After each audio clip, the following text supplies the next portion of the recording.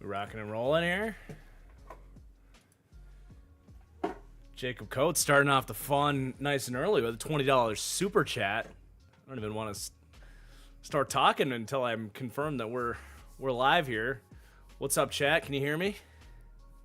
YouTube can be a little finicky with whether or not you start the stream or not. Sometimes you have to press start in two different places. We're good?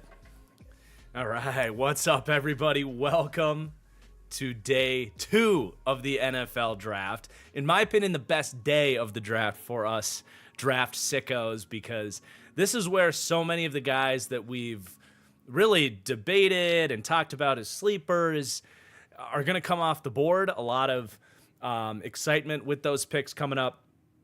And this is where I think GMs really make their money. So very much looking forward to tonight. Thank you yesterday, thank you for yesterday, you guys. You were amazing with the super chats and the interactions. We hit a new high for the draft stream, 4,000 viewers when the Packers were picking our guy, Matthew Golden. Let's go, baby. But very, very excited for tonight. First of all, Jacob, thank you for the super chat. Says, can't wait for day 2. Been waiting for 4 years. What do you think my Browns will do? And is it bad? I'm redacted. Is it bad I'm redacted for the deep dives already? I'm assuming you mean excited? And maybe hoping that's a typo. Hope you're not redacted from the deep dives. Also Matthew, I know you're lower on Azariah Thomas, but is there a team you believe would make it work for him? For me, I just believe that he has to learn off-zone coverage. I don't think you can be a press man corner in the NFL, in the modern NFL, especially with 4.6 speed. I think you saw it on tape, him getting burnt over the top, and teams just didn't really test him, and now the book is out. If he comes out in press man and you get single high, NFL teams are going to say, let's look at the Z wide receiver. Is he burning past the press man corner with 4.6 speed? And the answer is probably going to be yes. So he is a player where I actually don't have a particular scheme fit I like, because I don't think he can do what he's good at the next level. So that's why I'm lower on him.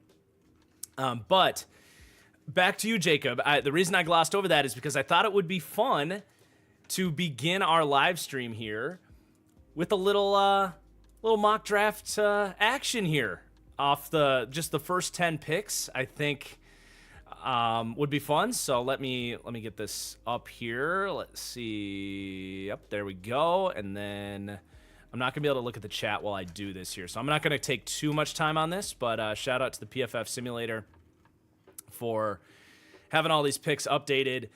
Just gonna go top 10 picks here, but I think for Cleveland off the top, there's gonna be, of course, a lot of talk about Shedeur Sanders still being here with that top pick in the 33rd pick. I personally don't think that Cleveland is interested in Shedeur. I don't. I think they might have considered trading up for him if they really wanted him. I think they might have considered him with the number 2 pick or at number 5 after they traded down, right? And I think, not that it's anything negative against Travis Hunter, but perhaps the idea of getting involved with the Colorado entity with Deion Sanders was just a bit of a turnoff for them. So I don't think they're going to go with Shedeur. I don't. I think they're doing this thing the right way. They're loading up on picks for next year and going to look at quarterback next year. Who's starting for them? I don't know. I guess Kenny Pickett for now, or maybe they do look at like a Tyler Shook or someone other than Shedeur Sanders, but I do not think Shedeur is going to be one of these top 2 picks for Cleveland. The other player I don't think it's going to be for them is Mike Green. I was tweeting about this coming into tonight. I made the decision. I'm not going to shy away from everything I've heard about his situation, because people have just kind of dodged what's going on with Mike Green.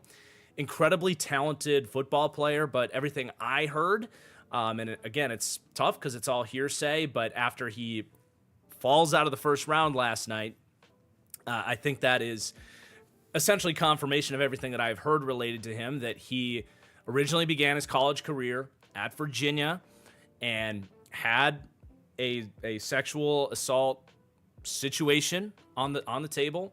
He goes to Virginia with a no-nonsense policy, and there was another situation that popped up once he gets to Virginia. Virginia says, nope, you're out of here. He goes and finishes his career at Marshall. very clearly teams did their research on a player that I think everybody that watched his tape agreed this is a top 10 to 15 talent in the draft. But everybody does the research. They're not comfortable with the background on him. And especially for the Cleveland Browns, we know what happened with Deshaun Watson and all of that. I just don't see Cleveland going down that road. So those are probably going to be two guys that are Browns fans are like, man, if we walk out of here with Mike Green and Shedeur after trading down, it's pretty crazy. I don't think either of those guys are players they're going to be particularly interested in.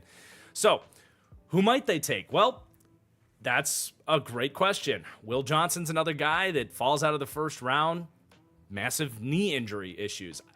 Doesn't sound great there. Doesn't sound like he's going to go particularly early, though we will find out. I think Luther Burden's a player that really does come to my mind. I think after you don't get Travis Hunter in the first round, Luther Burden isn't entirely dissimilar in the sense of he's not the biggest wide receiver, but he wins a lot of tough catches down the field, can be a contested catch ball winner. He's a great after the catch player. You pull up the Browns depth chart and it's like, Jerry Jeudy and Cedric Tillman, nice players, but I definitely think they could add to that room. From a talent basis, I think Luther Burden would probably be my pick there. I love a guy like Kevin Winston. I think Xavier Watts would be a great pick for them. But I think I will take Luther Burden for them at pick 33. And then for the Texans at pick 34, offensive line kind of went. I do think Arianti Ursary fits as a guy that could play guard right away and maybe be a long-term tackle. Wouldn't be surprised if he came off the board in these first few picks just because the depth of this offensive line class really does fall off pretty quickly. I think interior D-line, something they could think about. Do they love a Darius Alexander? I think he's their type, but do they want to draft a 25-year-old player? He was in college for a long time. It's possible. Wide receivers a need for them. I think they would love to get Luther Burden if he was there. But I don't know. Jaden Higgins is a little redundant with like Nico Collins. I don't know that you're necessarily taking someone here for them. They're actually a pretty damn difficult team to pick for. So I'm going to go Ursary. I think getting more of a long-term answer on that offensive line would make sense. We're going to go Ursary there. Then the Titans are up. This is where I would absolutely lock in Jaden Higgins. I think he's an awesome X-wide receiver. It gives you something you don't have. You do have Calvin Ridley is a great Z and a route runner. Perfect fit with Jaden Higgins there. I love that, pairing him up with Cam Ward. And then Cleveland back up at 36. This is where they're going to have to. They were definitely having conversations about these quarterbacks, right? Like, do we wait till next year? Do we roll the dice on a guy, just let him start and see how it goes?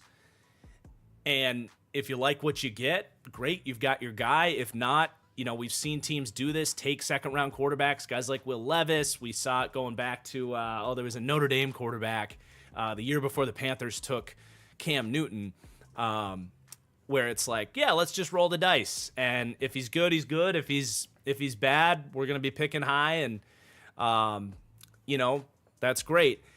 Tyler Shough would be the interesting pick there. I absolutely think that he would be a good fit for Kevin Stefanski. There's a lot of buzz about this. Tyler Shough was my QB3. Now Shedeur was my QB2. Again, I think they're just turned off by the Shedeur situation. I kind of want to buy into this idea that Tyler Shough is going to go there from a predictive basis. Just knowing how teams operate. Myles Garrett came back. There was supposed to be a plan at QB.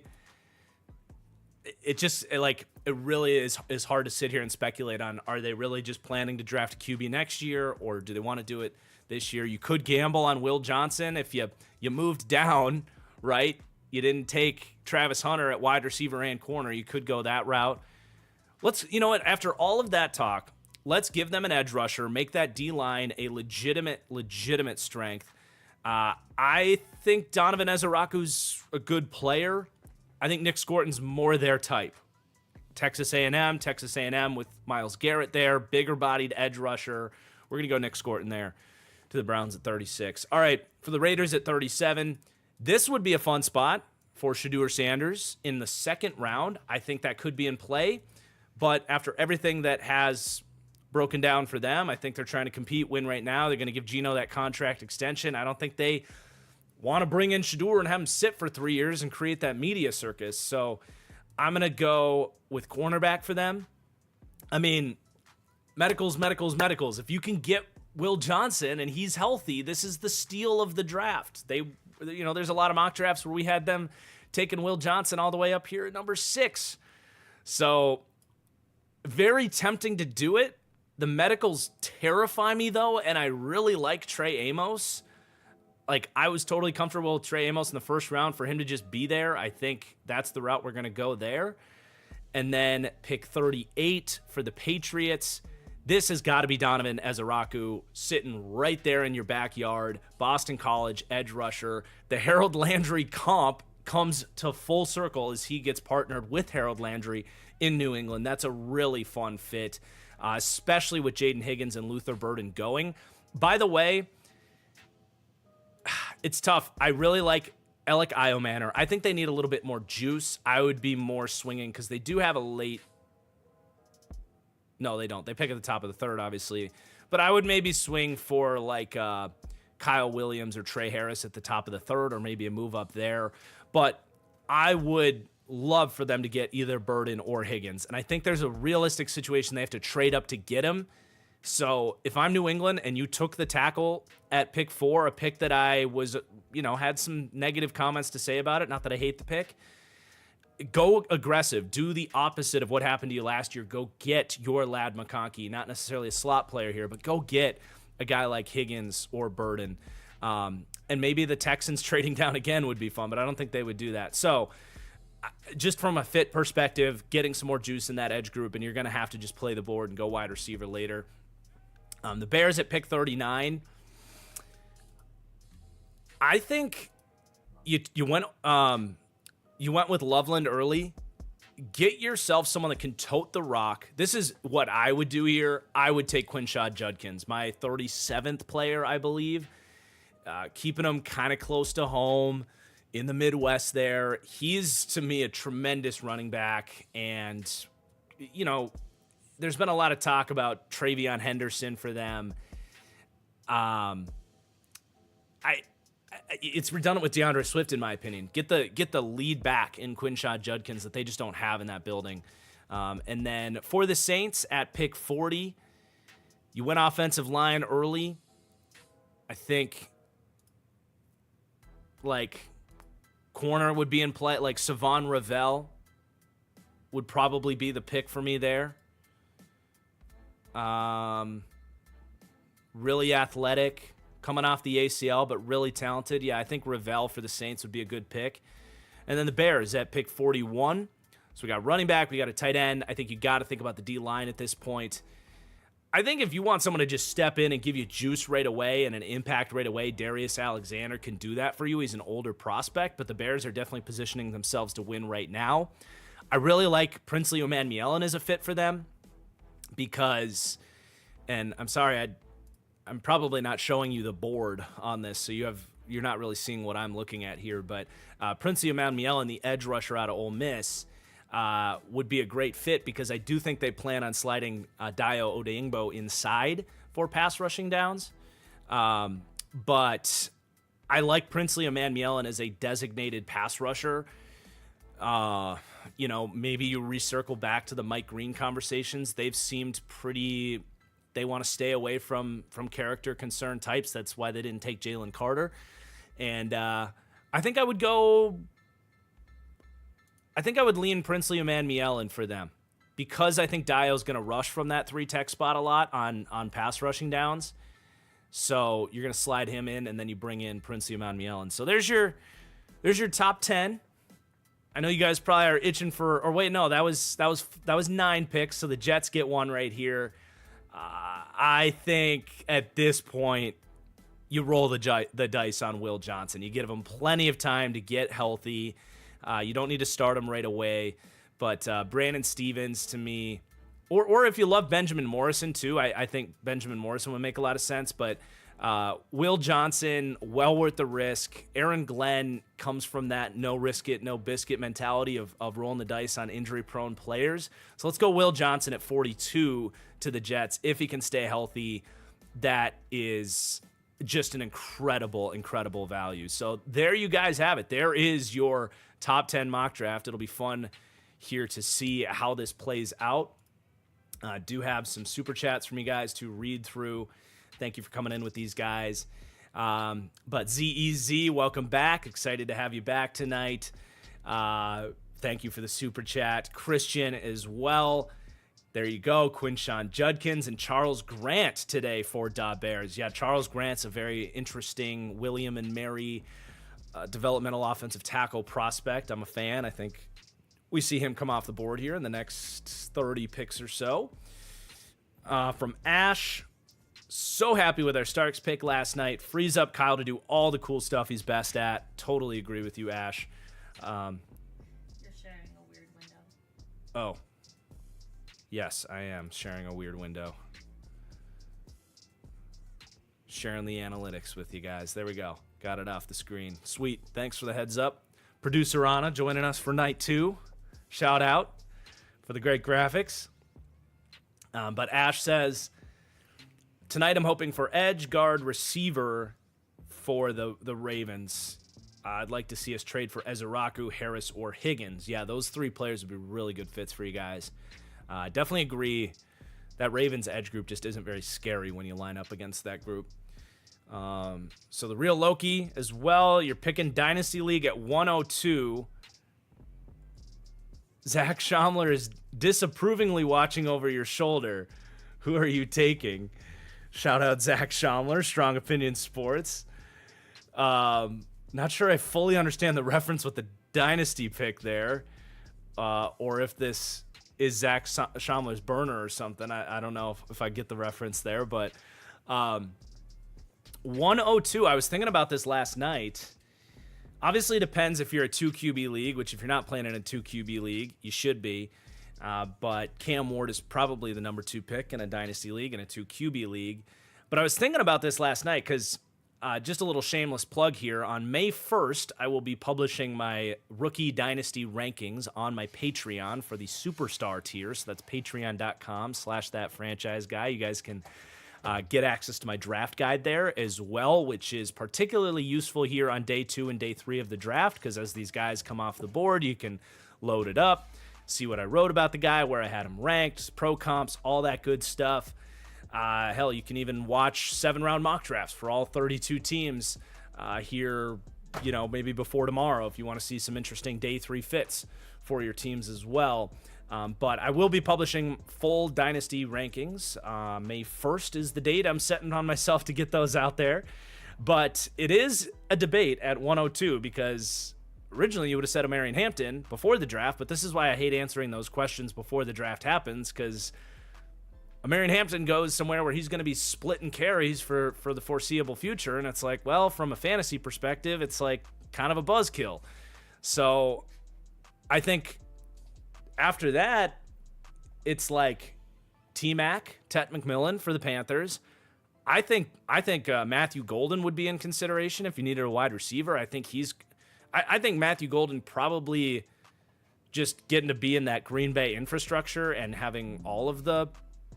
I think he's going to have a heavy work share there. Not that T-Mac won't in Carolina, but I think you can make a strong case for Matthew Golden at 102. And then depends how confident you are, I think, in Colston Loveland being kind of a feature. What's going on? Oh, it's over here. You're trying to change the. Thank you you. Looking for that? I don't think Loveland's in play at 102, but he's probably going to be a big name as the Sam Laporta comp there. But, man, maybe I'm biased, but I think Matthew Golden, 102. And we'll see. There might be a running back here on day 2. Like, if Quinshawn Judkins goes to the Bears, he might be over a Marion Hampton just because of the landing spot.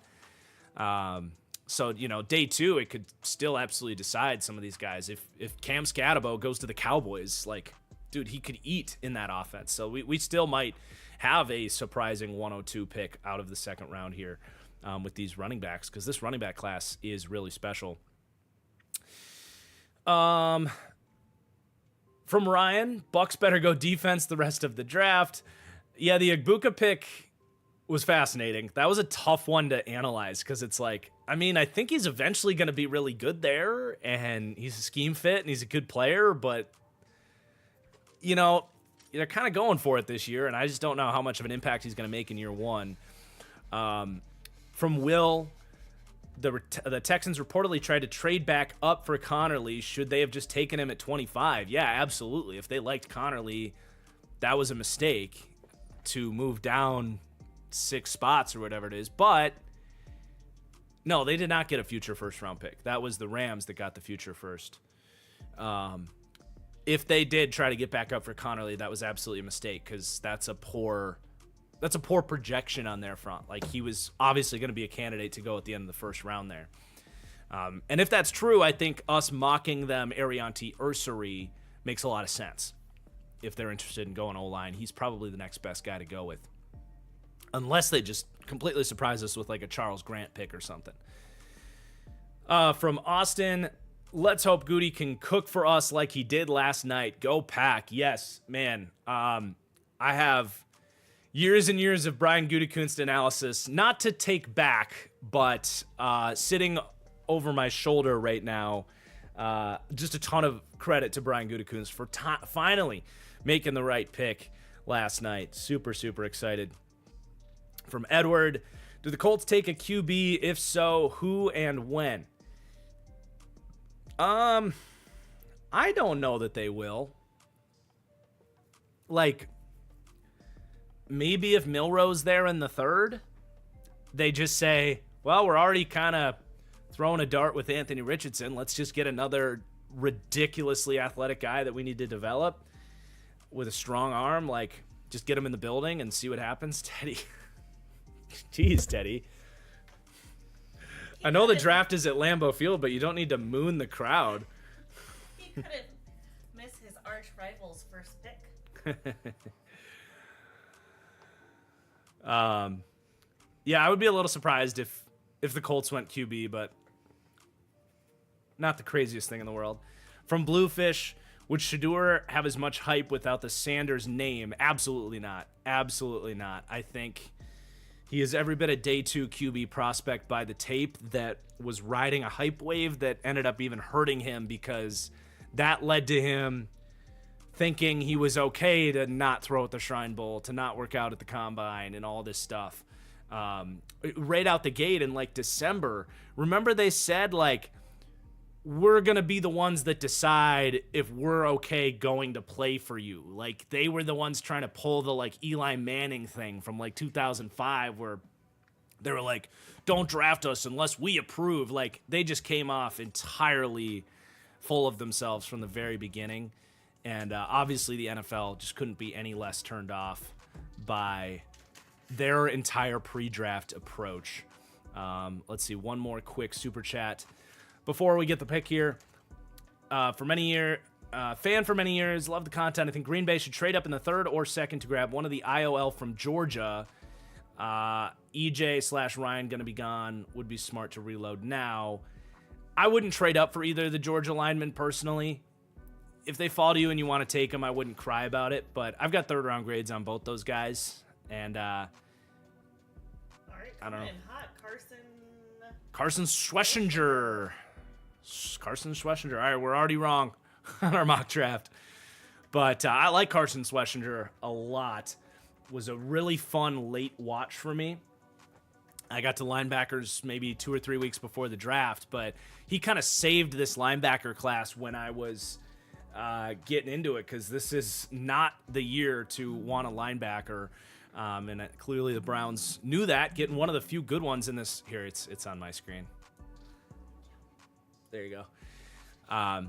So in terms of playing the draft, this makes sense. If they, we don't have any idea what the status of their star linebacker, Jeremiah Owusu-Koramoah, is. He's a guy that has a long record of injuries. He's a player himself that did fall to the second round of the draft because of some pre-draft medical concerns, and unfortunately, His durability's been a problem in the league. And even if JOK is healthy, they don't have a ton of like great answers other than that, right? You have Jordan Hicks in there right now, who's, you know, he's a good player, but he's up there. They brought back Devin Bush, who played okay last year, but that's not a long-term answer. Carson Schlesinger is a really surprisingly incredible zone defender for a guy that has really only started for a year. He's got the athleticism to do it. He's got really hashtag oily hips to move out in space. It's the scouting term, baby. Just deal with it. But just has that natural feel for routes developing behind him. He, when the play goes on and he's out there in space, he doesn't just stand there and kind of wave his arms like a lot of these young linebackers do. He'll turn his head and look and find work. The saying on this channel is he covers players, not grass.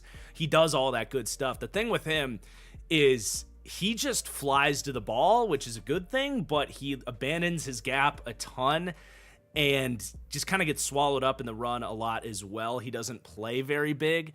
The big question I have on Schlesinger is he bulked up in the pre-draft process, which is theoretically a good thing, should help him take on blocks better and be a better run defender, which was the question mark on him. But at the same time, what does that mean for that hip fluidity and the movement out in space for him as a coverage player? He did come out and test really well with his agility scores, and I think, was it the broad jump? I got to pull up my big board here, my draft rankings. I think he skipped the 40 ultimately, but he did, 39.5-inch vertical jump, 127-inch broad jump, really good agility testing. So I'm going to give this one an A. I had Schlesinger within the top 50. I think getting a linebacker early in this draft makes a ton of sense to me. Jaden Higgins. There's Jaden Higgins. Wow, okay, I didn't think they would do that because he's very Nico Collins-esque. But if it ain't broke, don't fix it, I guess. Just have two of these guys. So definitely a surprising pick. I always talk about wanting a complementary group of skill sets in the building for your wide receiver room.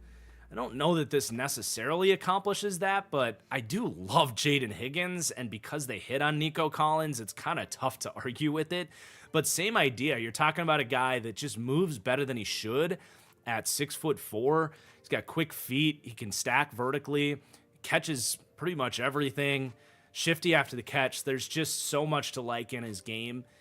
And they did need some help at wide receiver. You know, Tank Dell broke his leg again, unfortunately. Wow, the Seahawks have traded up. Could this be a surprising Shedeur Sanders pick? Keep an eye on that for sure. But as far as grading this for the Texans, it's another one of these, like, great value, great player. Need is filled, but fit-wise, it's, like, kind of weird to me. I don't know. I like it. I love it. It's in between there. It's not a full-on A just because having two X wide receivers is kind of weird. Higgins can play some of the big slot stuff for them too, but I don't know. I'll just keep it as a like it pick because I think Burden would have been a better pick for them in terms of like filling out a room in the right way. So I think that's the ultimate decider there. With Burden still on the board, I would say like it on him. Question from producer Anna? Comment? Just, I can't update graphics when there's a trade. So if you guys tell them if they see a trade that's not updated. Okay. We know it's just not updated. Yep. The Seahawks are picking next is what people want you to know. Gotcha. Yep. Seahawks have traded up. And in case you couldn't hear what she was saying, it's basically too much work to update the graphic in time when there's a trade up. So we're aware of it. But when there's trades, the graphic will not be updating. Just a heads up on that front. Yeah, let's get the Teddy Cam going here. I'll throw in a little YouTube ad at you guys while I do this.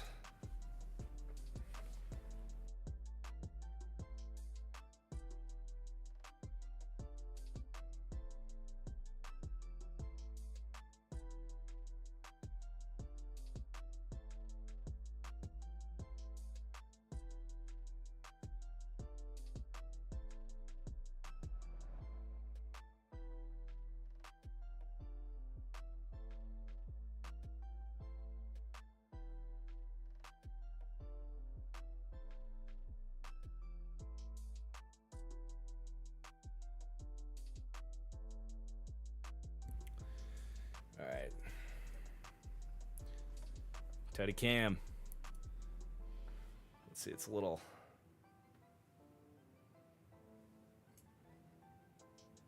There you go, bud. Welcome back. Day number 2. All right, so the Seahawks picking at 35. The trade, okay, my prediction is Will Johnson, not Shedeur Sanders. This is the Will Johnson system that he played at Michigan with Mike McDonald as the coach. They're going to be very connected there in terms of, you know, whoever Will Johnson's team is. I would think there's going to be a good line of communication there. So I'm going to be optimistic and hope that this is the Seahawks comfortable with the medicals going with Will Johnson. He would be that secondary with him plugging in on the outside, literally plug and play because he knows the defense. He knows everything.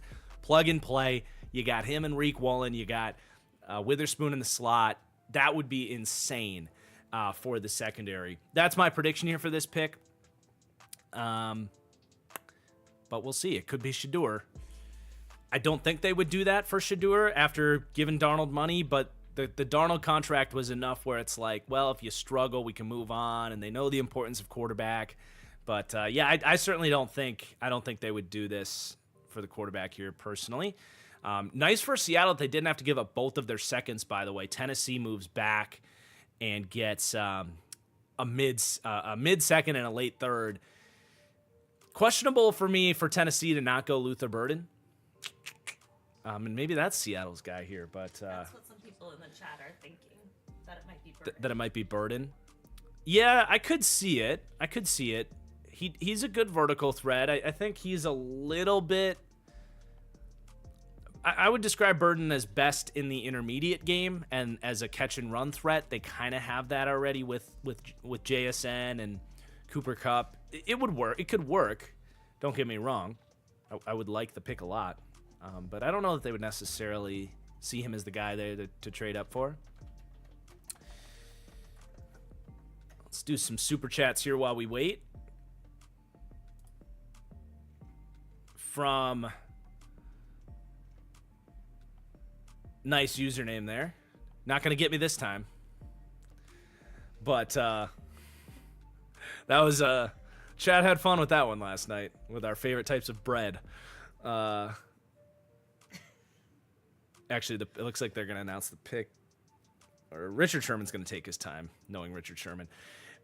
So, should the Raiders trade for a wide receiver or try to draft one? I love Luther Burden to the Raiders if they could get him. If it's not Luther Burden at this point, I think you probably wait. Although Io Manor would fit well for them as well. I'm totally down for the receiver for the Raiders taking a wide receiver here at the top of the second. They need some help on the outside, absolutely.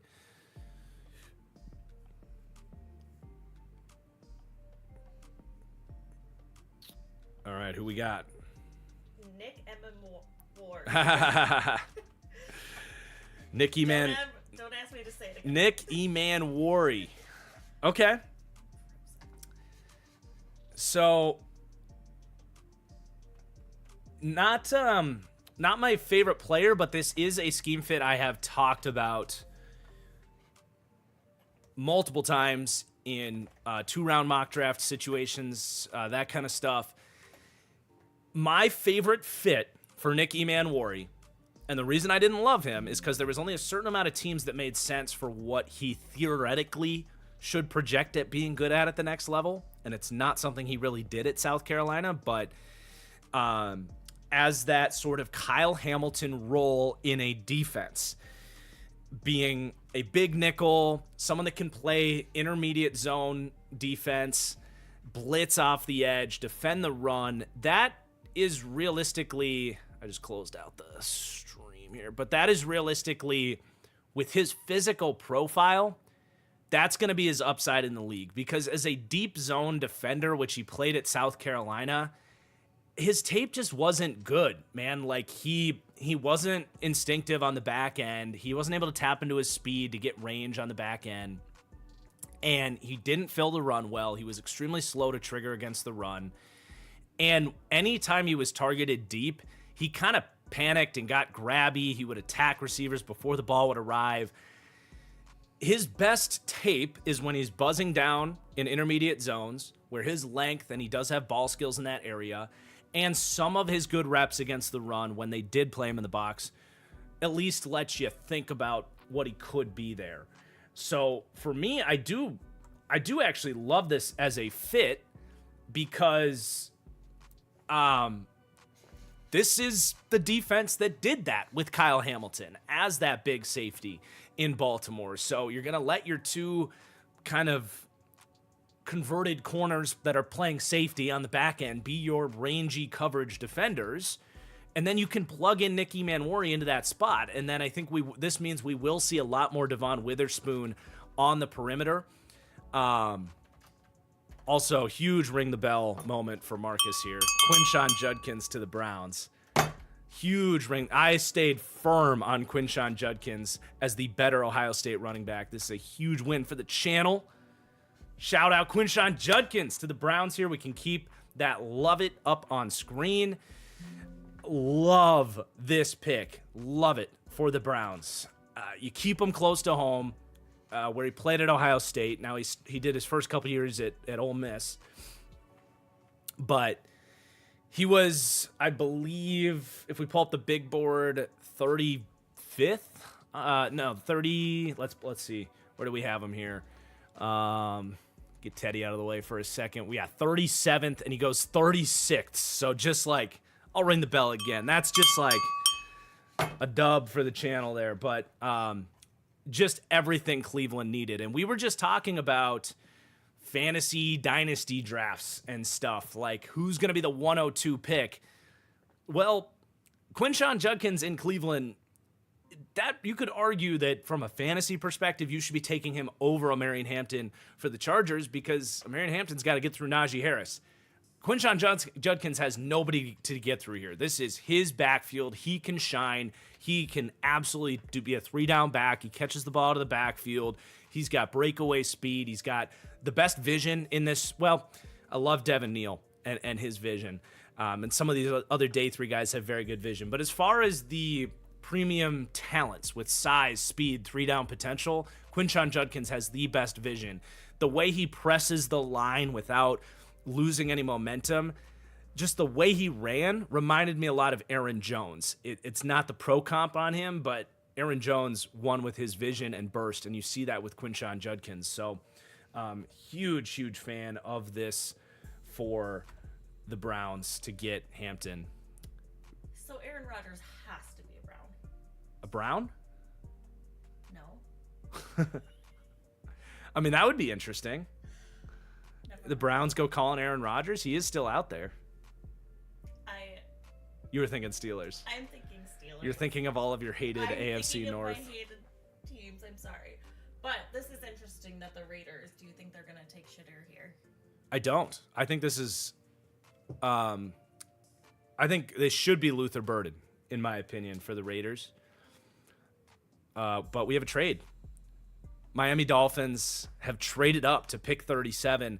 Man, if this turns into another closet take that I didn't tweet, an hour before the draft, I was thinking about Shadur Fitz, and I almost tweeted Miami Dolphins would be a sneaky Shadur team to kind of bridge out Tua. I doubt that's what this is. This is probably more Will Johnson territory, who we consistently mocked at 13 for them. Again, the narrative of him going to a Mike McDonald system, that's what they run down there in Miami as well. They desperately need a corner, so that would probably be the more realistic prediction here, but I don't think it's Shadur. But yeah, back to the Raiders for a second on the super chat. What? Why are you? I'm just so embarrassed. You're embarrassed about the mixing it up? Yeah. You're fine. Okay. I mean, another AFC North team that doesn't currently have a quarterback. Totally fair. But, sorry, just get this. Personally, it wouldn't be the craziest thing if the Raiders took Shadur. They just traded down, so they get They get pick 48. They get the 98th pick. They get a second, a third, and a fourth. Man, big trade up for Miami. I don't know. We'll see who they take here, but this is risky for a team that has all of the needs in the world. To give up a second, third, and a fourth to go do this. This is very fascinating. That price almost says quarterback to me. But we'll see.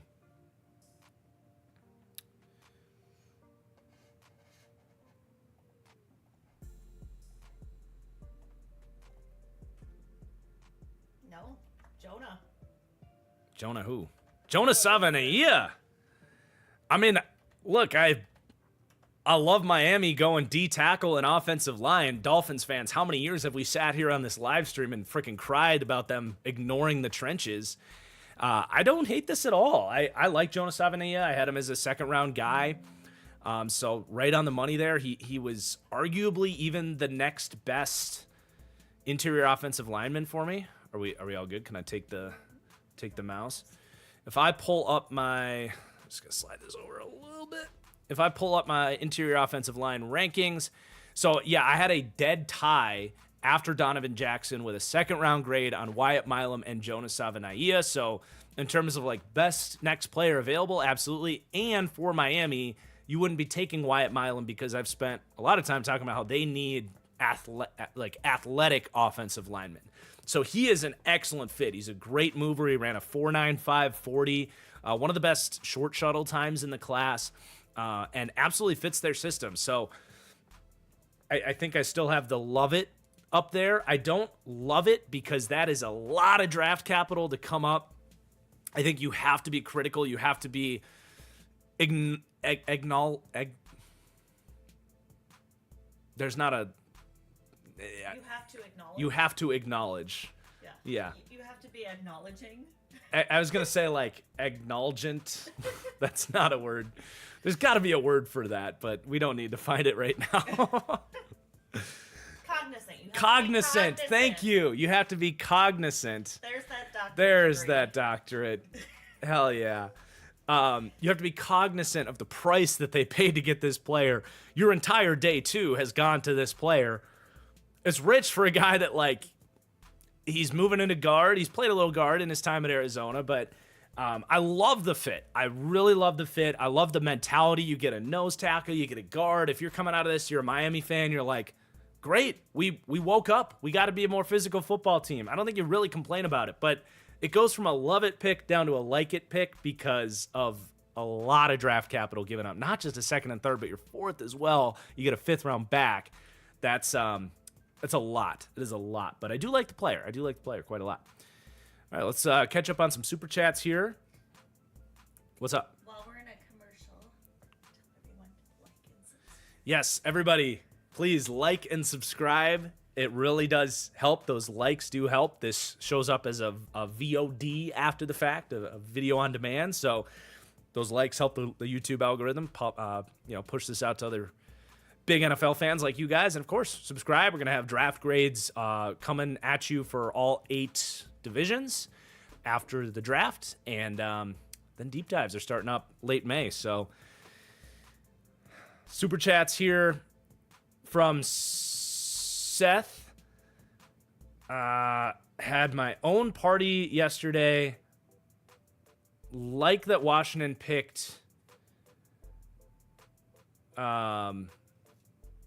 Like that Washington picked to protect their QB. Wonder how the board breaks for them in the second today. Yeah, I liked the Washington Commanders going with offensive line. Really hard to complain about it. Good player in Connerly at the end of the first. Yeah. From 1st and 10, my first year scouting, and Byshell Tootin was the first my guy ever. Think he has a chance to go at the end of round 3. He's got a chance. You run a 4-3 something as a running back, and you got a chance. In this class, I guess I'd be a little bit surprised unless we really see a run here. I think there's a handful of guys that are going to be coming off the board before him. But definitely, 4th, 5th round, he should be going. That's always exciting when you get your first my guy. I still remember mine was Chris Godwin, which worked out really well for me as a 3rd-round pick out of Penn State. Teddy Cam? I swear you put on a face for the camera, Teddy.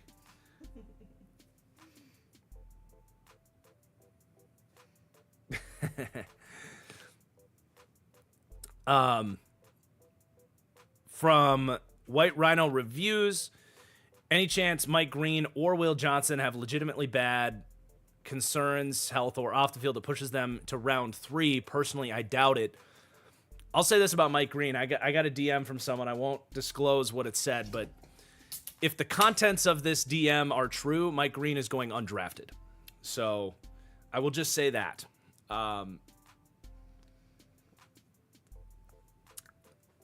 Will Johnson sounds like the knee is in shambles based on a lot of the tweets that were flying around today.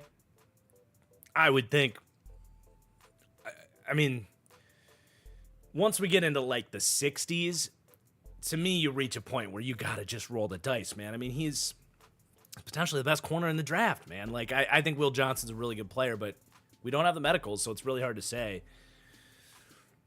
From Echo, now that it's not round 1, also Echo, welcome back. We're happy to have you. I've got a question about a later round prospect. Did you get to Caleb Etienne? I think he may go higher than people think based on his traits. Great athlete, and he can't teach 36-inch arms. No, you cannot. I know you love your BYU guys, Echo. He's at the top of my watch list in terms of guys I would love to get to before tomorrow. The testing's insane, but 6-year player that didn't have a great grading profile out of BYU, it's... At some point, the tape does matter. I know his agility testing wasn't very good, so I'm picturing a guy that maybe doesn't move as well as he tested as kind of my pre-watch opinions on the guy, but you know he's getting drafted at some point, right? With those measurables. Well, Tommy, thank you. Very kind. Should tell my wife this. About the not aging? Yes, very kind. I'm so jealous. Very kind. Means a lot. We got another super chat from A. Dolphins traded a lot for a late day 2. Are the Raiders betting on Burden later, or are they gunning for Shador as a late second and make up for it later? Henderson just went to the Patriots. Man, what are the Patriots doing? I mean, people think I hate the Patriots. They've just made a bunch of moves with this new regime that I think are silly.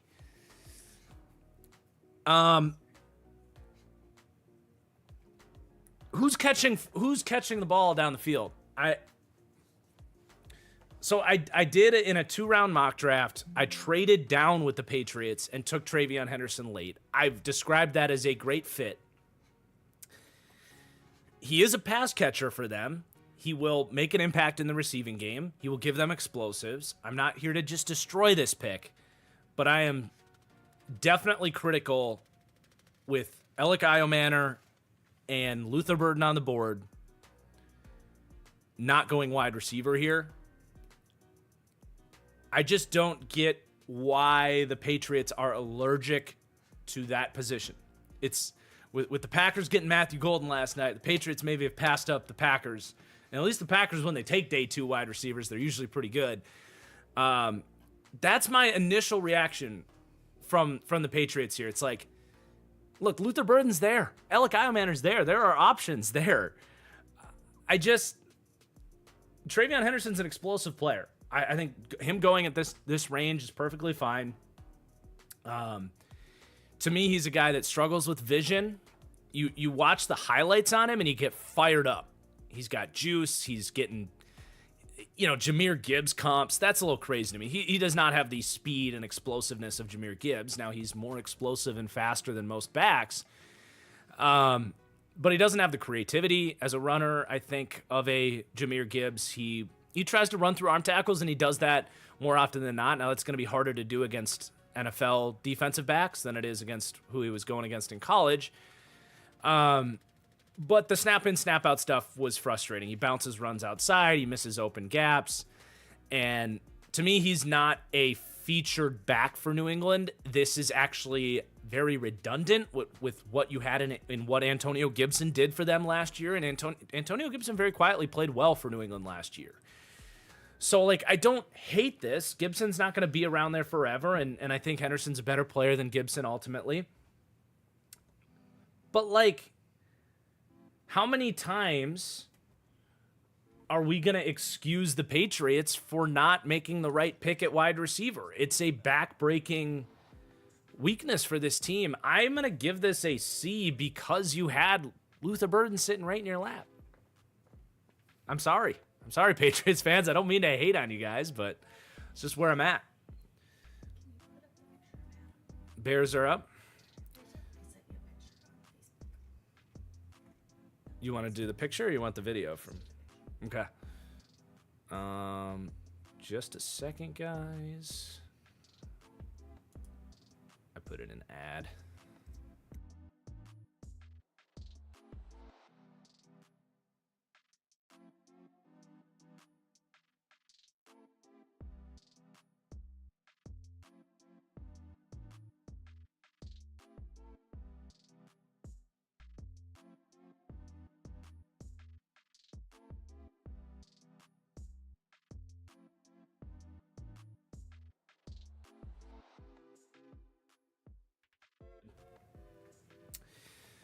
So the Bears are on the clock.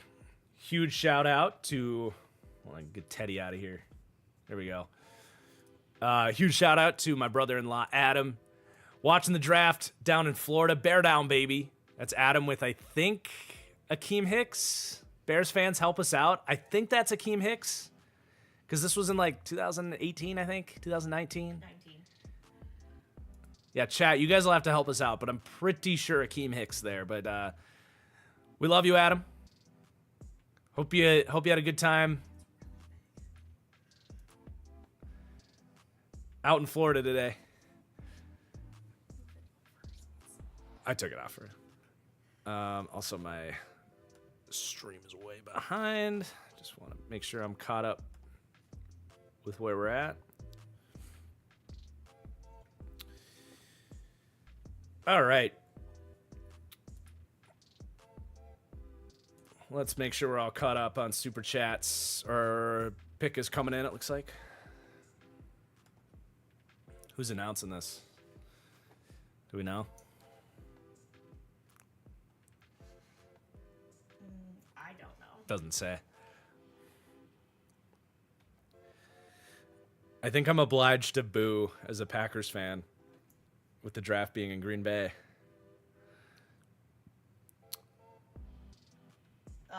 Luther Burden, baby. Oh, man. The DJ Moore comp goes to play with DJ Moore. I mean, this is almost overkill with playmakers in Chicago.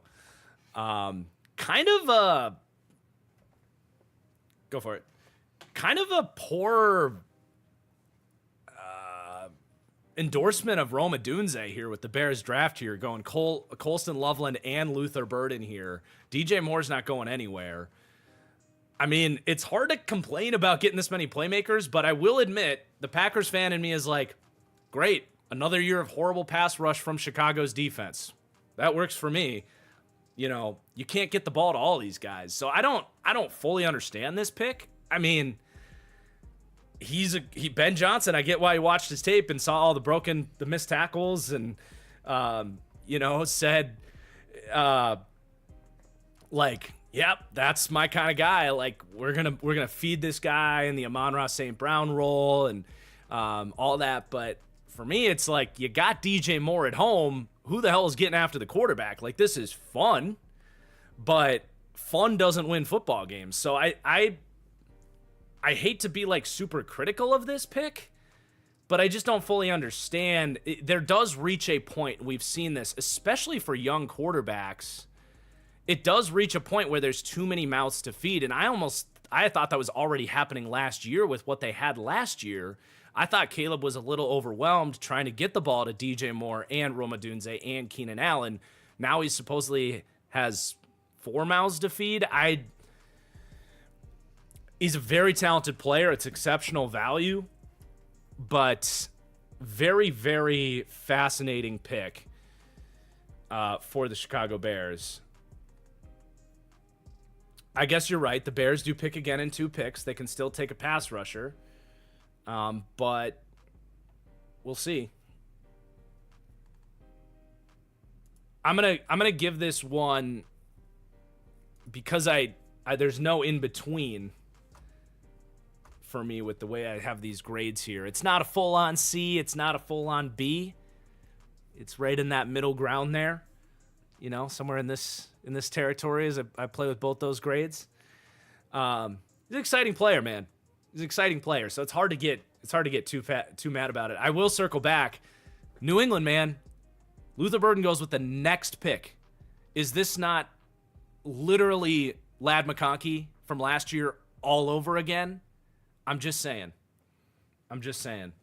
How do you feel about it as a Packers fan? I feel like that's where I started with the analysis on it. Oh, sorry. I don't pay attention to what You don't pay attention to what I say? No, I said it's fine, but I was like, you can't get the ball to all these guys, and you still don't have a pass rush. So, I don't know. So you're kind of happy as a Packers fan? I'm not going to say happy. Like, there are other picks that would have annoyed me more than this. Even like a running back, I think would make a lot more sense than Luther Burden. Granted, a couple of those top guys just went, but let's make sure we are all caught up on you guys and your super chats. Thank you for coming in hot and heavy with the super chats again tonight, you guys. Last night was just incredible, but we are off to a great start today as well. From Pierre, $20 super chat. Thank you, Pierre. Pierre says, I owe you for past Madden rosters. Hey, I really appreciate that. A lot of quiet work goes into those Madden rosters. I don't really get a whole lot out of them at this point. I do it for the love of all of us Madden players out there. And it's a good exercise for me, too, to kind of keep up to date on who's playing well and stuff. It definitely doubles as doing good research that shows up in the analysis, but definitely it's a grind to keep up with those Madden rosters. So thank you, Pierre. I really appreciate that. Walkie Slush says, what are the chances Will Johnson falls to Green Bay? At this point, it certainly is possible. I'm super down. I will be very excited if we get Will Johnson. It's just, again, it's at this point he's falling so much that it's hard to even celebrate it too much because there's clearly major concerns with the durability there. So here comes the Saints. This could be a Shedeur pick. Tyler Shogg.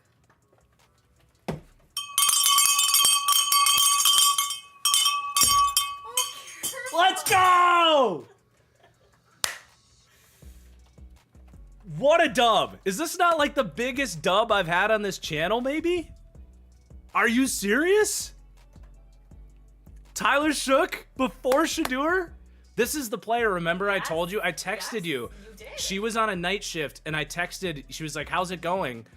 At the Senior Bowl. No, it was just you were working a night shift. I was at home scouting, and I was doing the quarterbacks, and I texted you as like, you said, how's it going? And I said, it's 3 a.m. I'm watching quarterbacks, and I'm approaching a very dangerous quarterback take. I need to watch more in the morning. That take was that Tyler Shook is QB2 in this draft class. Loved his tape. I think the pocket presence is phenomenal. He's got arguably the best arm in this draft. He is a 7th-year player, so he's older, but that if you're going to be old, you want to see a guy that can read defenses and get rid of the ball quickly and get to his second read and make anticipation throws. He does all of it. The athleticism shows. He makes throws on the run. He's a good scrambler. He ran his 40 at the combine, unlike Shedeur Sanders. Ran like a 4.6, like it shows on tape. He had multiple runs of like 30, 40 yards. He's in there battling against Notre Dame. He is such a fun quarterback to watch.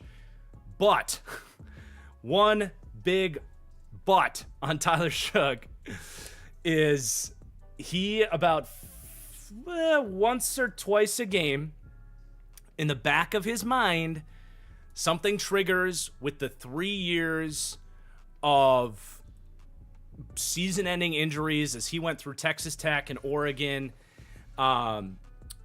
Something triggers for him, and he just self-combusts. He has these sloppy dump downs. He had Sam Monson tweeted out a play that's like the ugliest QB play you'll ever see. His brain just completely, literal brain fart on the field. He underhand tosses the ball to a defender. So he's got to get over his track record of these sloppy random plays. But it's not that he doesn't play tough. You do see him take on contact and truck guys into the end zone. He's a really, really interesting quarterback prospect. Huge win for myself and the analysis and all of that. Now, what does this mean for the Saints? It's a great question. So, they did need a starting quarterback this year. For me personally, the one quarterback in this draft that has a chance, if he's good, of being someone that you are legitimately happy with as a potential franchise quarterback, the one guy would be Tyler Shook. So this is a great spot where for a 25-year-old, he's going to get the reins. He's going to come in and play right away. If he's bad, no problem. You'll have a top pick next year. You can replace him with a quarterback. This isn't such a big investment that you can't do that. I like that they went offensive line in the first round. They're hoping that their wide receivers can be healthy. You've got an offensive coach. I really don't hate this. I think this is way better than using the number 9 pick on Shedeur Sanders. So I'm going to give it an A just because he's my guy, and it actually does make sense to me. There's no guarantee that they're in a spot next year to draft a really good quarterback prospect. I think this is a range where it makes sense to do it. You can certainly sit here and say, well, they should have taken D-line and continue to build up the core of that team. I'm with you. That's why I'm not giving this an S certified steal, but definitely a very fun pick for this community and this channel. We've had a lot of fun with Tyler Shook's analysis throughout this spot. And for a guy I had a second or third round grade on, happy to say I believed in him, and I'm excited to see him start for the Saints. He could legitimately be a good starting quarterback in the league, you guys. His really good tape, I wrote down dollar store Joe Burrow as a pro comp on him for a reason. Like, when he's on, that's what he feels like, is a young Joe Burrow. Not saying he's going to be as good as Joe Burrow, obviously. But Tyler Shook over Shedeur Sanders. Wow. What a draft. What a draft.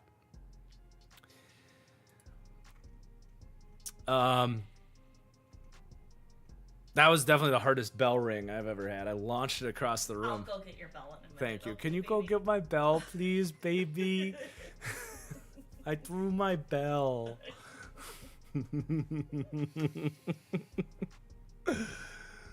Let's play some more Tyler Shook highlights while I read some super chats.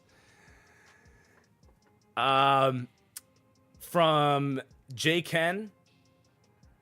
Happy day 2, the best day of the draft. Do you think the Panthers can afford to trade up, or should they be patient? A couple glaring needs like safety and edge with some studs still on the board.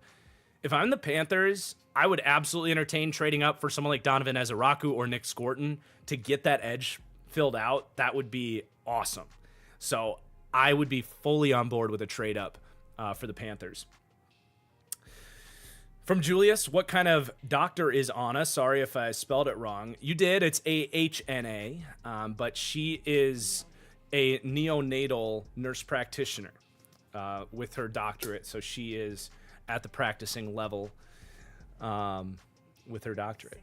She takes care of sick, dying, tiny babies.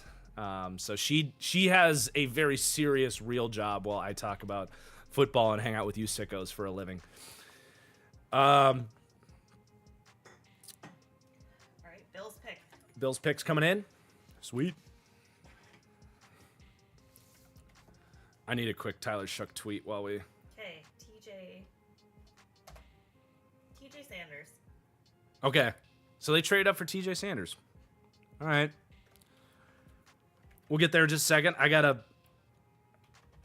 tag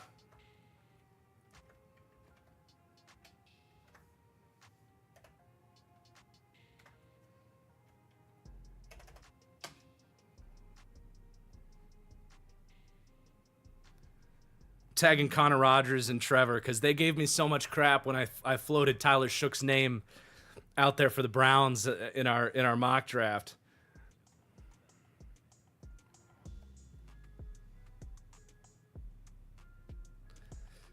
Well, we'll stash that for a second. All right, so the Bills move up and get TJ Sanders. Kind of like the same reaction from their first round pick where it's like, yeah, that's a B move. Sanders was a, late second, early third round guy. In a deep edge class, did you have to trade up for him? If you're going to trade up, why are you not going for Donovan Ezeraku or Nick Scorton, who I just think are better players? You already have Ed Oliver, who's kind of a similar, lighter, pass-rushing-oriented 3-tech. No, I'm giving this a C. I don't like this. I don't like moving up for this player. I don't. I think it's early to do that, and there were better players to trade up for. Sanders, he's got a good bull rush. He's got good quickness to beat guards and cross their face with swipes and swims and that type of stuff. I don't know, man. The Bills front office, my line of thinking and my evaluations pretty consistently does not line up with the Bills. It's not that this was a horrible move. It's not, but you had a pair of seconds. I don't know what they gave up to. I'm assuming it wasn't cheap. Probably a third or fourth round pick. They have a bunch of picks this year, so I understand being aggressive if you really like them. You needed some pass rush. It is not the end of the world. I just don't agree with the valuation and the process, and I think there were other options that would have been better, as I described, specifically Ezeraku and Scorton. All right, guys, I have got to tag Connor and Trevor about Tyler Shook real quick on Twitter.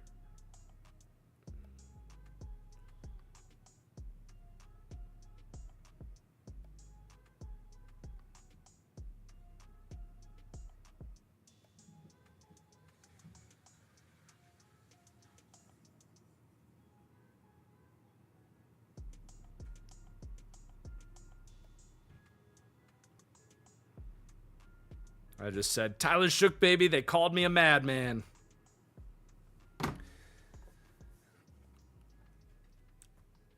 What do Bills fans in the chat think about this one? About the TJ Sanders pick? Where are you guys at with this one?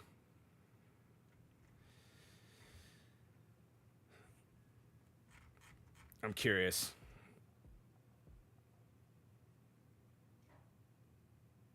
There's someone acting up in the mods or from the mods. Had to go ban someone.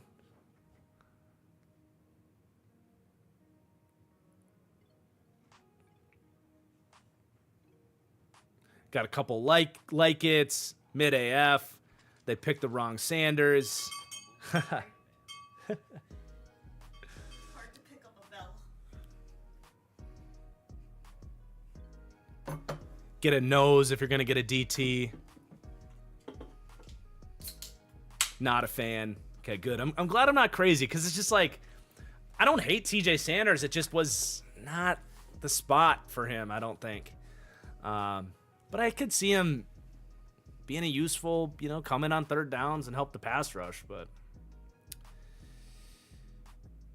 Yankees, we just got a similar super chat about Carolina maybe getting aggressive for an edge. I would love to see them find a way to walk out of this second round with an edge. But these guys aren't really going here. So if they have a handful of guys that they like, they might be willing to just be patient there because they have a bunch of needs to fill in this draft.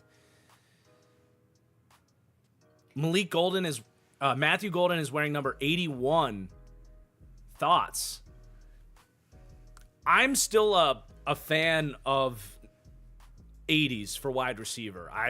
Maybe that makes me traditional, but I'm down with it. I'm down with it.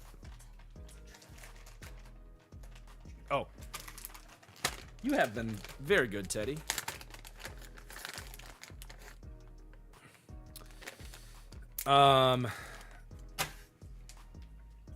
What else we got here from the super chats? You tell them after this. If you missed a super chat to Instagram. Yeah. If I did miss any super chats, you guys can find my Instagram, TFG_football, and shoot a DM there, and Anna will find it for us. But I think we're doing a better job keeping up with them here.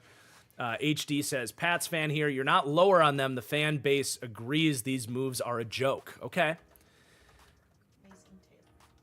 Mason Taylor to the Jets. Getting a little playmaking help. I think it's a good pick. Mason Taylor, trying to find the highlights here.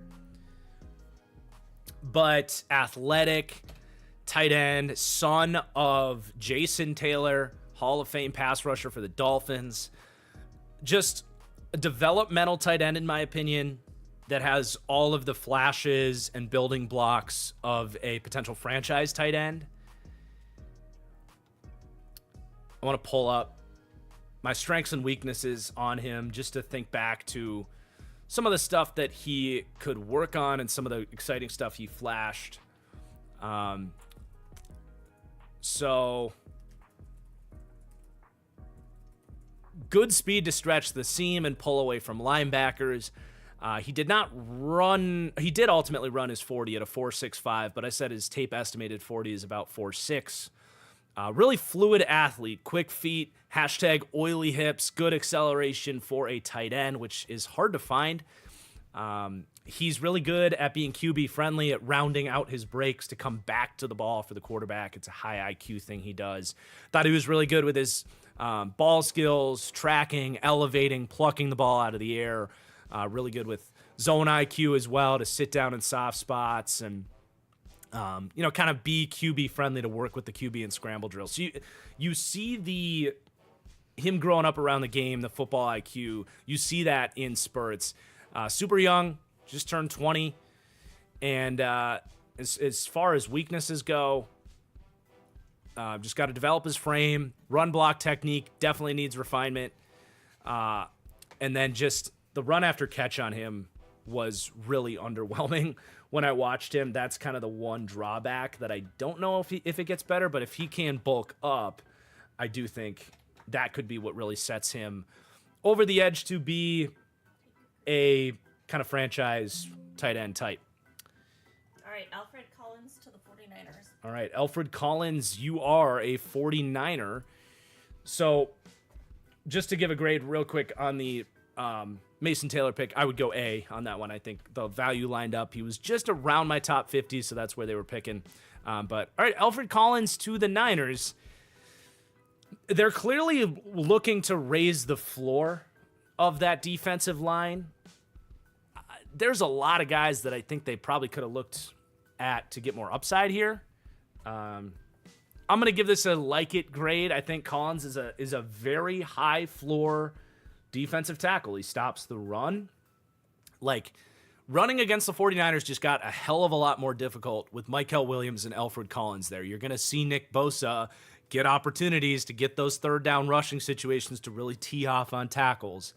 Now, are you getting a ton of pass rushing upside from someone like Alfred Collins? I don't see it. I don't think he's an exceptional athlete. The testing on him was not great. I don't believe, off the top of my head, he didn't run a 40, just a 26-inch vertical jump and a 96-inch broad jump. That's all we got from him. I think that shows on tape. But he, just like we've seen from a lot of these Texas defensive tackles, man, he has that good technique to play the run. He's going to come in, stack you inside, shed at the point of attack, make plays in the run game. So it's a fine pick. Is he going to return the typical value on a top 50 pick? I would say it's a little bit of a reach in that department. But I see their approach here where they got ran over last year and they say, we're not letting that happen again. And Robert Saleh came in from the Jets where they got ran all over, and he doesn't want that to happen either. So it's fine. It's a like it pick.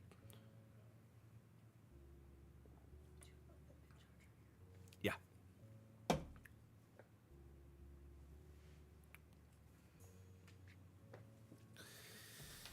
All right. You got any more super chats? You got a couple in there.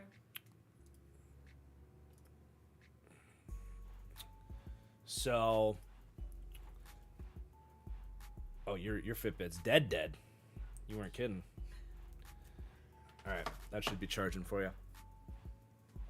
From Manjuice, the NFC North is going to be brutal next season. I'm here for it, though. Skull. It's going to be a bloodbath, man. Looking forward to it. Skull. Absolutely. Maybe we'll see you at a game. Yeah. From Jan. You should change the colors so love it is blue and green is like it, so it matches all the other color schemes. Yeah, we had another super chat last night pointing that out. I did update that for the grades video from last night. I didn't have time to get that all updated for this setup, but I agree. We should keep things consistent color scheme-wise because I can see why that would be confusing. So definitely going to be doing that from here on out. Let's see. Raiders are betting Shedeur in the back of the second. Book it now.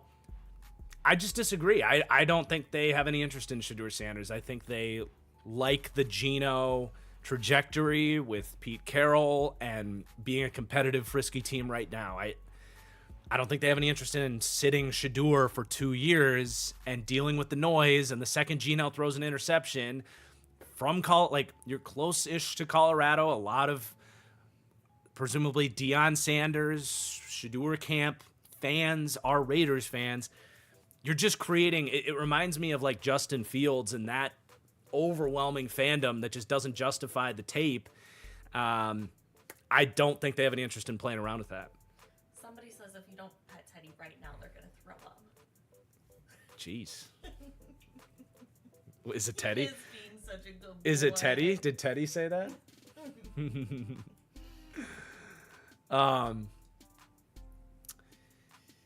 Would be nice if the Vikings trade up for Will Johnson.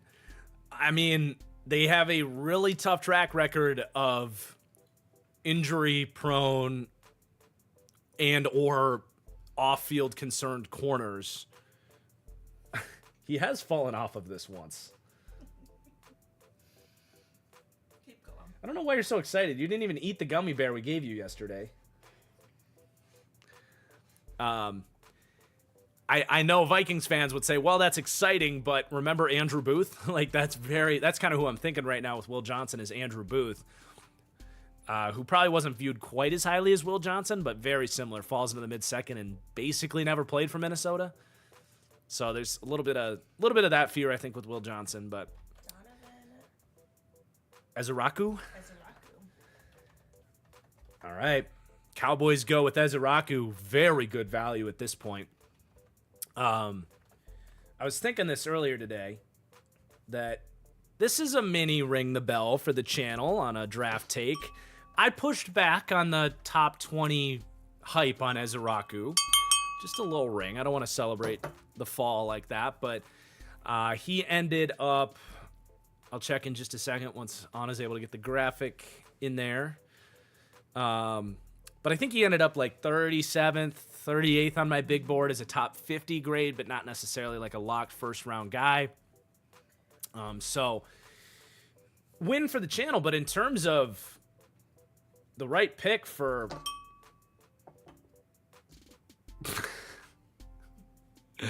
in terms of being a great pick for Dallas, I mean, this is pretty close to a certified steal at this point. I mean, what was that, pick 44?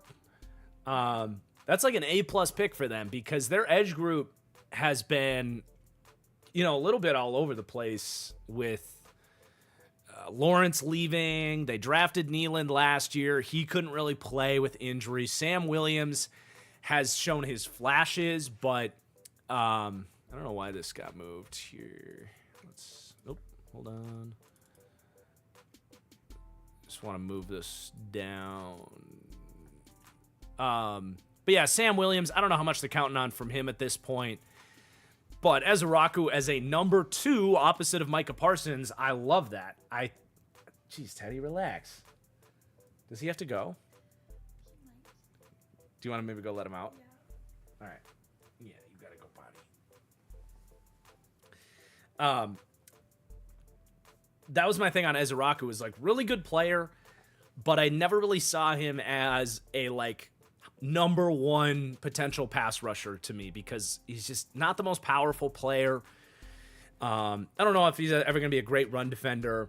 And for me, I want a top 20 pick to be a potential number 1. And then after you get out of the top 20, realistically, if you're drafting a number 2, that's where I was comfortable with Ezeraku. So for him to come in, and then you have Nealand to be more of that heavy-handed edge rusher in year 2, really nice 1-2 punch with those two guys to make, them compliments to Micah Parsons. So he fits in really nice. I do wonder, they like a nice rotation of pass rushers, but I do wonder if Sam Williams, I think heading into the last year of his deal, if Sam Williams might be on the trade block. Could be something to think about there with him coming off the injury. So JT Tuimoloau comes off next to the Colts. Can I just close the highlights for a second? Okay. So another edge off the board. We're starting to see this run now. So I do like this for the Colts. I had JT as more of a 3rd round guy, if I'm being nitpicky, because again, just not, well, I can't say again, he's very different from Donovan Ezeraku, but I just don't see, I didn't load up the Tuimoloau highlights. Sorry, guys. All right, Teddy's going to go. I didn't see a ton of pass rushing upside for the NFL level from JT, but awesome run defender. You know exactly what you're getting here. This is a B pick for me for the Colts. It's a little early when guys like Nick Scorton are on the board. I really am a fan of Nick Scorton. There's just guys to me that, this, you have types like this if you're the Colts, in my opinion. The other Ohio State guy that's been there forever comes to mind, who's a nice player. Pulling up their depth chart right now. Someone like Tyquan Lewis. Our Lads is quick with it. They already have JT Tuimoloau in there. Shout out Our Lads. But you got Kwity Paye. You got Abukum coming back for the injury. Latu. Like, Adebawore, I think, could do more stuff on the edge if they want to use him more. I understand what you're looking for in a better run defender, but for me, what the Colts have missed is juice. Like, get a Darius Alexander in there that can give you more sustainability for the pass rush for the long haul. Get a Nick Scorton that I think has real edge rush potential. David Walker's my guy. Princely Aman-Mielin. Roll the dice on a Landon Jackson, Braden Swinson. Like, I don't know. It's just early for a guy that I think is a heavy-handed rotational number 2 edge rusher. For me, inside the top 50 of the draft, I'm looking for certainly more upside than that. So, I don't know. It's like a C+ fine pick for me. But we got some super chats here. You guys are awesome with the super chats, by the way. Thank you so much. But no, Buffalo traded 2 seconds for TJ Sanders, according to JT Anderson. No way. Is that true? Is that true? Please tell me that's not true, guys. Bills, come on. I'm really disappointed in the Bills front office if that's true. You gotta be kidding me. In a deep D line draft, you trade 2 seconds. I'm looking at the chat. They got a 3rd back. They got an early third back. I just hate that, man. I really hate that. But all right, we got. Hi, Teddy.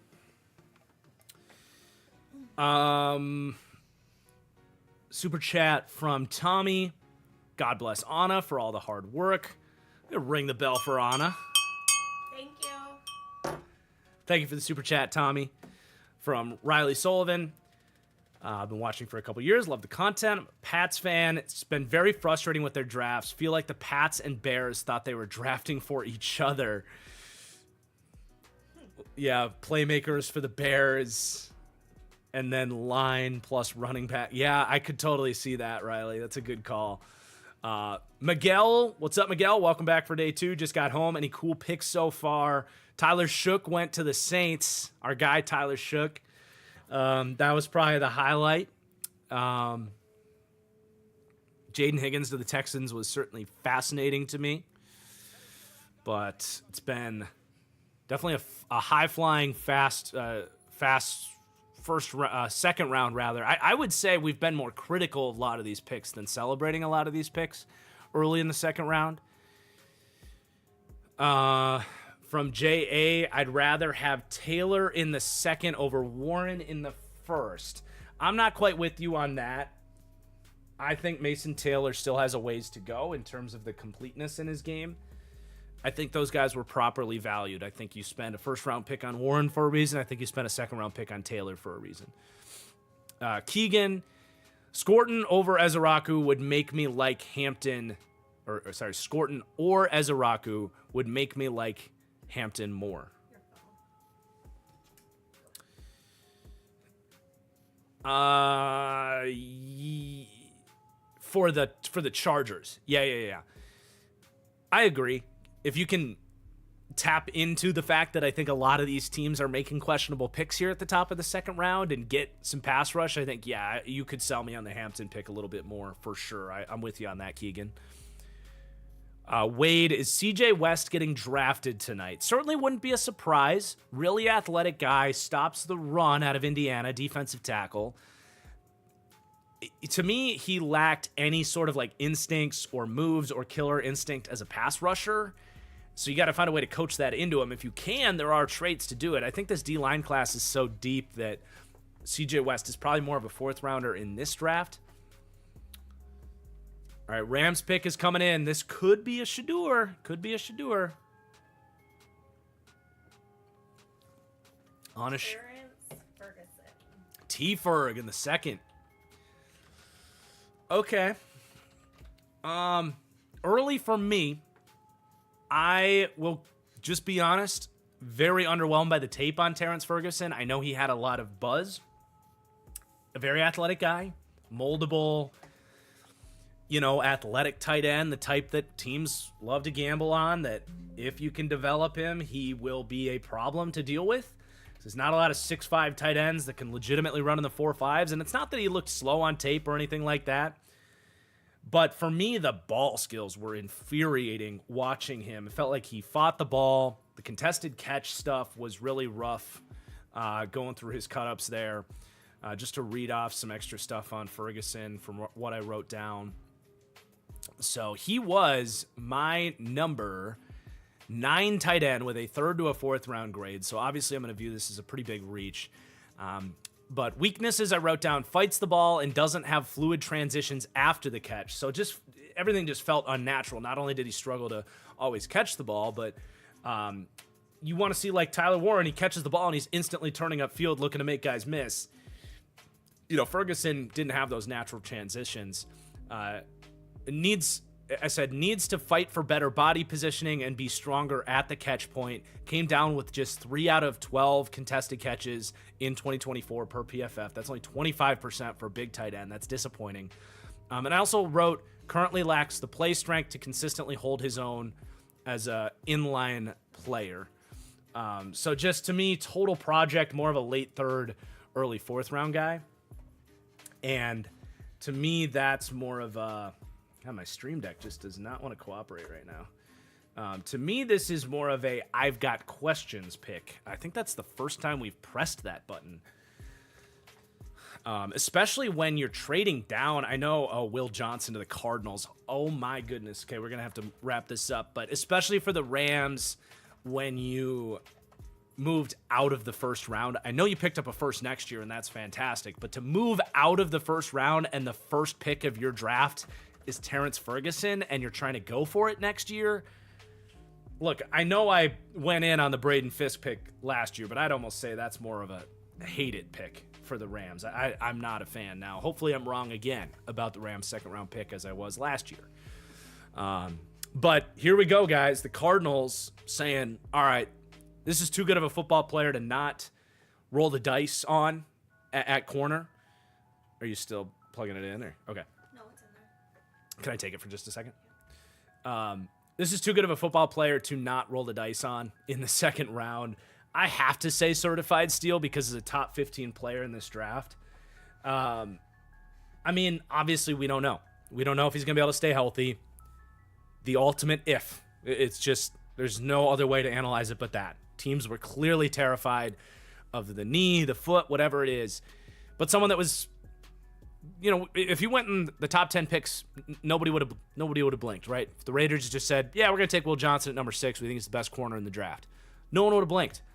He was a superstar player after his sophomore season at Michigan. They win the national championship, and then everything, part of my French, goes to shit in 2024. He plays hurt. He plays through, I think, a bit of a shoulder injury at times, and then he gets turf toe, and now they're saying the knee looks bad. So durability has not been his strong suit. But you talk about an off-zone corner that can read the quarterback's eyes from quarters coverage,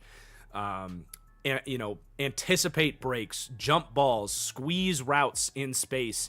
That is Will Johnson in a nutshell. Very fluid athlete at 6'2", 200 pounds. I mean, man, if he's healthy and the Cardinals walked out of this draft with Walter Nolan and Will Johnson, this defense is going to cook. And this is the exact fit that we've talked about the Cardinals needing. This was a common first-round mock draft for the Cardinals, was to get Will Johnson. Because they need an outside corner. They have a litany of players in that secondary. The only one you really feel good about is their nickel corner in Garrett Williams, who broke out as a potential emerging superstar last year, by the way, for those that didn't catch a lot of Cardinals games. But their outside corners, you have Max Melton, who was their second-round pick last year, a complete crapshoot. We'll see. They have Sean Murphy-Bunting, who's the definition of a Band-Aid at this stage in his career. And Elijah Jones, who was a third-round pick last year, wasn't able to get on the field. So, I mean, the upside of this pick, the pick after the Rams, too. Like, man, the Rams could have... I know you can be scared of the injury, and I understand that. So that's a huge caveat on all that stuff. But the Rams could have taken Will Johnson. They could have taken a lot of different players. They take, to me, a developmental tight end in your division, and then you're sitting there and you're able to take the guy that you might have been thinking about with the 16th pick anyway. I wouldn't be surprised if they get to the press conference and they say, yeah, we had a debate at 16 between Walter Nolan and Will Johnson. So, wow, that's a really fun landing spot. All right, let's make sure we're keeping up with you guys in the super chats here. So, from ZEZ, who would be the best fit for Shedeur at this point? So to me, I look at Shedeur as a high floor, low ceiling, potential starting option right away. So I think if we get to the third round, Cleveland would still make sense. They still need a quarterback. If we get to the third round, and Pittsburgh still makes sense. But he's not the player that I'm necessarily drafting. Like, for a lot of these teams, I think, honestly, Jalen Milroe is going to have a lot more appeal than Shedeur. I wouldn't be surprised if Jalen Milroe goes before Shedeur, because Jalen Milroe has all these traits. And if you're taking a guy that's not going to start right away, it's a little more tempting to be like, well, if we can kind of teach this guy how to read defenses and get up to speed, Milroe has much higher upside.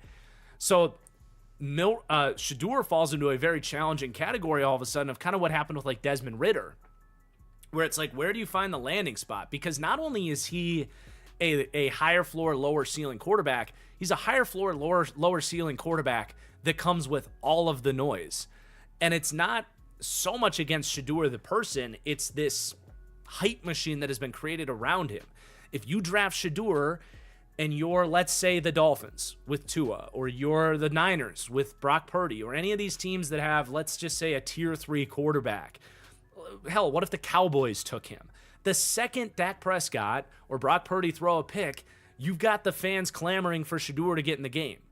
And it's just a really weird environment. So we could see this fall continue and continue and continue. I wouldn't be stunned if we're talking about, I don't want to get ahead of myself here, but if he, at this point, if he went in the 4th round, I wouldn't be overly surprised by it. And hell, my grade on him is very similar to what I had on some of those QBs from the 2022 draft. Guys like Malik Willis, like Desmond Ridder. Ridder would be the closest comp, but Sam Howell, Matt Corral, we saw that fall happen. So it's a very fascinating conversation to me. But it's not the most surprising thing. Yeah, Rolla Zola says no one went to Shedeur's birthday party. Maybe. A says Raiders need a wide receiver and Burden got picked. Need an O-lineman and the best left got picked. I swear they think they just got Sanders and Dolphin picks. I didn't fully follow you there, but I think Alec Iomanner would be a fantastic pick for them as a perimeter wide receiver that Pete Carroll would really like if he's still there when they pick near the end of the 2nd round. All right, we've got picks coming in. Can kind of get used to the pacing of this, where I feel like we're going to get a few runs on picks, then a commercial break where we'll do super chats. Hey, where's my bell? So Houston, no, they did make their pick. This was when we started the stream with a mock draft. This was where we went with the 34th pick. Was Arianti Ursary making a ton of sense for them? So I'm going to give this a love it pick. I think this is excellent value. He was inside my top 50. I think he was, I'll check in just a second. But he was, let's see, number 44, and he goes 48. So love getting him here and taking the better player in Higgins at, the top of the 2nd, even if Higgins is a little redundant with Nico Collins. But, Ursary can start at guard for them right away. I do believe that. He was an excellent wide zone blocker and a very good pass protector at Minnesota. He has some stuff with his technique to clean up, but he has all the athleticism, I think, to be a starting tackle in the NFL. I think, when you watch a guy at tackle, you want to see two things athletically speaking. You want to see explosive kick sets where you can get depth out of your stance and be able to protect the edge in that sense. He had that, absolutely. The explosiveness out of his stance, going backwards and forward, was evident in the run game too. And then you want to see foot speed to cut off inside counters and be able to latch and mirror and all that stuff. It was much more inconsistent with Ursary. I think he's athletic enough to have enough foot speed to play tackle in the NFL, but he just needs to process inside counters quicker and just remember to use his lower body more consistently. So, big fan of this pick for the Texans. Really exciting 2nd round after you traded down. If you told me they didn't trade down and they walked out of the first 2 rounds with Ursary and Higgins, I would say fantastic movement. So to get more picks and do that, really nice. Demetrius Knight Jr. to the Bengals. All right, we got another linebacker off the board. So these teams are definitely looking at this linebacker class and saying, man, we got to get these guys early. And I don't disagree. Those that watch my linebacker rankings video, this class is tough, dude. Like, there's about 4 players that I think are potential starters. I think Schlesinger and Jahad Campbell are the 2 guys that are day 1 starters. Demetrius Knight and Chris Paul Jr. Are the 2 guys that I think can be starters. And Demetrius Knight is an older player who's really athletic, man. He flies to the ball, 4.5, 840, I think is what he ran. Heat-seeking missile as a run defender. I think he has all the size in terms of listed weight. I want to pull up draft guide got closed here somewhere along the line, but yeah, he's listed 6'1", 235. He's got 32.5-inch arms, so the measurables are good, but that surprised me. Like, watching him play, I thought his play strength was just below what the measurables would tell you there. So in terms of taking on blocks and being this nasty run defender in between the tackles, he was okay, but not great. But he's a former quarterback. You see great flashes in coverage because of that, where he has some really heady breaks on the ball, just a little more inconsistent in that department. But I do like it. You know, I had a third-round grade on Demetrius Knight, but frankly, because of how bad this linebacker class is, I understand it. So to me, I'm going to say like it on the Bengals. Not love it, but like it. I still think if you're going to take an older prospect, might have suggested a Darius Alexander to get you even more pass rush help from the inside. Would probably be a more impactful purchase if you're calling a draft pick a purchase, but investment, probably the better word to use there. But I do like the player. I might have been willing to roll the dice with Oren Burks and go with more D-line help or a guard maybe. But not a horrible pick. Not a horrible pick. And now teams, like, if you need a linebacker in this draft, I'm sorry. Like, you are SOL, if you know what I'm saying. We got a super chat? We got a super chat from Tim Morton. Okay.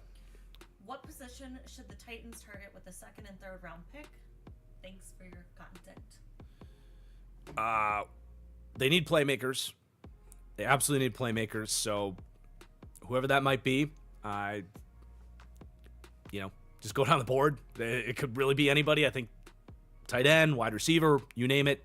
They need pass catchers for Cam Ward. I wouldn't be upset if they just double dipped at that group, frankly. Get like a deep threat and more of like a bigger body build, but that's honestly my answer. They do still need edge as well, and there's a lot of edge rushers falling, so could definitely take a look at that group as well. Let's make sure. I know I saw Vic come in. Shout out, Vic. What's up? Congrats on the Will Johnson pick, my dude. Hope all is well. Hi, Vic. Anna says hello. Matthew. Thank you, Matthew, once again. 2018, Browns get Nick Chubb and Pats get Sony Michel. Arby's from the same college in the top 40. Does history repeat itself? It's a good call. It's a good call back to history where Nick Chubb was the better player than Sony Michel. That's a very fascinating shout out there, Matthew. Very much could be. But yeah, I think we are all caught up on the super chats.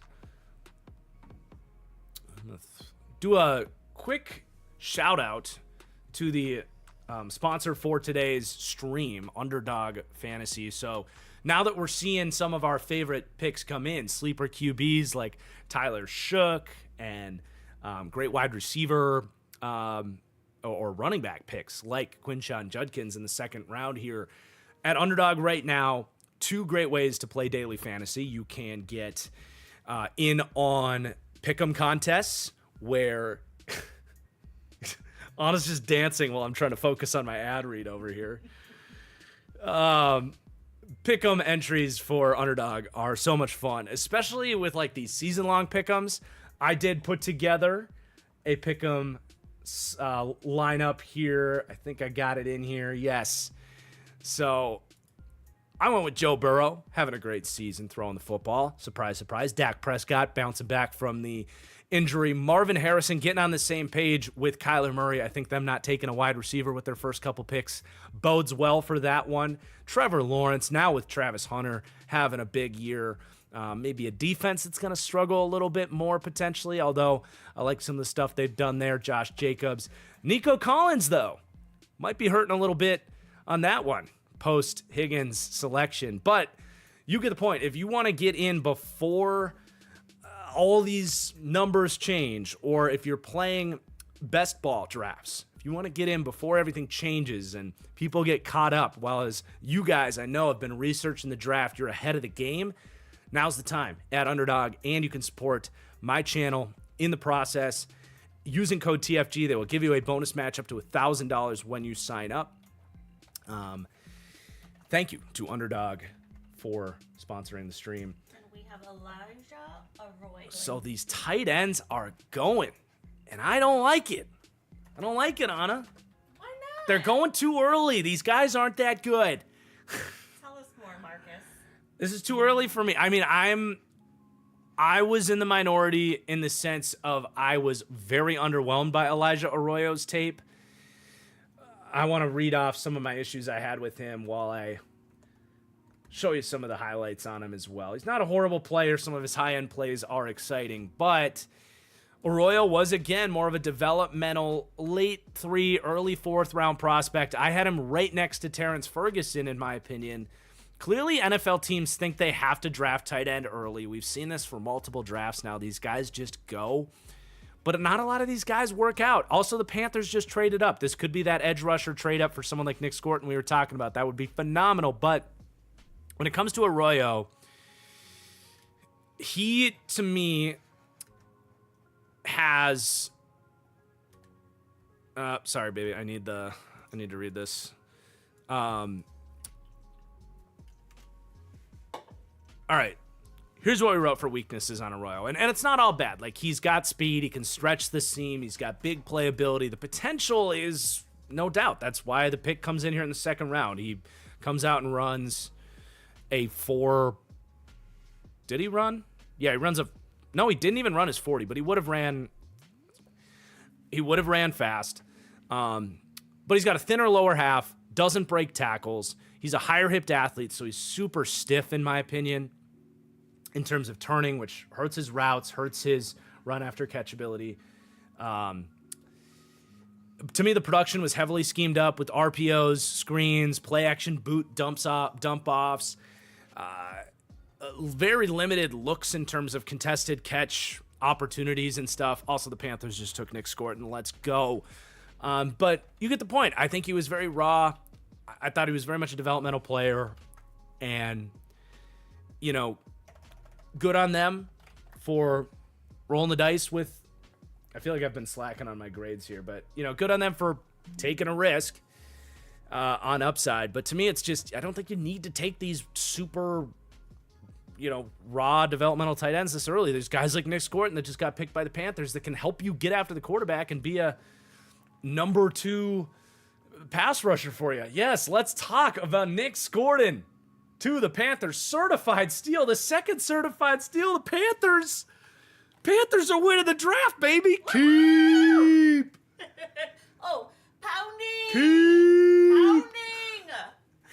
Great job, Carolina. We had multiple super chats saying, can Carolina make a move and capitalize on some of these teams taking developmental tight ends in the second round? Yeah, they do it. Nick Scorton, man. I wouldn't have been surprised if Nick Scorton went at the end of the first round.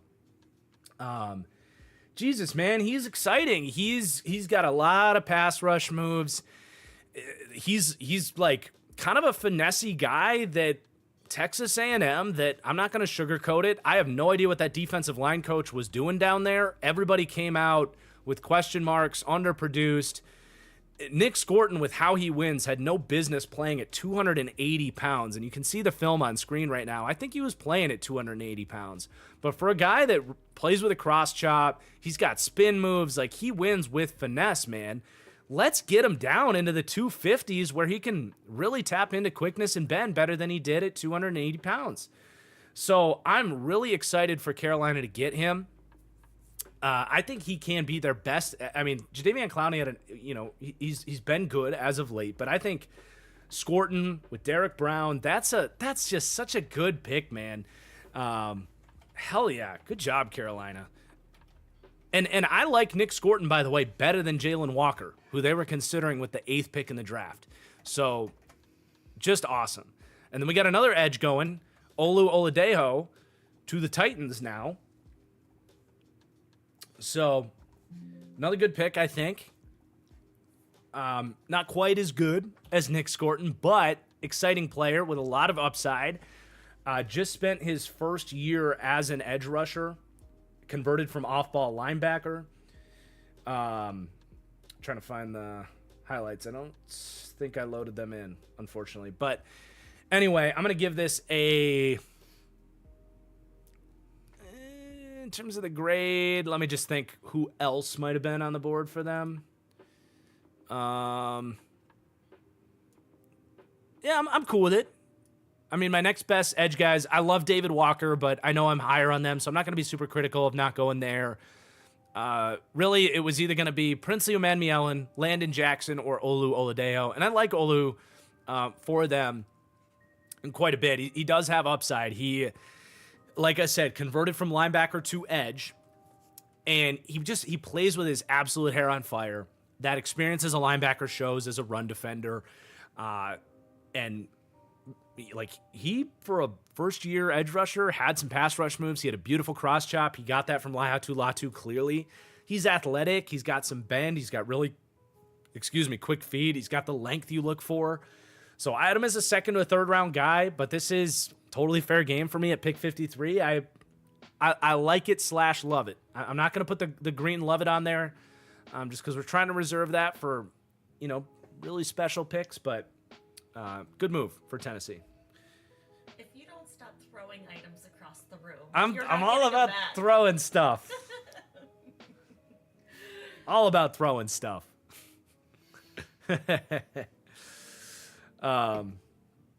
Sweet, man. Also, love the name. We haven't talked about names this draft yet, or today yet, but what was the other one? You liked Mbuka. Yeah, like today. Emeka Mbuka. Emeka Egbuka. And then there was Ayer, something with air. Arianti Ursary? Oh, yeah, love that one. And this one. Okay. Those are the winners for today so far. Okay. You also didn't like Armin Membu. Oh, I love Armin Membu. All right. Super chats. Echo coming back in. Thank you, Echo. You're the best. What are the chances Milroe goes over Shedeur? I don't see any remaining teams that take this round take a QB. Cleveland is out.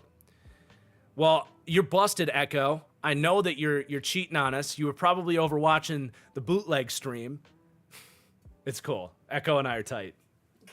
We love Echo. We love Echo. We stand Echo. No, Echo's great because I've seen him I've been watching bootleg live streams. I've seen Echo there, and I've seen him in the Stock Exchange live streams too. So I know Echo is. He's a supporter. He's a real supporter of all of our favorite YouTube content creators. But we were just talking about this, Echo. So, and he also somehow turned himself all the way around. But we were just talking about this. Would not be surprised if Milroe went over Shedeur because he's like a high floor, low ceiling quarterback.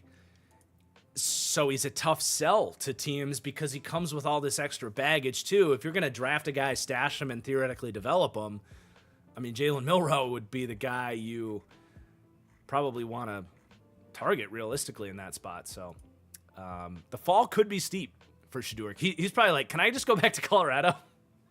If only things worked like that. Because I think he does still have a year of eligibility. I have a super chat from myself. Okay. Do you think this is a unique draft in that only 2 quarterbacks have gone and we're on pick number 52? Show some Tyler Shook love. He was the second He was one. 3 because Dart went I forgot late about first. Dart. You're right. You're good. No, but we knew like this was not a great QB class, and things could get weird, and things have definitely gotten weird. Yeah, it was just one of those years where we were like, could go anywhere, and it certainly has. Also, Matt, thank you for the super chat. I don't know. There was a comment on it. Nope, just showing your love. Matt Malcuri. Is that Italian? If you're Italian, Matt Malcuri, Malsuri, that maybe is more French. Masseri is maybe more French.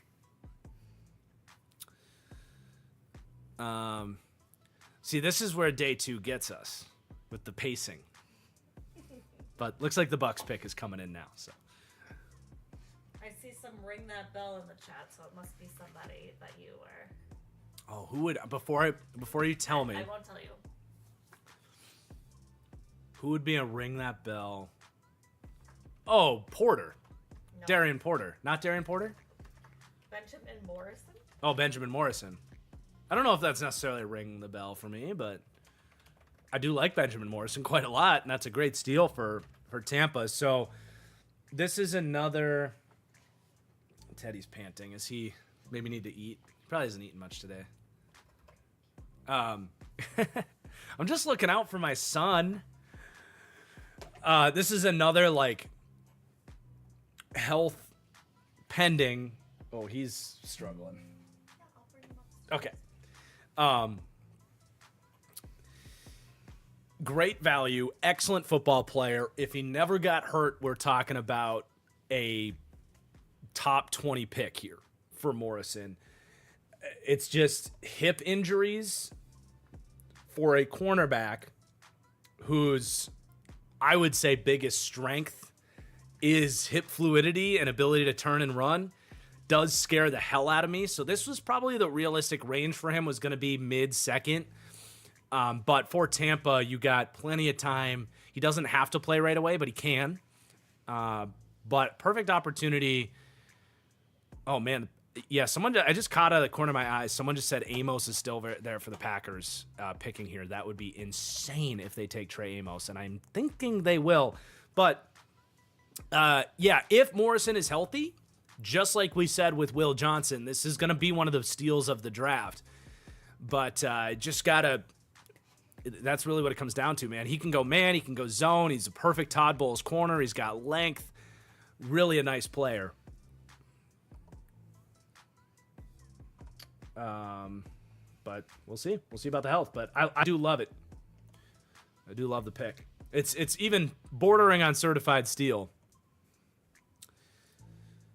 So the Packers up.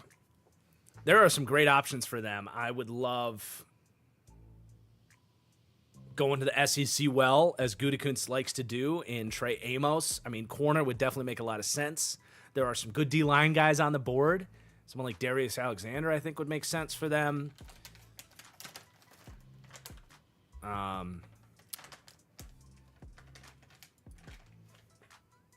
That would probably be where I would lean for them. Either Trey Amos or Darius Alexander. Let's see. They're doing a little talking here. Jordy Nelson naming the pick. You love to see it. They're doing a little talking. Mm-hmm. All right, here we go. The crowd, even on day 2, is just insane, man. I guess when a major event comes to Green Bay, the people are going to show up. It's not like they got a whole lot else to do. Belton. Ooh, Anthony Belton? That's fun. I can get behind Anthony Belton. Yet again, like, I'm not here to be negative about the Packers. That's not my intention. I do think back to the just worst free agent signing of the entire cycle, in my opinion, when this team brought in, man, he's such an average player. I can't even think of his name right now. But the guard from Notre Dame via San Francisco. Anyway, I just don't think Aaron Banks, like, again, everything I've said about that signing makes even less sense after this pick. But big fan of Anthony Belton. Just the best play strength, I think, of any tackle in this draft. When he moves guys, there's a clip I shared on Twitter of him down blocking. It's just ridiculous, the movement he can create. And for Belton, he's a nice pick because, and I'm going to keep this more as a like it, because I did have a 3rd-round grade on Belton, but and I definitely would have gone Trey Amos there, but let me circle back to that, because I think it does mean they just showed a picture of him moving a car on the street, which is exactly what I was talking about with the play strength. The mind is all over the place at the moment. But Belton's fun because of this is their guy, their type of guy where he could be a tackle. He had pretty good tape at tackle. I think he's better off as a guard. So, he's going to come in and develop right away. He's not going to have to start right away. But it just gives them so much flexibility with their offensive line. I do question it because Trey Amos is a really freaking good player and would be everything they could be looking for in a corner. But I'm a little excited because that almost certainly tells me that they're confident that they can work things out with Jair Alexander. Because if they still think they're moving Jair, they had to take a corner there, right? In this draft class that falls off so quickly, that makes me feel very confident that they're going to be able to work things out with Jair. So I like that aspect of it as well. And Belton's a nice player, man. He was one of the best offensive linemen remaining for sure. So I think it's I'm always a fan of making sure you are loaded up on the offensive line. And then Trey Harris to the Chargers. Okay. That makes sense. Chargers needed a vertical weapon. He was going to be the best true, like, deep threat on the board at this point for the Chargers. Definitely a role that we've been trying to place for Justin Herbert for a long time now is someone that can go down the field, catch the ball deep down the field. I like having Mike Williams in there as a mentor because I do think Trey Harris has potential to be more of an X wide receiver. It's just Ole Miss. I know we just showed him running a double move there on the highlights, but Ole Miss basically had him running the same 3 routes for the most part, and he just has to kind of work out his consistency with his feet. He was a little bit up and down in terms of ball skills and winning positioning at the catch point, but I like being in there with Mike Williams for a year just to kind of sort everything out. Because he's not a perfect player, but he does have a ton of upside. There's a little bit of DK Metcalf in his game, just kind of the way he can win. So it's a good pick, man. And this is about right where I had Trey Harris. I think I had him. Let's see. I shared my top players remaining heading into the night, but I think I had Harris like in the 60s. Yeah, 62, so he goes 55. So I think the value makes sense. Second to third round grade. So I think getting another playmaker in there is great. I'm going to say I love the pick for the Chargers. Defense getting ignored, though, isn't ideal. Sorry, I'm just trying to get these off the screen. And there we go. They're gone. Defense is getting ignored for the Chargers, which is interesting. I will just leave it at that.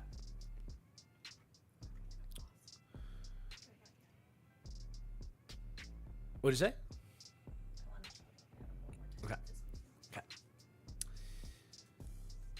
Okay. And now we have some downtime.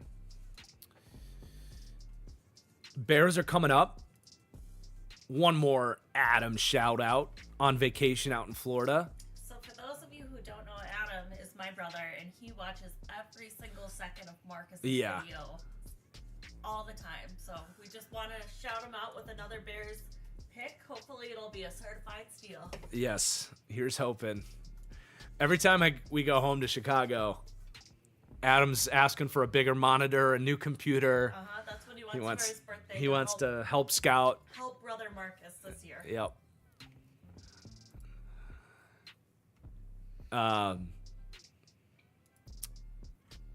What's chat saying? Want Caleb Johnson to the Bears? I'd be all right if the Bears took. Be the best Bears pick right now? I do see Bengal in the chat. What's up, Bengal? Thanks for stopping in.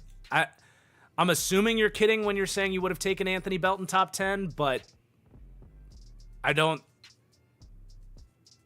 I mean, with his play strength, maybe you actually had him as a top 10 player. Are you serious about that, or are you just chiming in? I'm curious. But either way, thanks for stopping in, Bengal. We'll have to get together for the Giants deep dive again for sure. What'd you say? Oh, who would be the Bears' best pick here? Definitely not a playmaker. I'll say that. You got to help the D line, right? I mean, at this point, because they went, am I forgetting? They went Burden, and then they took, or this is their second round pick? Yeah, they traded down. Yeah, so to me, you got to go D line. I would go Darius Alexander. Prince Umanmielen is a player we shouted out back at pick 41 would be really good for them. David Walker's my guy.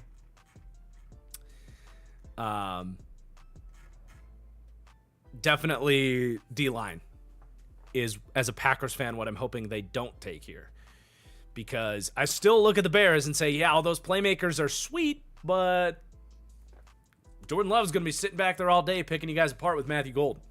Because that pass rush has been bad for a long time now, and they still have done very little to address it. Very, very little. Someone's saying, please no Sanders.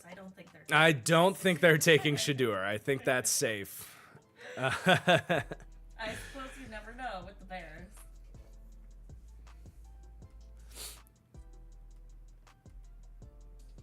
EJP says, I hate being a Chargers fan so much.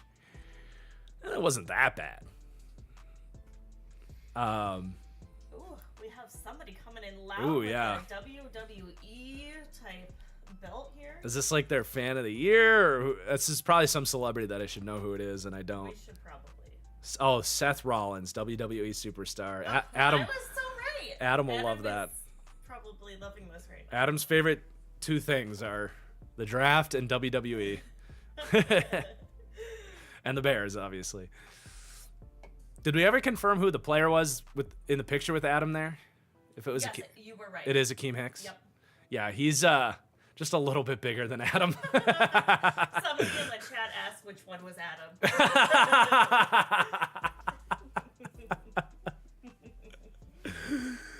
The one in the pads, obviously. All right, who we taking here?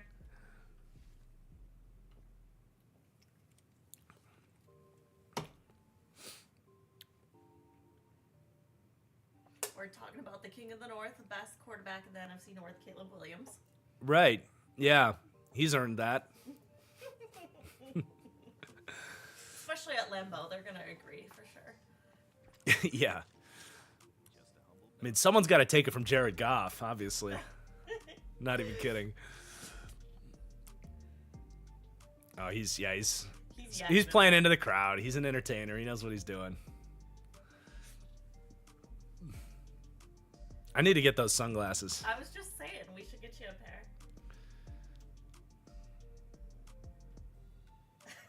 He is yakking it up.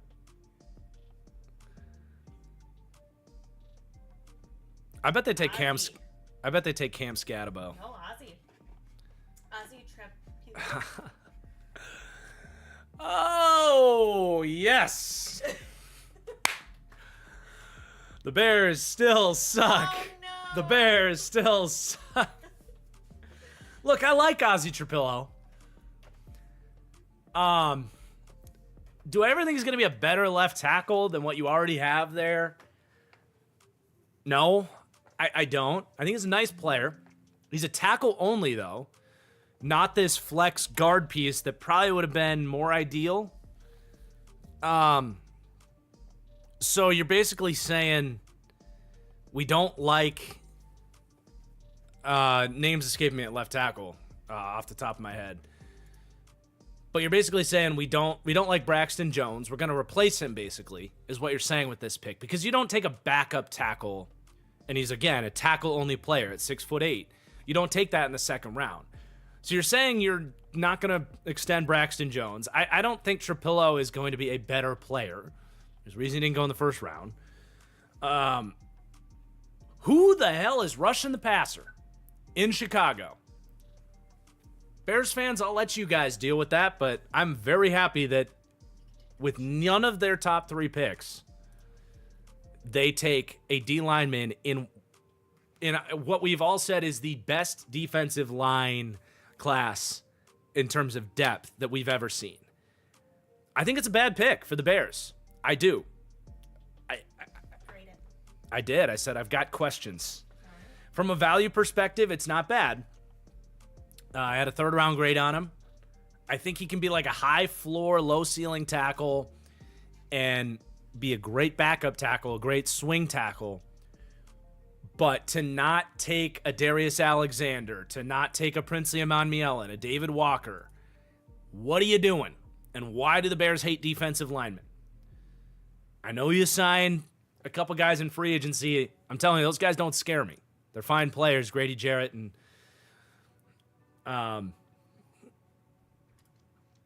goodness. The name recall is starting to fall off, and that's concerning because we're only around 2. Dio Odeingbo. But yep, don't love that for the Bears, but love it for the Packers. I'll say that. I will say that. And now we got Lions coming up. Let's see. Let's round out this NFC North talk. Yes, a lot of NFC North. And they're giving a shout out to military and those who have lost their lives. So Absolutely. Shout out to all of our service members, current and previous veterans. We appreciate you guys. If you're joining us here in the chat, special shout out to you guys. So for Detroit, they could go with another D lineman here. You could get a guard like a Wyatt Milam would scream Lions to me. Cam Scatabo would be a fun fit. They don't really need a running back, but he screams Detroit Lion. And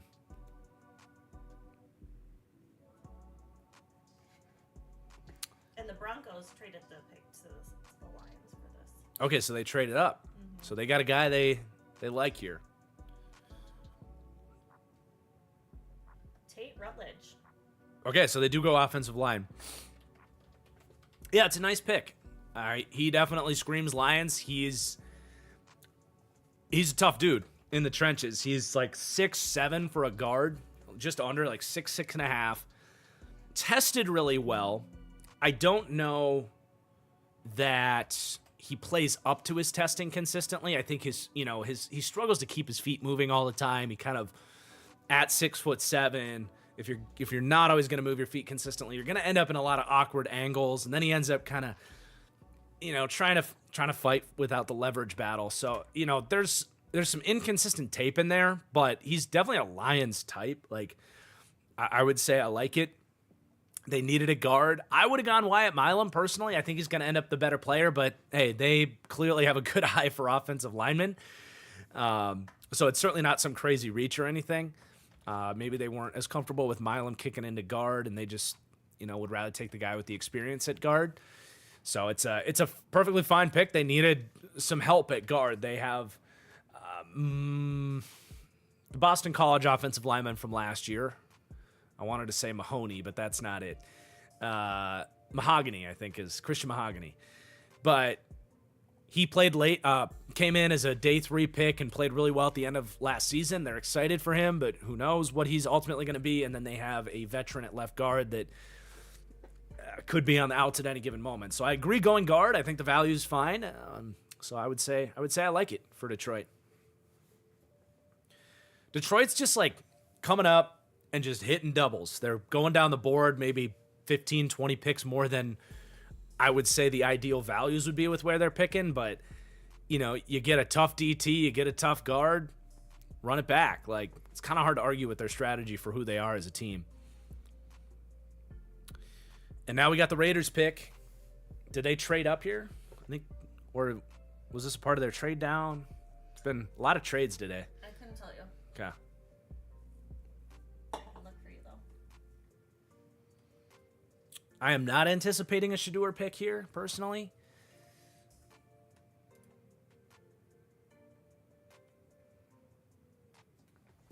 I think like Alec Iomanner would be fantastic here. Or even a deep threat like Kyle Williams at this point. Let's get some more wide receivers in here. Jack Bash. There you go. So they're really leaning into the tough, they're kind of doing the kneecap biting mentality themselves after Detroit just picked. So I like Besh here in terms of value. I had him around this range. He is someone that I compare to like Jawan Jennings, where I think he's best as that sort of big slot role, making tough catches over the middle, underrated quick feet. He is one of the most fun after the catch players as well. So he does still answer some of that, what I said about Luther Burden, kind of giving you the rack bros in Las Vegas. Like, he refuses to go down after the catch. He's 215 pounds. He's tough as hell. And his quick feet make him more elusive after the catch than you might expect, too.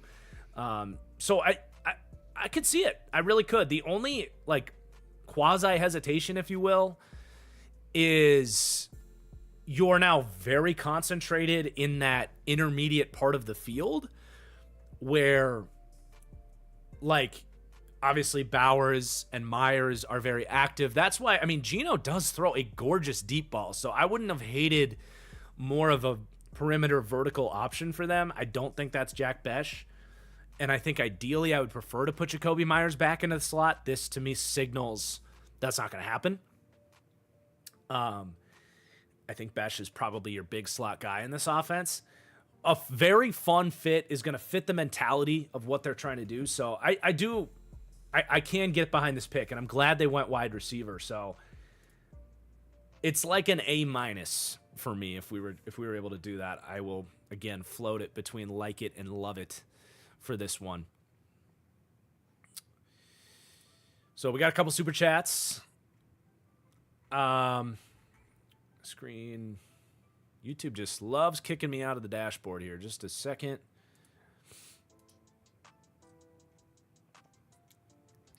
But almost at 1,000 likes. Thank you, everybody. If you could hit that like button on the video, really appreciate it. Everybody make sure you're subscribed as well. We're going to have full draft grades for all 7 rounds from all 3 days of the draft coming at you after everything's all done. Going to take a little time off, and then we're going to get into deep dives, which I'm already excited for. But some super chats from Rolo Zolo. 2 former QBs before Sanders. LOL. Also go Bolts. Trey Harris, I think, is who you're referring to there. Trey Harris played quarterback back in high school or something. We got a shout out in the super chat. Good night from Egypt. Amazing. You might be the first Egyptian viewer that I've interacted with. Very cool. Fellow Egyptian Ahmed Hassanin. What are your thoughts on him, and will he get drafted? I do think he gets drafted. He was at the Shrine Bowl. I didn't dive into his tape, unfortunately. You know, there's so many edge players in this class. He was someone I didn't quite get to. But he's definitely projected 6th, 7th round. It's just going to come down to like how the board falls for him. But he definitely would be a priority free agent that would be in a good position to make a team. And he to me is one of these players that once you get that late in the draft, it's almost better to go undrafted because you can talk with your agent and really sort through like team fits in terms of scheme fit and look at the depth chart and find a spot that you will make the team. Whereas sometimes teams don't put your best interest in mind when they draft you and don't always think about that stuff. Usually they do, but sometimes it's better to just control that on your end when you get that late. But definitely on the radar and going to be cheering for him for sure.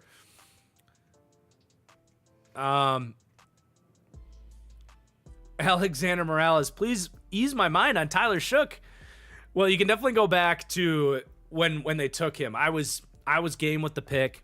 I'm a big Tyler Shook fan. I would just say this. They were probably going to take a quarterback at some point on day 2 of the draft. Just because of how teams think and operate. You can't just roll in there with nobody. If you want to be realistic about it. I mean, we can all sit back and say, you know, you shouldn't. Totally lost my train of thought there, but we can all sit back and say, oh, just tank. You don't need to win games.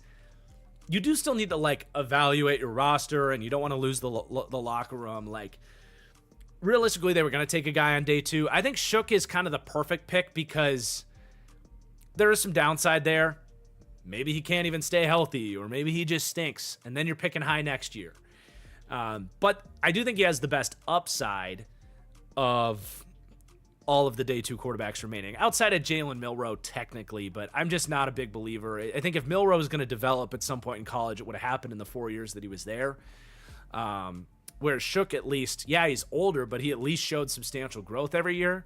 He's got a good arm. He's got great pocket presence. Some of the best pocket presence in this draft. He's athletic.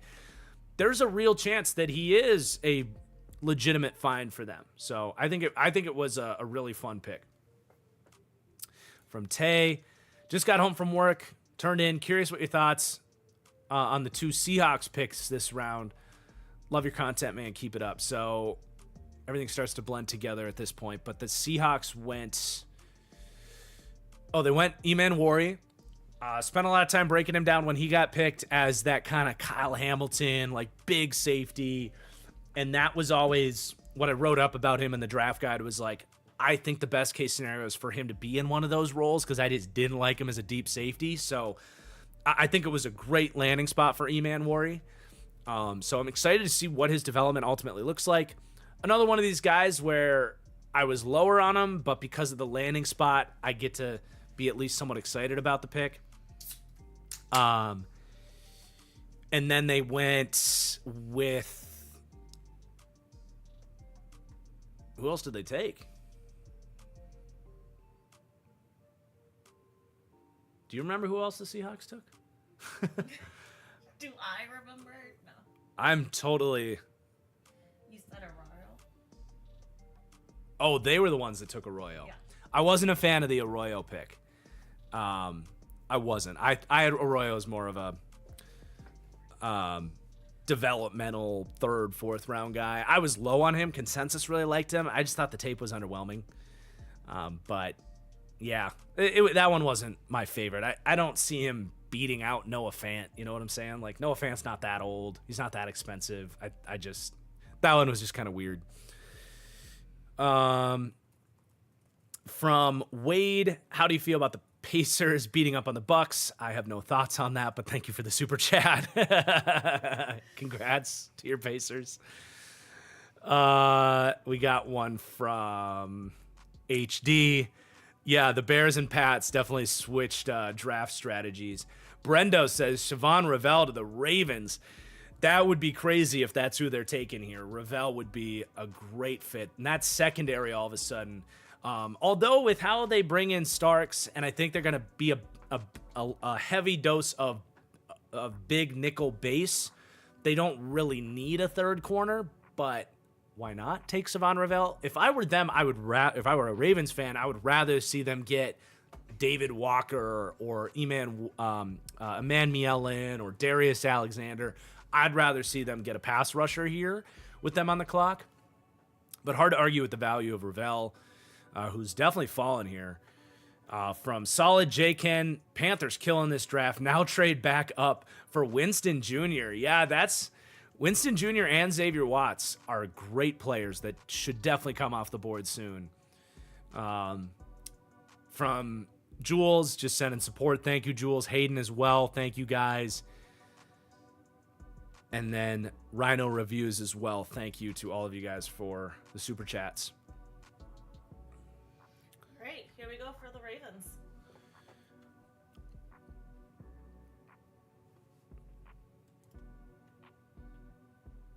Also, Alex. Mike Green. Here it is. I don't love that. So you got Justin Tucker and Mike Green in the same building. Yeah, Ravens are kind of telling us some stuff right now. Not a great look for the organization. Frankly, you already have this cloud of your kicker who has basically a Deshaun Watson level situation with like 10, 11, 12, 13, 14 women coming forward.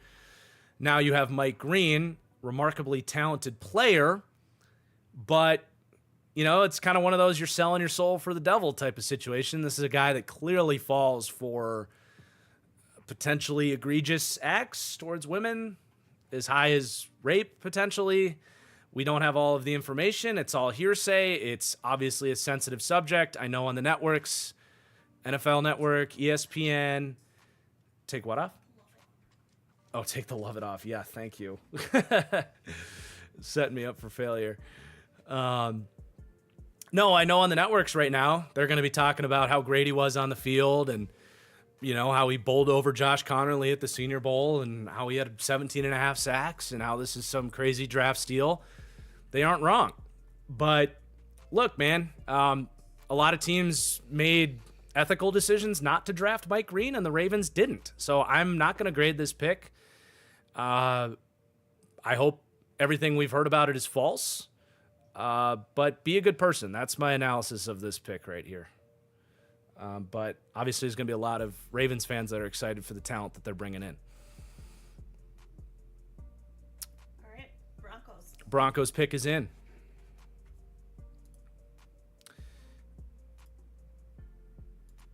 We also had super chats from Alex Griffin. Thank you, $20 super chat. Very kind. Really appreciate it. From Viviana. The major what if of this offseason is if Shedeur Sanders participated in the combine, him not participating has really cost him money. Hey, people gave me a lot of crap for that tweet. I'm just going to say that, and it's spot on. Like, he disrespected this process all the way, and now we're talking third round likely for Shedeur. So definitely a message from the NFL. Like, hey, we have a process here.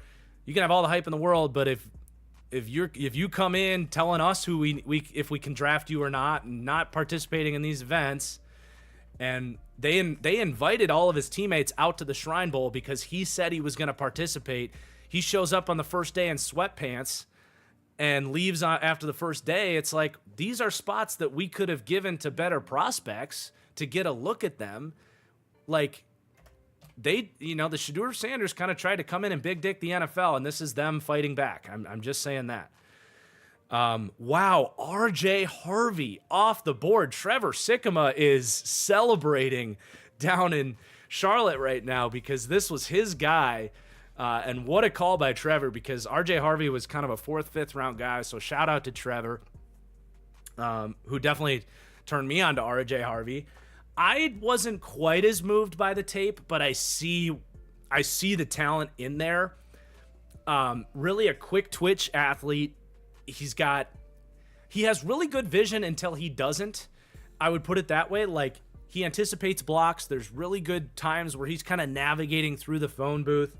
And, having some of those Kyron Williams-esque moments where he's a smaller guy, and just kind of gets lost between the tackles. He's very shifty. He's got contact balance. There's a lot of Kyron Williams to his game, but I do think he's a very bounce-heavy back and was a guy that surprised, I think, a lot of people when he came out and ran in the 4.4s.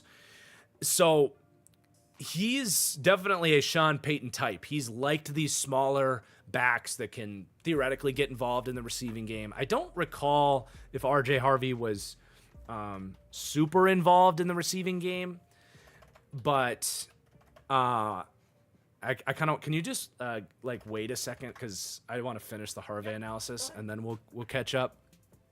I feel like that's probably a better way to do it, because this was kind of a big move here.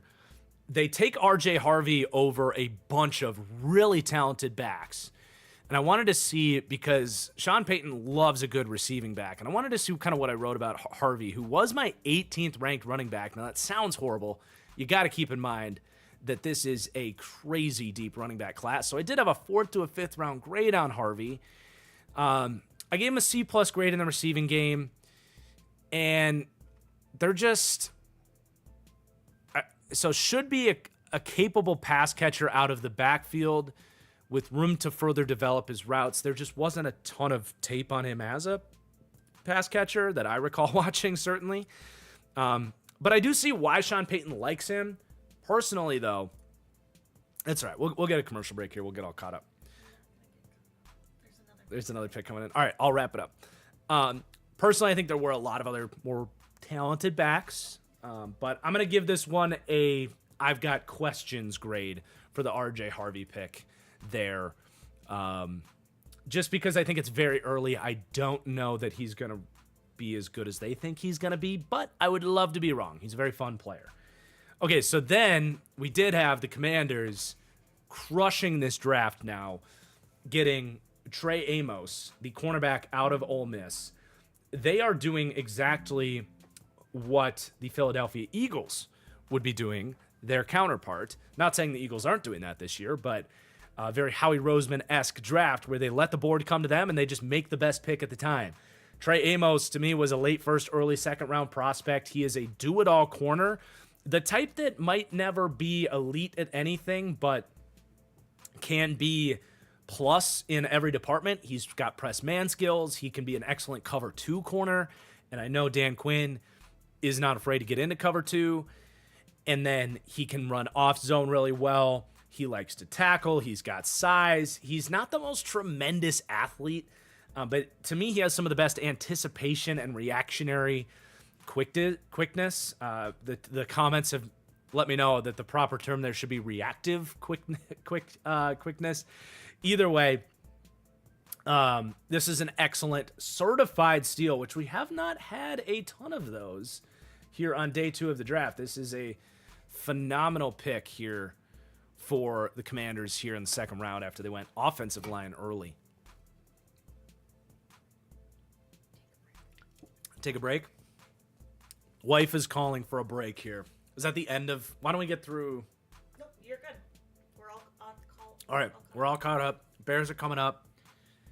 We're just going to take a brief hiatus here while the NFL's in a commercial break here. So, you guys are awesome. We'll be right back. If I can just find my my break screen there.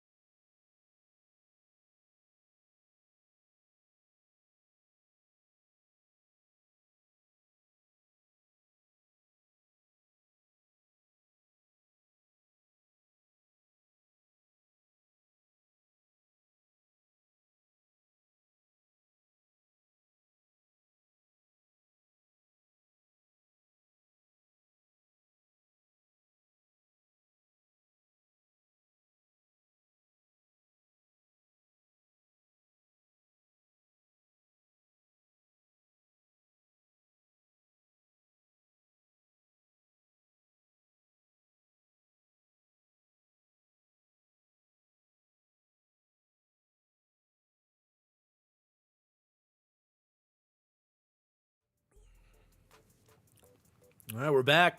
Bears are back up. They do have an opportunity to go pass rusher here. So all these trades, they were the team that got 2 seconds from the Bills. So that was good process to get 2 seconds. Now let's see what they do. I mean, you have to take a pass rusher. They take Shamar Turner. All right. You're going to have him. Ooh, sassy. Okay. Something Something got off. What's... You can't type. Everything seems fine on my front. All right. Okay, so Shamar Turner was a 3rd to a 4th round guy for me.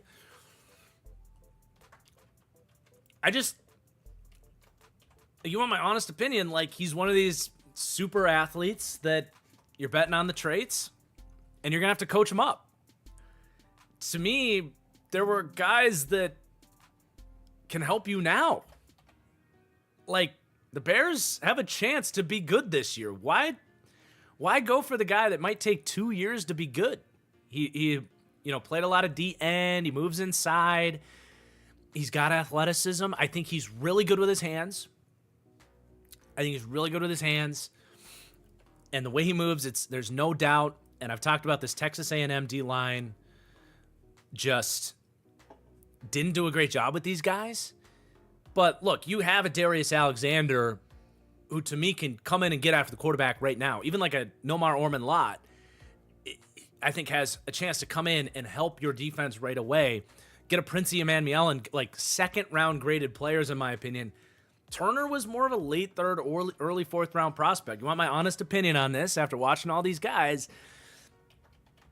Like, the Packers fan of me is totally fine with this, and I don't know that he's going to be good because so many of these traits-based players that it's like, yeah, you can take the 21-year-old that you're projecting to be good, or you can just take the actual good athletes like Darius Alexander and Nomar Orman-Lott who have actually shown the development. Look at the next pick, Omar Norman-Lott, not Nomar Orman-Lott. Literally the next pick is the guy I think that the Bears should have taken to the Chiefs that obviously are the Chiefs for a reason. So I know Brett Coleman's not a fan of that. Because he's a big Omar Norman-Lott guy. Seeing him go with the next pick, kind of reminiscent. If we're making things about me being a Packers fan, reminiscent to me of when the Packers took Josh Myers ahead of Creed Humphrey in the second round, and the Chiefs took Creed Humphrey at the next pick. Now, I think comparing Omar Norman-Lott to the best center in the NFL and Creed Humphrey is a little rich. But this is definitely the range where I was starting to think about Omar Norman-Lott. Interesting prospect. One of the... did that update, by the way, baby? Did it not? Omar Norman-Lott? It did not. But... And it was the Chiefs as well, not the Eagles. That's because I didn't. Give me a minute. Okay. But no, this is the range I was much more comfortable with. Norman-Lott, not so much like top 50, but he's fascinating because he played like 250, 300 snaps in a Tennessee defense that just played their defense with hockey lines. So he was efficient when he would come in, especially as a pass rusher. He was ridiculously efficient, but how much of that is because, well, most of his opportunities are coming on third down as opposed to some of these earlier down, like play action pass rush situations, but also like he's fresh. He's constantly coming in fresh. So it's just an interesting situation, but he's got good tape. He's got an incredible first step. He's got powerful hands. He can knock you back with his bull rush. And he's the exact Tershawn Wharton replacement that the Chiefs could have used. Now, I still think Darius Alexander's a better prospect, but it's getting nitpicky at this point. But he's definitely one of the better players remaining that we're going to be bringing up with a lot of these pass rusher picks. But I do like that for the Chiefs. Matt says, thank you for earning me $50 on draft gambling. I'm assuming you went with the T-Mac bet that we shouted out in the last mock draft video. I hit that myself as well. I'm not overly confident David Walker gets drafted today. I still think he does. I would bet on him getting drafted. I would say 80% chance. So... Super chat. Oh, we got puppies. All right. Hey, Ducky. What's up, bro? He wants to know about his Eagles. Oh, good call. Yes, Eagles are up.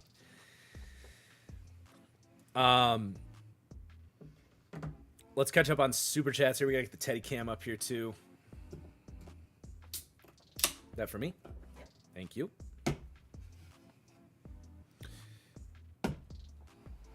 So, we had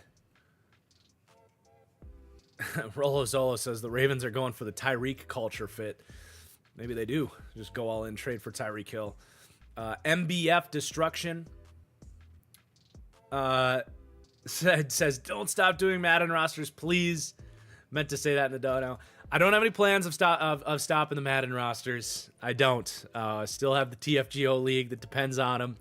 And it really is a good process for me. Even if I don't get much out of it, it is a good process for me to just go through all these players and cross-check and watch some tape. It's a very good process to kind of have the knowledge base that I'm proud of on the channel.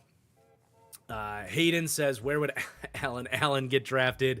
Talk about the Madden shout-out. Alan Allen from our Saints rebuild. Defensive Player of the Year, Alan Allen. Hell yeah. Ash says, I don't know how to feel about Green there. If he can stay clean, then he's a crazy steal, but it's still rough. Curious to see where we go in the third. Yeah, I mean, it's kind of a to each your own opinion on the Mike Green pick. He's obviously talented. All right, Andrew Mukaba. All right. For once, the Eagles didn't take who I thought they would take, or at least who I think they should have taken based on the position. Now, I really like Makuba, don't get me wrong. But I will say, Xavier Watts and Kevin Winston Jr., better players in my opinion. However, Andrew Makuba is a ball hawk, is a really fun player. I'm not about to sit here and slam him for it. And I did have a second to a third round grade on Makuba, so it's not like it was a reach either. I just would have loved to seen Kevin Winston Jr. in the state of Pennsylvania there. But Makuba has real playmaking instincts on the back end. If they were looking for more of a Chauncey Gardner-Johnson type, where a guy has that see ball, get ball mentality, has the ball production, and the crazy first step acceleration that Gardner-Johnson has as well, because I think Xavier Watts has that too. But Xavier Watts, as good as his tape is and as good as he is as a safety, he kind of is what he is, and his athleticism isn't that great. He arguably is like the least athletic safety of the 21 that I wrote up. So if you believe in Vic Fangio, and I love the system fit for Makuba as a split safety fit there for him, I can get behind this. So I'm going to say I like it. Would I be surprised if he's more of a volatile up and down player, whereas Banks and Watts are better long-term career guys? I wouldn't be stunned, but I do like the pick. Do you want me to fix the little bar there on the top left so it's... I fixed it. What's wrong with it? Well, like on the Giants one. I fixed it. Sorry. Okay. I was just behind. You're good. You are good. The graphics are beautiful, my dear. I'm not a professional, you know. What does Ducky think about the Eagles pick? Can you tell everyone why Ducky is an Eagles fan? Because he's a bird, of course. Not because he's an asshole. I think he's a fan. I mean, you know, Ducky is really good. He's good at playing fetch. Like, he's a big fetcher. And I would say Andrew Makuba has great ball skills. Okay. So, Ducky has very good ball skills. Unlike Teddy. Teddy has very poor ball skills. Teddy's more of like an offensive lineman. Like, he likes to wrestle and play tug of war, but he's not a see ball, get ball type of player. Oh, he didn't like that. Give me a look. All right, Giants have a chance to take Shedeur after... Oh, no, they already took Jackson Dart. They're not going to do that. Who are they taking? Darius Alexander. That would be sweet. That's a missing piece for the Giants still, is a pass rushing 3-tech next to Dexter Lawrence. Man, go for it. Go get Darius Alexander, who's a absolute beast getting after the quarterback. That would be my pick here. A pen? Yes. I don't have a piece of paper. You might need to run into the storage room for that. Okay.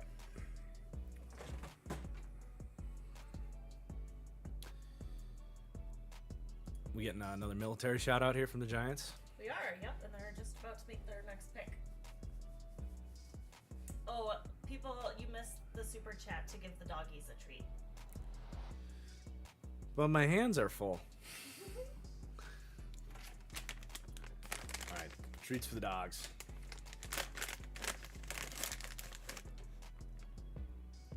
Darius Alexander. We nailed it. Let's go, baby. Ring that bell. Ring that friggin' bell. And don't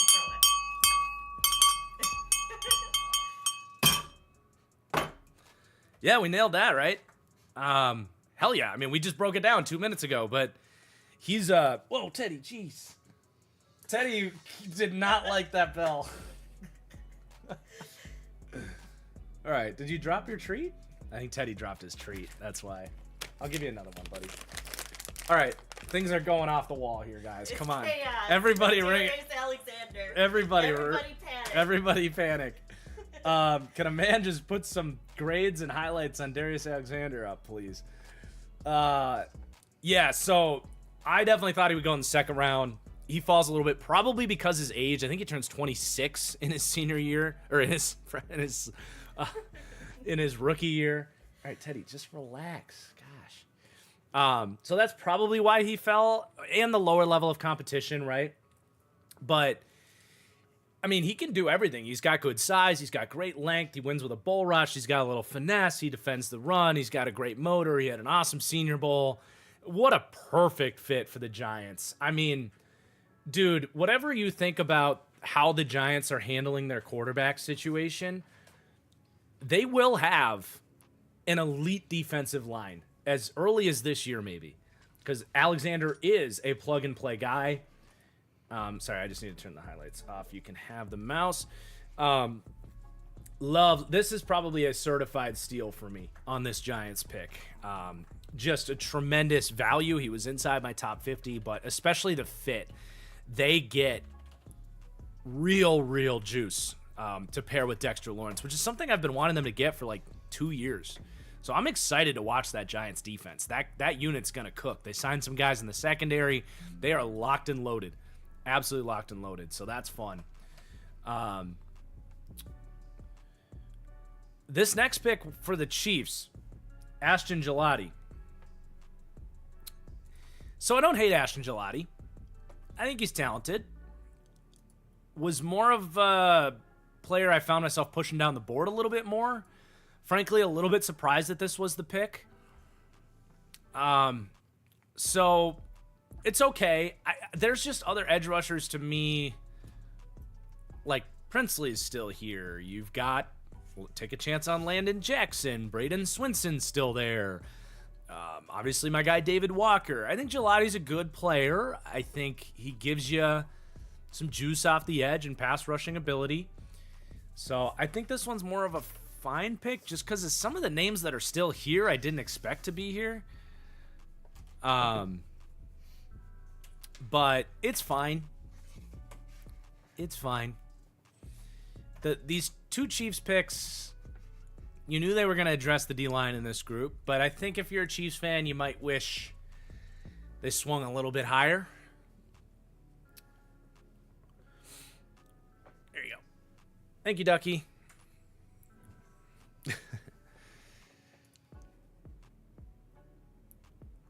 Big Sauce with the super chat. A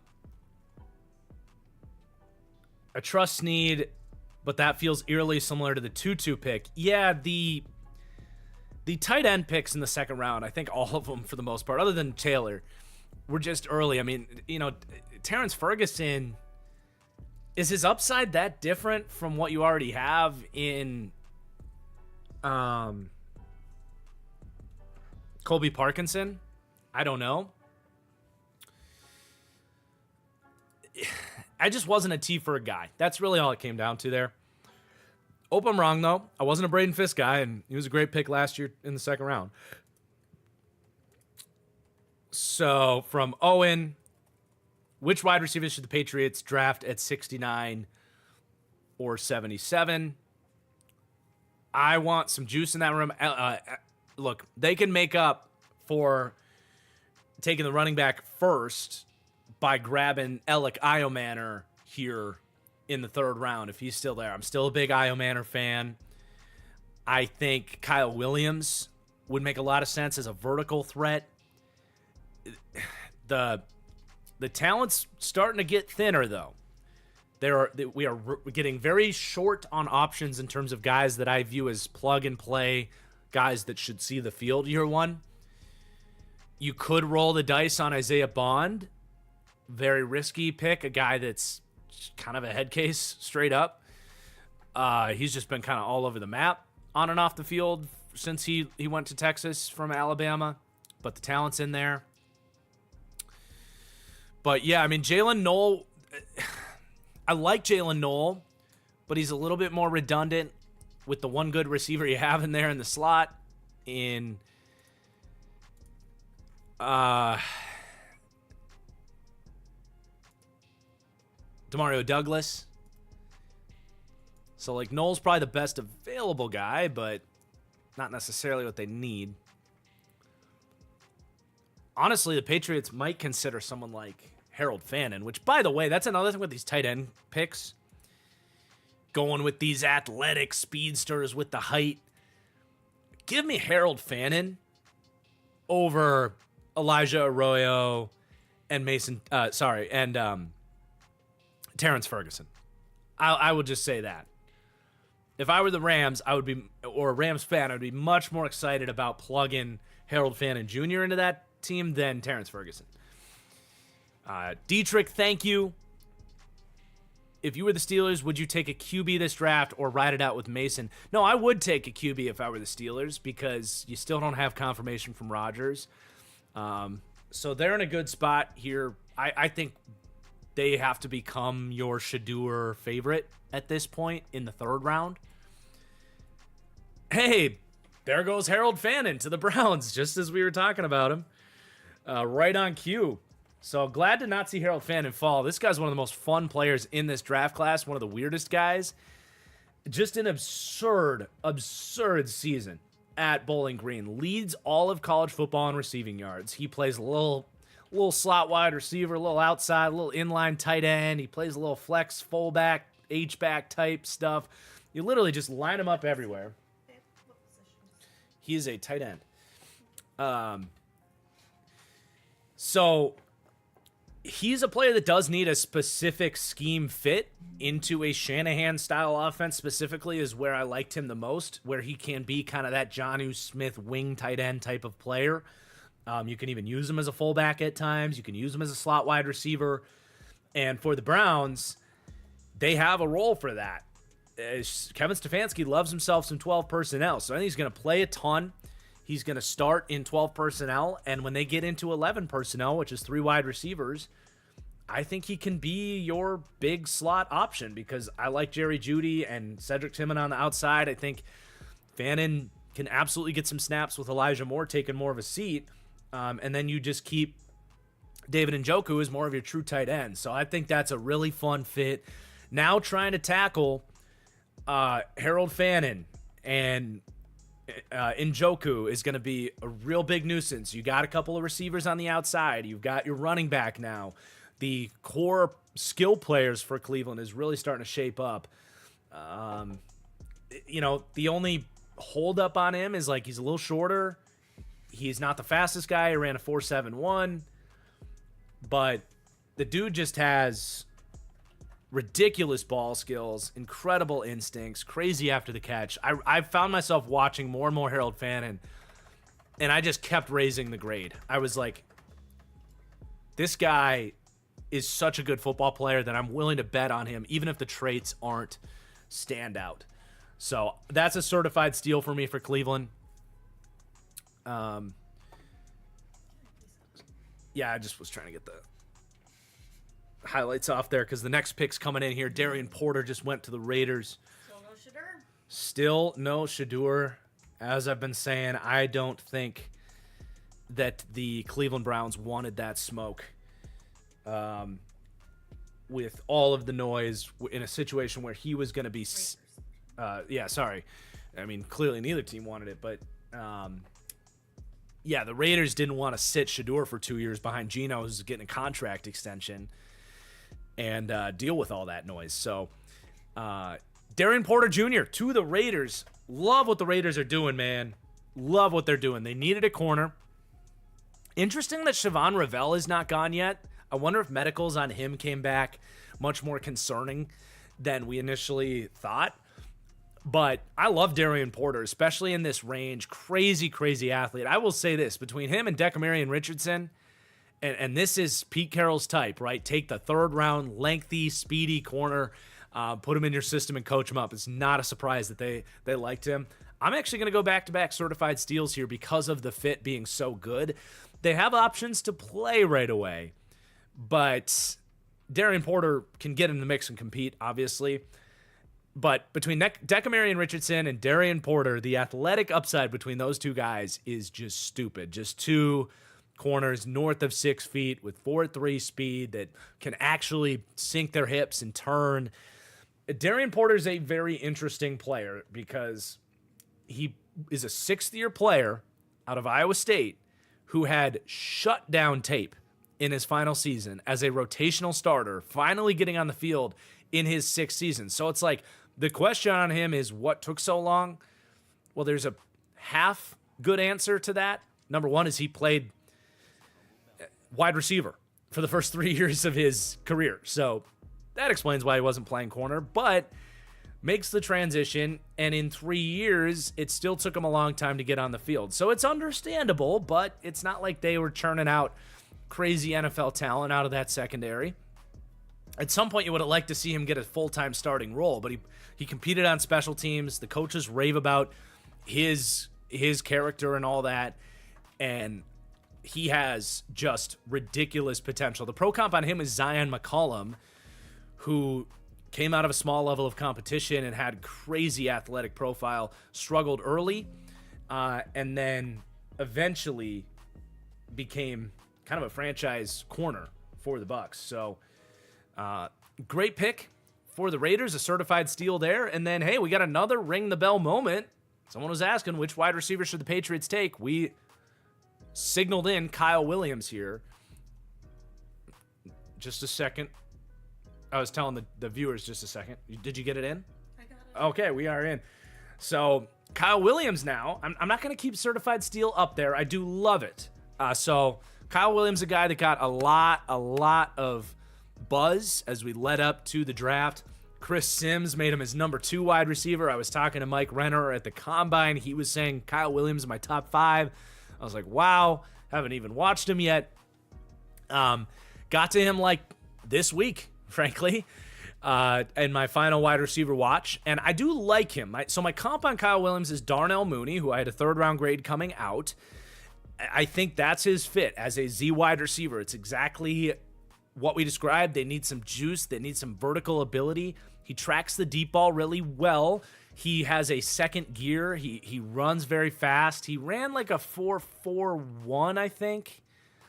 Just want to confirm that. He ran a 4.40. But I think he even plays a little faster than that on the field.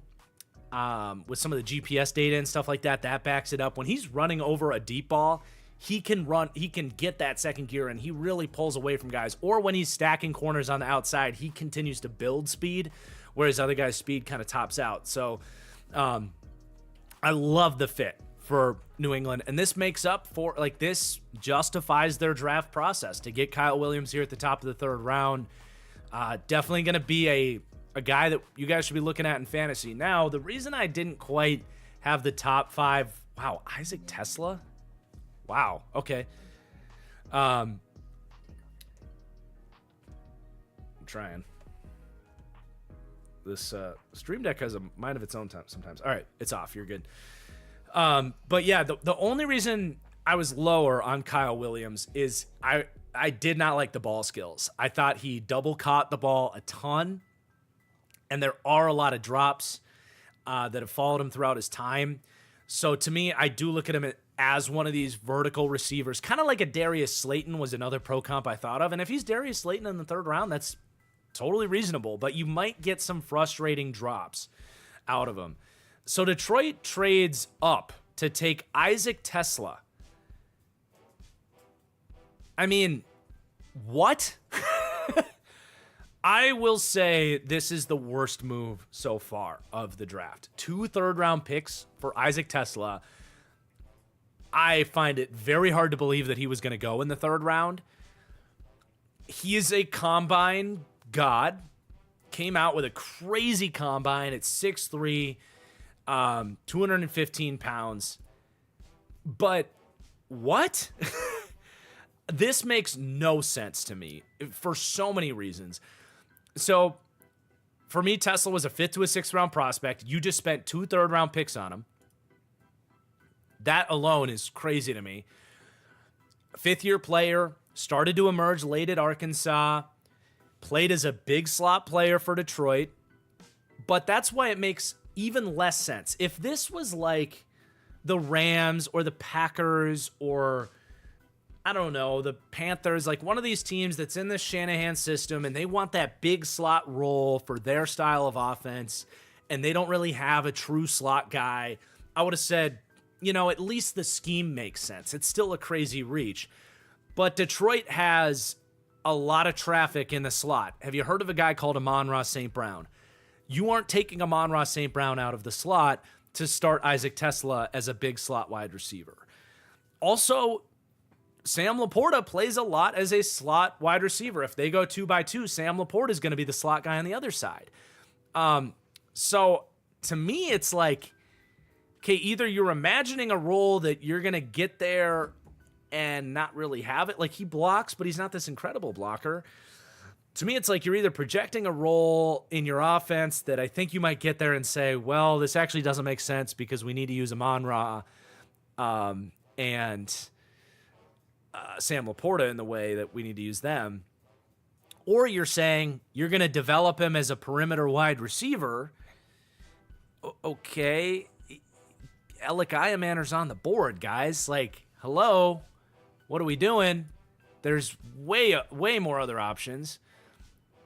You know, you're literally just drafting him because he had a good combine. There's no production from the outside, especially to bet on there. I mean, I just don't understand. Like, I literally am perplexed by this by Detroit. That's just my honest opinion on it. I know I've been critical of Detroit in the past, and that 2022 draft was awesome. But to be fair, that 3rd round pick that year I slammed him for, and that was a bad pick. So at least there's some evidence of me being right about them. But anyway, don't get that one bit. That is, in my opinion, the worst move of the draft so far. Sorry, Lions fans. All right. We got some super chats, I believe. Let me pull those up. And we've hit 1,000 likes. Thank you, everybody. 1,000 likes. Thank you, everybody. We appreciate you. But Owen, we answered that. We answered it. Kyle Williams of the Pats. We just got one from Dietrich. $20 super chat. Thank you. We did answer that. We are caught up. Just kidding. That was the Shador Steelers question. So we are all good on that front. Back in action. So the Saints pick is in. I would probably go D-line. And man, if they're able to walk out of here, we'll see what they do, obviously. But if they're able to walk out of this with, or maybe Alec Iamaner get a little bit of size at wide receiver. But if you're able to walk out of here with like maybe Princely Emmanuel or my guy David Walker after you took Tyler Shook in the 2nd round. But I would really like Alec Iamaner for them too.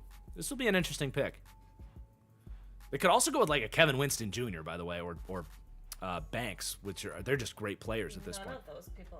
Vernon Broughton. Hey, all right. Ring the bell, baby. Let's go. This was someone I put in my top 10 interior defensive line rankings, and I was like, nobody's talking about this guy. I think he's a 3rd round prospect, and here he goes. Number 71, which is probably pretty close to where I had him on the final big board. Let's see. So I had Vernon Broughton 81 with a true third-round grade. Really a nice player, man. He is a good defensive tackle. He's a true three-tech in that, you know, he plays a little bit lighter, but not an amazing run defender. He kind of gives it his all. He's a good play. He's good in terms of like penetrating into the backfield and blowing plays up at the line of scrimmage, behind the line of scrimmage.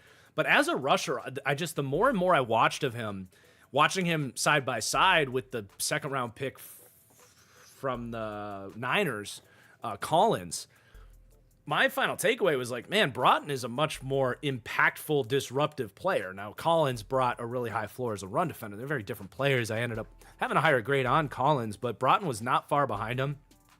The dude's got a swim move. He's got a rip move. He's a good athlete. Just like really a nice find. I think he can be a starting three-tech in the league, and as you're looking to build this group up, that's definitely a piece they were missing, was another defensive tackle in there. So now when you get to third downs, you can take Godshaw off the field, who they traded for from New England. You can take him off the field and put in Broughton, who's going to give you a little bit more pass rush production there. So it's a really good kind of piece to put in that rotation. And then we can ring the bell again. We got a pick I predicted for Buffalo, being a player they should be targeting on day 2 here. So finally, the Bills got a pick that we can get behind. Landon Jackson. So, by the way, I would have gone love it on the grade. We still have our hated up from 2 picks ago. But I would have gone love it on the Broughton draft pick. And then I'm going to say, frankly, certified steal. Great pick, Buffalo. Good work. Landon Jackson, to me, is the type of player that in a different edge class that didn't have all these different names, probably would have gone a little bit earlier. He's lengthy as all hell. He's super athletic. The thing is, his tape's just all over the place. He, to me, feels like a player, to use kind of a sloppy metaphor here, if he's a guy that, like, before he ever played football, he read the whole textbook on how to rush the passer. So he learned all these moves from a book, but then is still learning how to put them into practice. Like, he'll try a little bit of everything, but it's kind of like, well, you didn't really set that move up, and it's not really refined. Like, there's just a lot of developing still to go with him. But he plays his ass off. Seems like a good dude. I've heard some player interviews with him. And he's going to fit in nicely, getting to be a mentor, get mentored by Joey Bosa is a great mentor. So that's a big reason I liked it, because the Bills have all these, like, mid-ranging defensive linemen. They needed a little bit more upside in that group. I think they found it in Jackson. He's far from a guaranteed to hit. But I do definitely like the pick quite a lot. And then Azariah Thomas goes here. Okay. So I understand why Aaron Glenn likes him. Azariah Thomas. And, you know, I had a 3rd to a 4th round grade on Thomas. He got a lot of top 50 hype. He even was in, like, some first rounds, and I pushed back on that. I was like, no, this is, you know, at that speed, that's just not going to play as a press man corner. So I'll have a take here. Sure. Why not? And it's nothing against Aaron Glenn. I think he's obviously a phenomenal D-backs coach. He knows what he's looking for. And I know anytime you question a guy who's like a master at their craft, like, that's a bold strategy. But I'm just going to say, I think that Aaron Glenn sees the tape, sees a physical dude, sees a kneecap biter. I understand 100% why Aaron Glenn likes him. I'm betting against him being right about that, because I think in their system, they want to run press man coverage. That's what Azariah Thomas does well. Azariah Thomas does well. But for me, there are no press man corners in the league with 4.6 speed. There just are not. And it's an issue, because the book is out on him now that this dude can't really turn and run with fast NFL wide receivers. And when I watched his tape, before I ever saw the 40 time from him, I had written down long speed is a concern. Wide receivers would stack him, but opposing offenses and quarterbacks weren't looking his way. They just were afraid, I think, of how good he is in press coverage and his physicality. and they just started to kind of look away from him. But I do think NFL teams, especially knowing that the book is out on that 40 time, are going to test him. And I think he is going to get torched over the top in this division. He's got to cover Jalen Waddle. He's got to cover Kyle Williams now against the Patriots. I question if that's going to go well for him. So in terms of value, it's okay.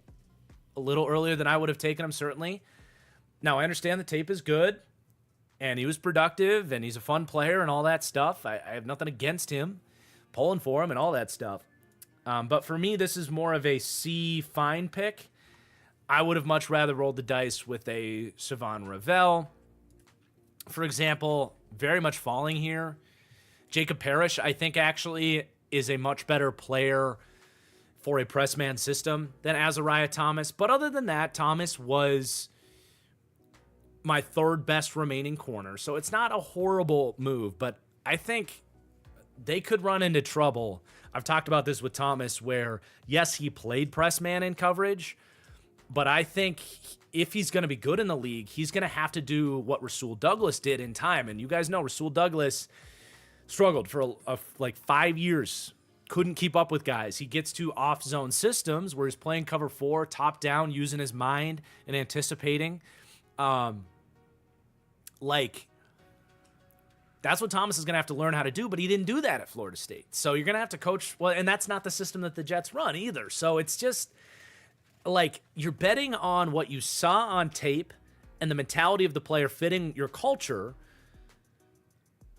I'm pushing back on if that being realistic, that it's going to play for you in the league. So we'll see. I'm going to put myself out there with a take on that one, that one's not going to work out for the Jets, but going to be a fun one to monitor for sure now that it's on the record. I think I saw a couple super chats come in.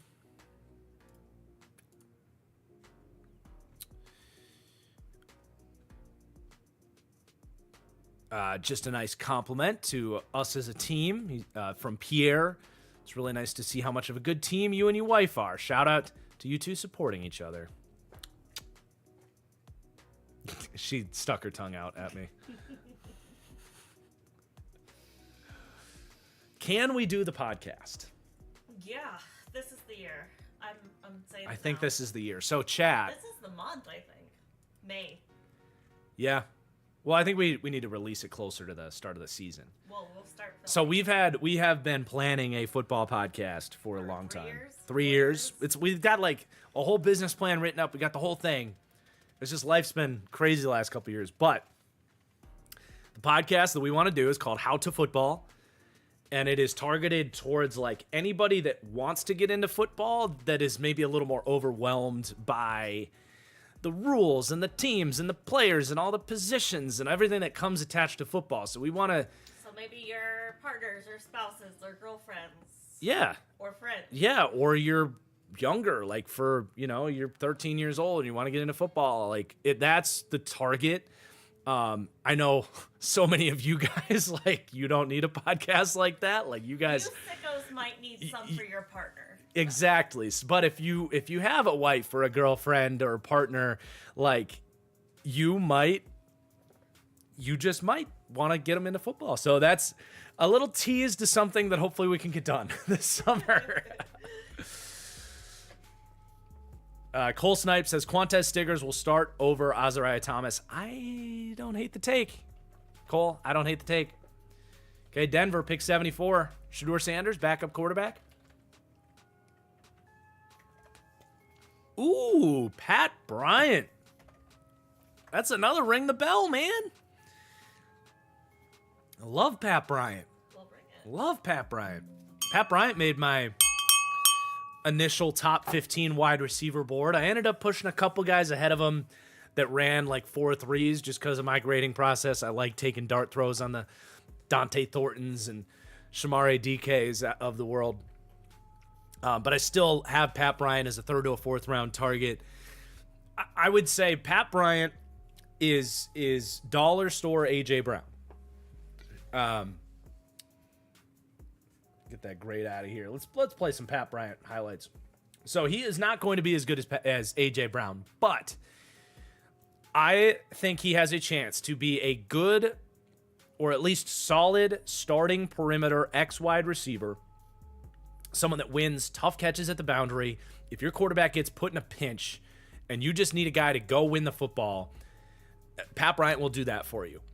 He is just like, the reason I went with kind of thoughts of dollar store A.J. Brown is he has the same thing A.J. Brown, where his core strength and his play strength for the position is just so nuts that when DBs try to shove him before the catch or try to outmuscle him for,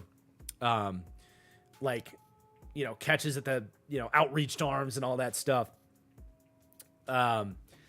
he's going to win that. He's going to win that physical battle. And because of that, he blocks his ass off. He's a handful to get down after the catch. So if you want to throw him a little dump down screen and have him turn up field and do some stuff after the catch too, I think he's a nice fit in Denver, opposite of Cortland Sutton. He'll get in the mix in that rotation. You got some other vertical threats.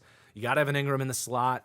It's a nice pick, man. I like it. It's not some glorified steal or anything like that. It's definitely a fun take because I was on the Pat Bryant train. It's fun to see him go in the third round. But it's a good like it pick. I think he's sorry, I was just trying to shut the highlights off here. I'm ready for the next pick. Yep. So like it pick on Pat Bryant. And then we got Nick Martin, linebacker to the Niners. So Martin flies to the ball. I was a little lower on him as a projection. Like, he had but he had some guys that really liked him. Obviously, the Niners are in that category. He's definitely a Niners type. A little bit undersized, but flies to the ball, loves to hit. He was, awesome in 2023 just in regards to, pursuing the football, out in space, tackling in space, had some blitz production. But to me, it was mostly just you're playing in the Big 12 and these offenses are spread out and, you're using your speed, you're using your tackling ability, but are you really going to get to the NFL and take on blocks, show range in coverage? Teddy's trying to get down again. I just didn't know if his game was super projectable to the NFL, but the Niners are great linebackers coaches. So I think it's fine. It's a little earlier than I would have taken him. But wouldn't be surprised if 2 years from now he's in the mix as a starter, but I don't think he's going to be starting for them out the gate. Not my favorite third round pick, but he'll compete on special teams while he develops. And like we said, to be fair, this linebacker class, if you really do like a guy, you got to kind of just take him early because it's a brutal group. But hey, Siobhan Ravel, third round to the Dallas Cowboys. Whoa. Okay. So he has to have some kind of issues with the injury because he's coming off the ACL. But there's no way he should have fallen this late, right? Assuming the surgery was okay, this is a tremendous steal. One of the steals of the draft. It would have been totally fine if he went in the first round. Crazy speed, length, ball hawking ability. How do you not love this pick in the third round? It's too much of a value this late to not go for it. Is what I will say there.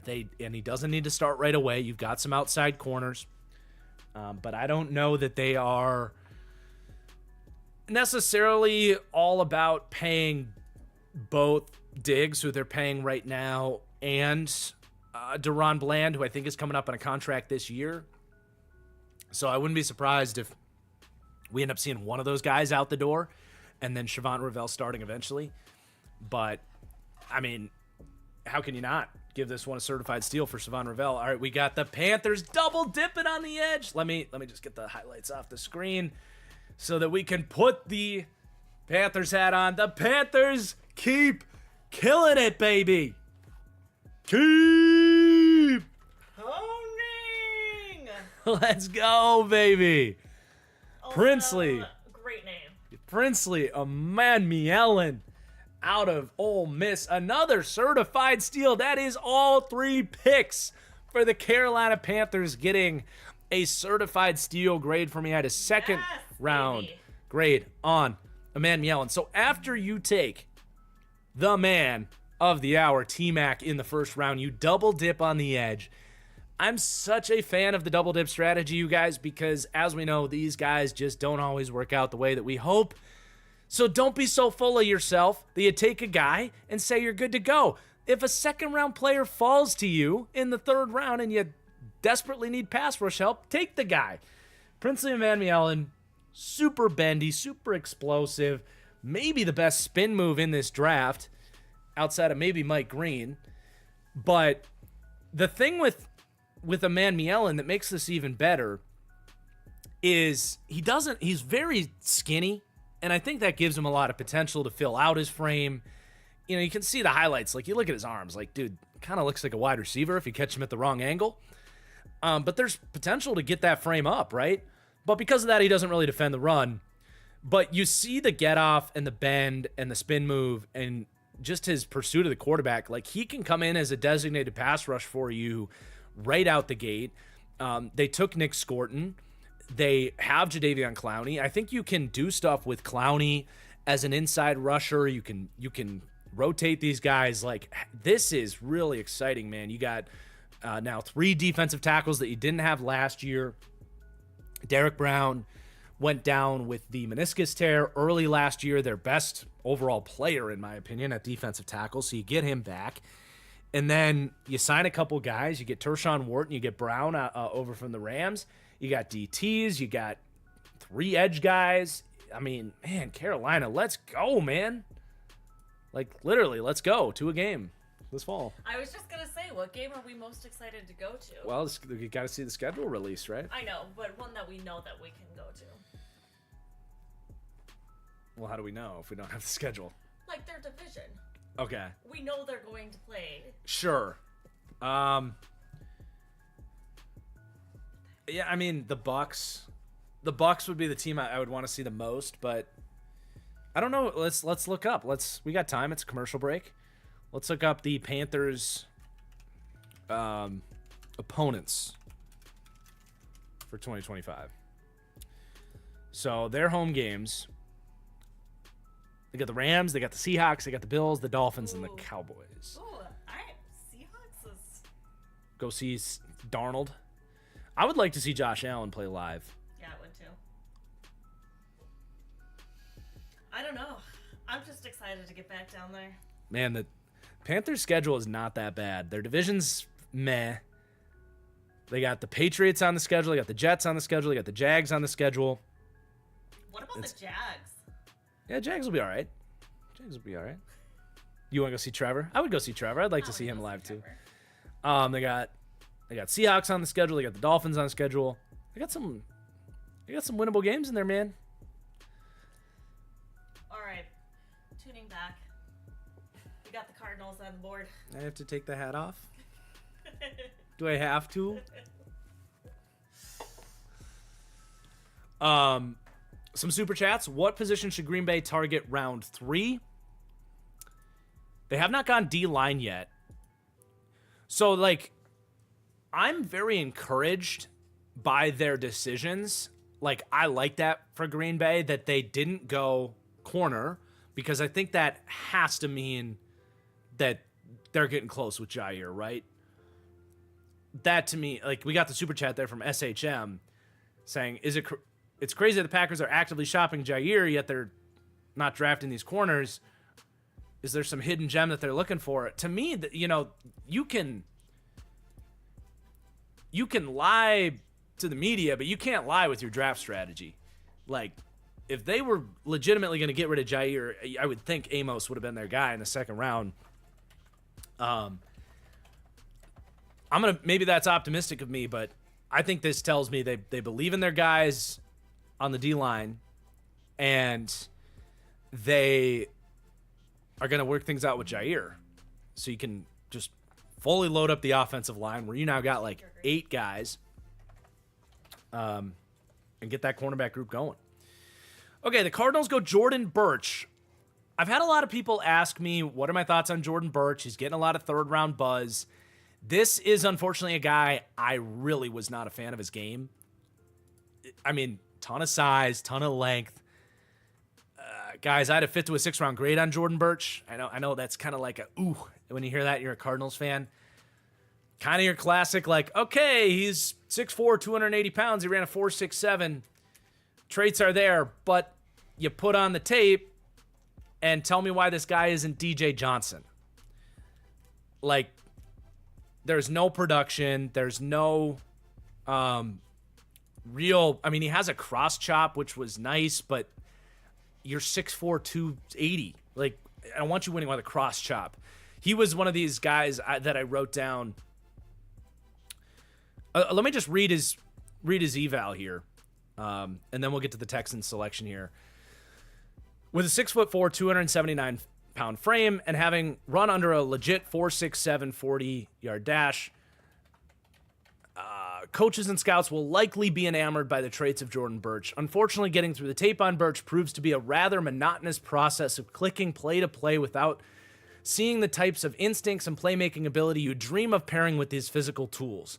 The film shows someone seemingly suffering from an identity crisis as Burch plays as an oversized finesse rusher who does not tap into his size and speed to overwhelm blockers with the bull rush. His run defense film also is infuriating at times as he anchors well, shows length in his arms when he strength in his arms when he extends, and ultimately puts himself in a position to stop the run but seemingly refuses to find the football and actually get off blocks to make plays, which is reflected by his abysmal tackle production at Oregon. My honest advice for NFL teams would be to not get sucked in by the NFL measurables. Stay away from Burch, whose price tag is likely to come in around the top 100 picks of the NFL draft. If he begins to slip into the 5th or 6th round, this is where he has some upside as a developmental prospect. So, I hate it. I don't like that pick for the Cardinals, as you can say. I probably just put a hate it on the wrong graphic there. I didn't. I haven't updated it yet.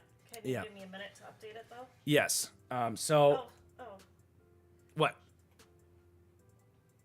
You're stumbling. I did have it correct. Jalen Noel went to the Texans. I'm going to update that one. Ooh, another wide receiver. Hi, Ducky. But then we're already on to the Colts. Are you a little stream star? He said, hi, can I come on? Did you hear me? No. You said Jalen Noel went to the Texans. Very nice pick. We already have another one, so giddy up, Cowboy. All right, yeah, they're flying in. So the Texans clearly are telling us full panic about Tank Dell, unfortunately. I hate to say that because Tank Dell's very fun. But with him going down with that second broken leg, they go back-to-back wide receivers on day 2, and they take another smaller, speedy guy whose tape isn't entirely disfamiliar from Tank Dell. I mean, super quick wide receiver, Jalen Noel. I think great value. I love that. I think as a slot piece now with Higgins and Collins on the outside, I will say certified steal / love it on Noel. Just unfortunate kind of to know that Tank Dell's injury is so severe and that they're kind of out. But you got to adjust to what happens. And that's a really explosive group for CJ Stroud. Are you ready to talk about Justin Wally? Yeah, we can do Wally. I didn't get to him, actually. I wasn't sure he was going to go, but it's not a huge surprise considering that this cornerback class doesn't have a lot of names. So unfortunately, this is the first guy off the board. I was really hoping we would get through round 2 and not have any of these guys. But this actually was the first guy last year that was someone I didn't watch. He's from Minnesota, too. He's a gopher, so I'm relatively familiar with him, but I can't say I dove into the tape and can break him down. I know he had some guys that liked him. I think it's probably fair value-ish. There's some guys I definitely like in this range. Dorian Strong, but I can't say with certainty that I would have, not liked Justin Wally, who I think had a very solid career at Minnesota. But anyway, last year the Colts took Matt Goncalves, and that was the first player drafted that I unfortunately hadn't watched.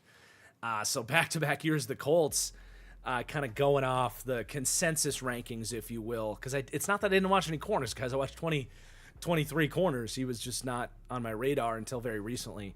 And then the Bengals take Dylan Fairchild out of Georgia. A little early for me, frankly, especially considering he's potentially going to have to start for them. This worries me for the Bengals, guys. It does. This is, I've got questions pick. I did watch Dylan Fairchild. I didn't love the tape, man. Now, familiar story. Guy with a wrestling background that I bet against. It happened last year. But I'm just being honest. I did not love Fairchild. Out of his more of a developmental 5th round grade. To me, while the wrestling background shows, he's able to kind of get a hold of you and turn your shoulder and have these successful blocks from awkward angles. He is blocking from awkward angles quite a lot because he kind of just stops his feet. He's got clunky feet. He avoided the 40-yard dash. He avoided the agility testing. Watching that Georgia offensive line, it was very evident to me who the worst guy of the 3 interior players were, and that was Dylan Fairchild. This is a little bit eerily familiar to, when did they take their left guard that's been starting? Cordell Volson was a 4th round pick that I had like a 6th round grade on. He's been a problem as a starter. It scares me a little bit that you're not solving the Andrew Voorhees pick. I mean, to me, Wyatt Milam is just such a better prospect that it's not even close. So I've got questions there. He's still out there. You know, Miles Frazier is a guy I liked. Fairchild wasn't too far down the board, but I do think it's a massive reach on a need, which I don't think you need to do. 2nd, 3rd round, take the guys that fall down the board. Take the good football players. You know, if you got to pluck an emergency need starter in the 4th round, go for it. But if you wanted to address guard, you should have done it in the 1st round or in free agency. You can't just manufacture a need. But I also think Wyatt Milam could have actually been a capable starter for them. So I am not a fan of that one for the Bengals personally. We got a super chat from Malachi. Have you been watching the Timberwolves this year? They look solid. Yeah, they've been playing better. 1-1. They're playing right now, right? How are our Wolves doing?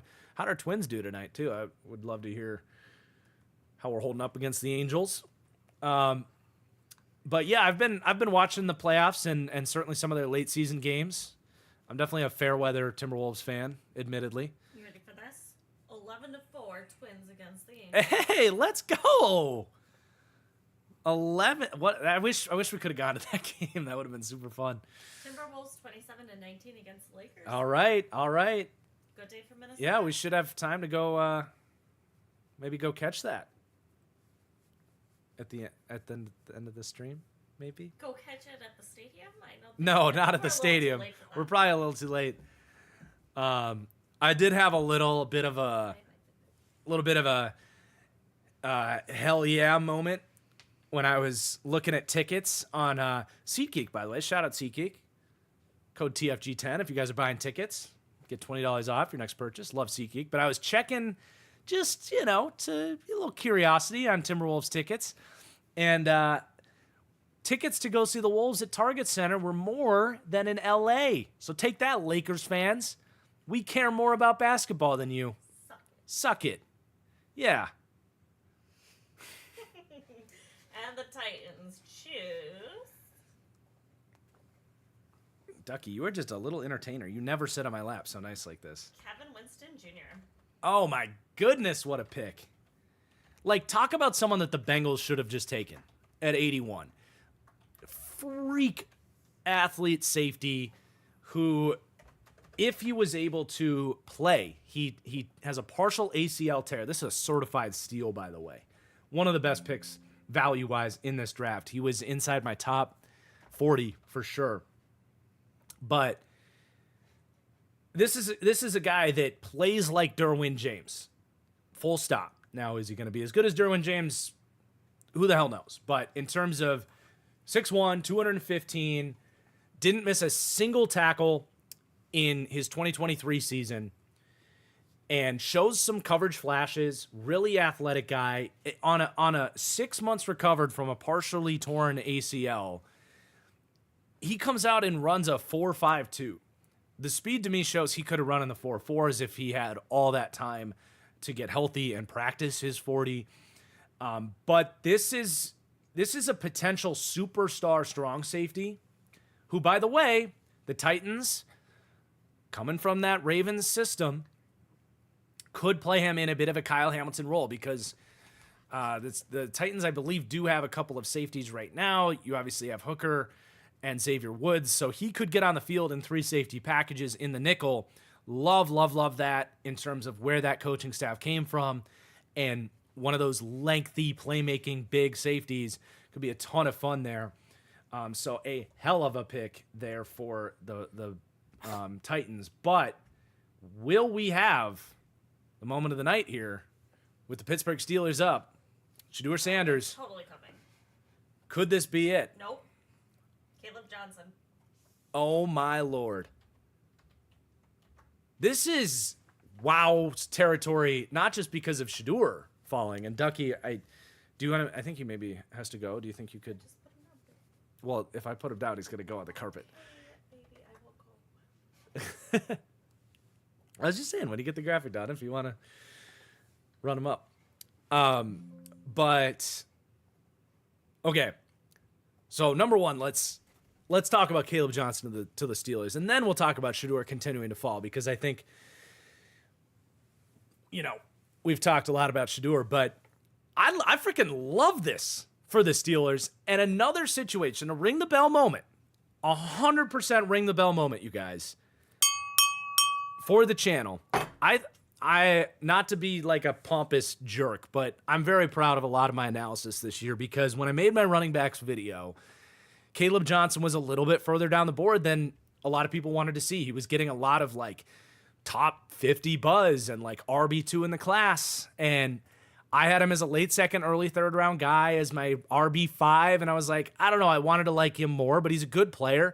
And the way I discussed him, especially, forget my rankings and all this stuff, but the way I saw him scheme-wise was give him to Kyle Shanahan, give him to Arthur Smith, give him to a offense that is going to almost exclusively run wide zone. Well, the Pittsburgh Steelers run literally more wide zone than anybody in the league. And the reason I say that is he's got really poor acceleration. Talked about that in that running backs video. He comes out and has one of the worst 10-yard splits in the entire draft with a 1.62 10-yard split. So the lack of acceleration is there. You know who else has poor acceleration? Derrick Henry.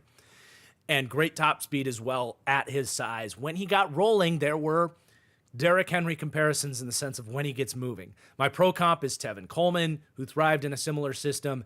This is exactly where Caleb Johnson needed to go to thrive and succeed. And man, love that pick for the Steelers, who didn't have a second-round pick. We're going to be at risk of not getting one of these top running backs. And they need one. Tyler Warren's a good player, but I don't think he's going to be Arthur Smith's feature back.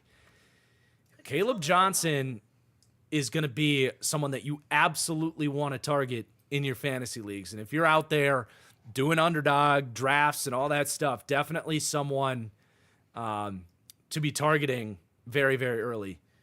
Shameless plug, code TFG if you guys are signing up on Underdog. Jacob Parrish.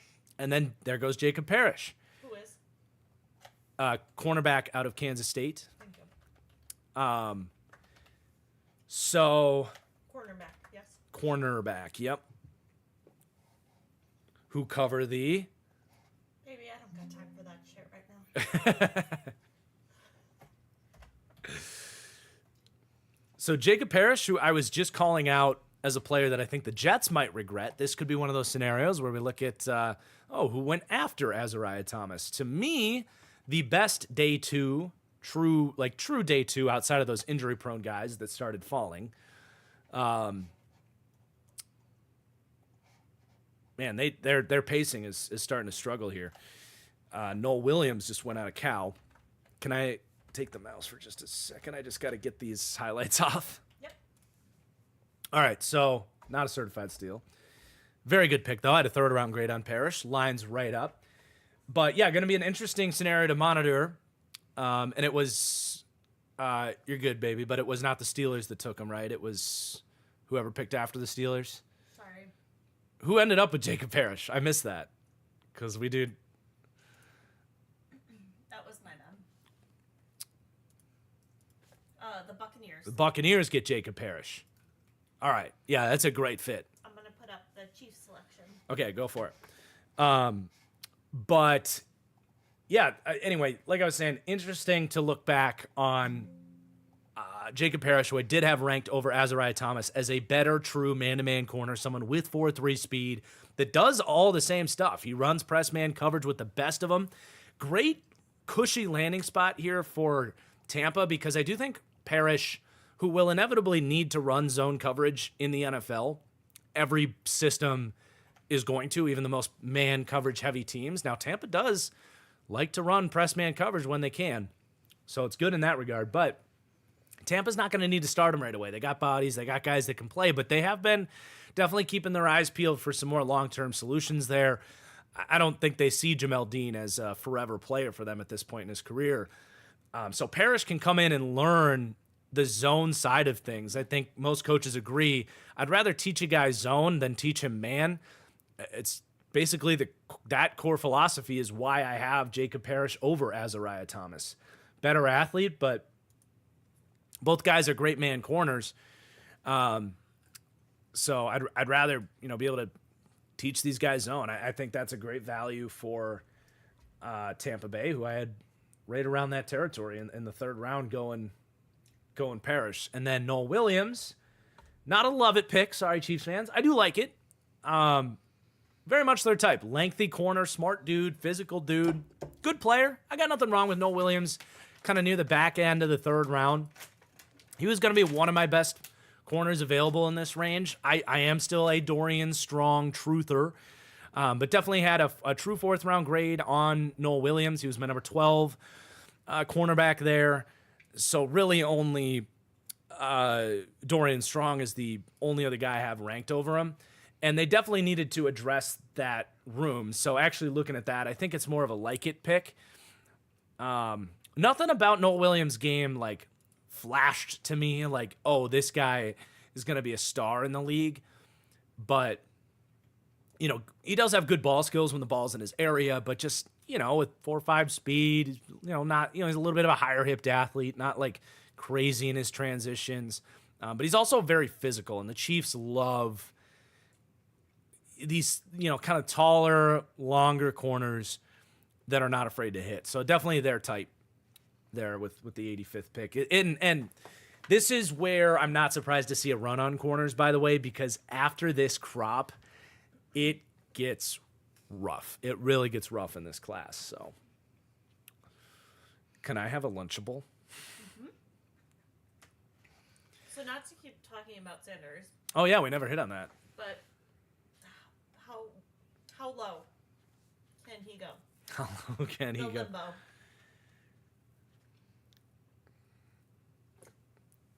I mean,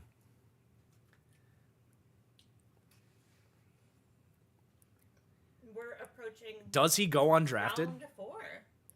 I don't think it's impossible that he goes undrafted. I really don't. Because of all of the circus. Like, I think teams, I know at this point, teams were so turned off by how they played this draft process. There is like a hive of Shedeur fans.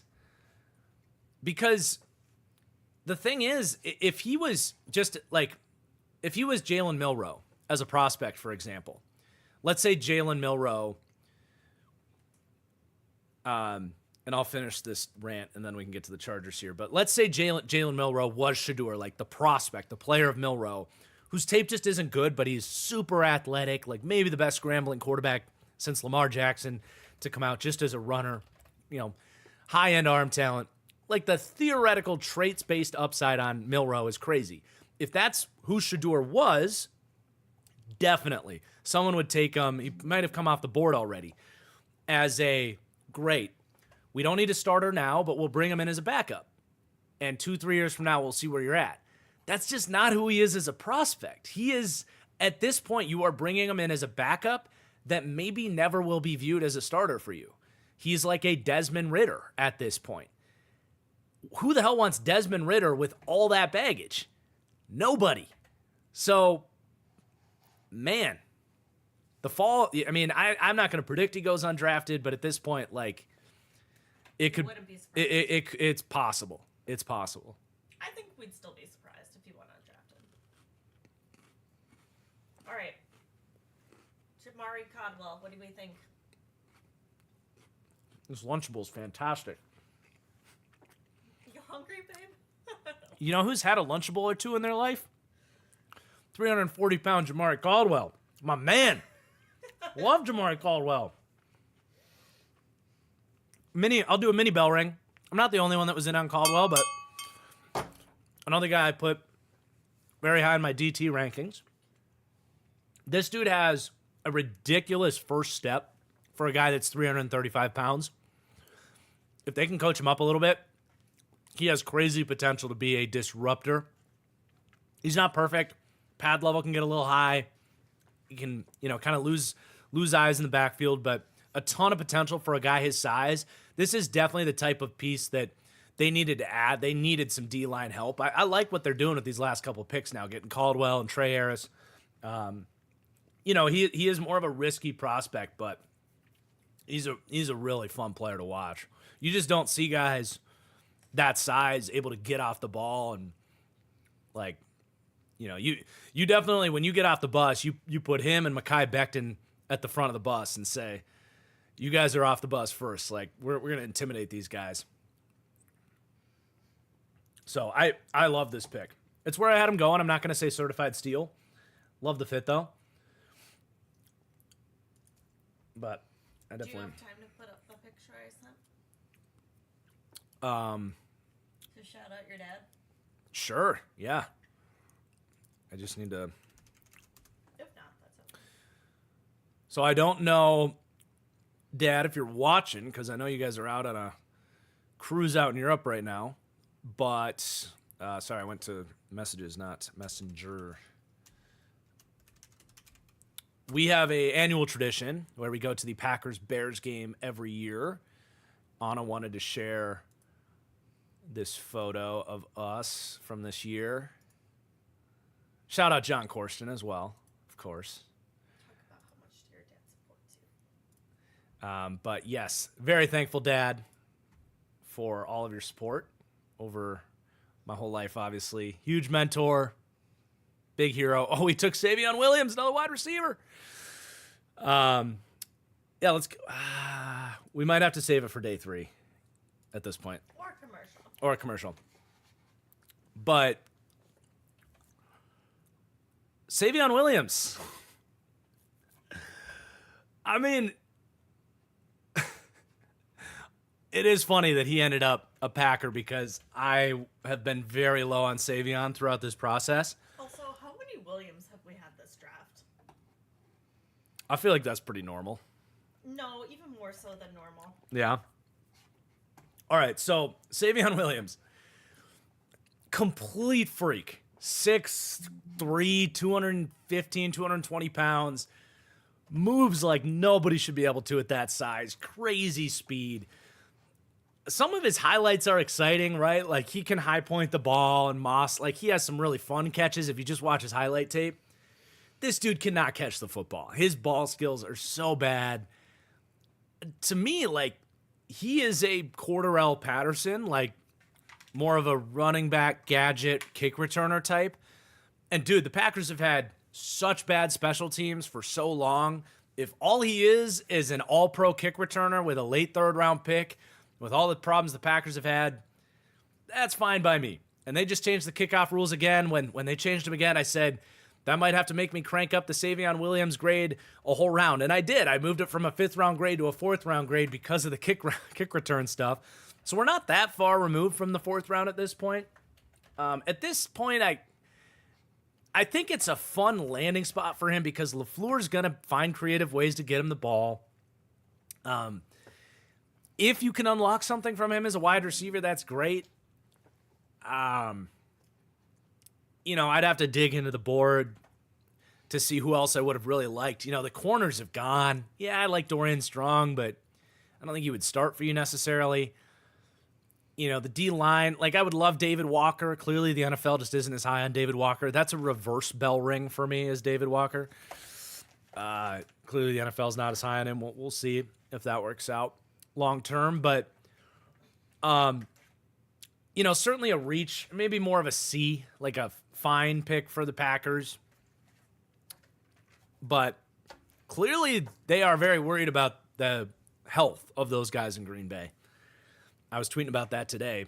I don't know if Watson's ever going to play for them again. Dobbs, this isn't a great endorsement of Dobbs, I think, with his kind of record of concussions at this point. And then Dontavion Wicks led the NFL in drop rate last year. So it's a fun pick. He's got a lot of explosiveness, but a little bit early for me on Savion. But okay, Jags took a developmental DB in Caleb Ransaw. He tested really well. It's very early for me to take Caleb Ransaw after you gave up all those picks. I would have to dig into this is kind of that tricky range, end of the third, early fourth, where they're also the next pick too. Okay. So they have 2 in a row. Sure. But this is kind of a tricky range because there does reach a point in the draft where I stop saying you should have taken him, but we're still in that range where I would be critical of it. So, look, Ransaw moves really well, really good testing numbers. The dude ran, let's see, 4. After he saw. Get out. He ran a 4.33, 40-inch vertical jump, 129-inch broad jump. The shuttle time, though, 4.37 shuttle is one of the worst in the class for a corner. Benched 15 times. Item is a 5th-round grade because, the athleticism is worth gambling on, and he goes to a situation where you can develop him. This is just going to come down to your DB coach. Can you give him better coaching than he got at Tulane? He just didn't find himself around the ball very often. The tape, I just wasn't impressed. He just wasn't a sticky coverage kind of slot corner. But these are the traits that you want to gamble on in a bad cornerback class. I think it's a minor reach, kind of a fine pick, kind of right there with the Savion pick. But they go and totally redeem yourself, the Dumb and Dumber quote. Finally, there goes Wyatt Milam. Hell, dude, bell ringing. A lot of bell ringing today. I don't write down pro comps for offensive linemen, but if I did on Milam, I would have wrote down shades of Brandon Sheriff, a guy that played tackle in college, moves inside, and is an ass kicker in the league for 10 years. That to me is Wyatt Milam, and at this point, that's a certified steal, in my opinion. One of the best run blockers in this entire draft, full stop. Moving inside, I love these tackle to guard inside conversions, and huge fan of this pick. So the Ransaw pick is risky, but you back it up with this, I can get behind it. I can absolutely get behind that, and I think that Jags offensive line, they just need to keep investing in it, and I like going for guys that have upside. And the way Milam is able to move guys off the ball. Now, because I will say this, because we got a little extra time to talk about him, because he plays with that tenacity and he's just constantly looking to... People want the Teddy cam. All right. Hopefully Teddy got some water, got some food. Being a stream dog. It is. He's working up an appetite over here. But I will give him a treat in just a sec. But because he blocks with that, look, I use it as a scouting term, pardon my French, but he blocks with that dickhead mentality. He looks to bury guys. He looks to end blocks before they get started, and you see him lead with his head, get over his skis, and just completely whiff on blocks. So I would say he needs to improve his hit rate in terms of being accurate with his strikes.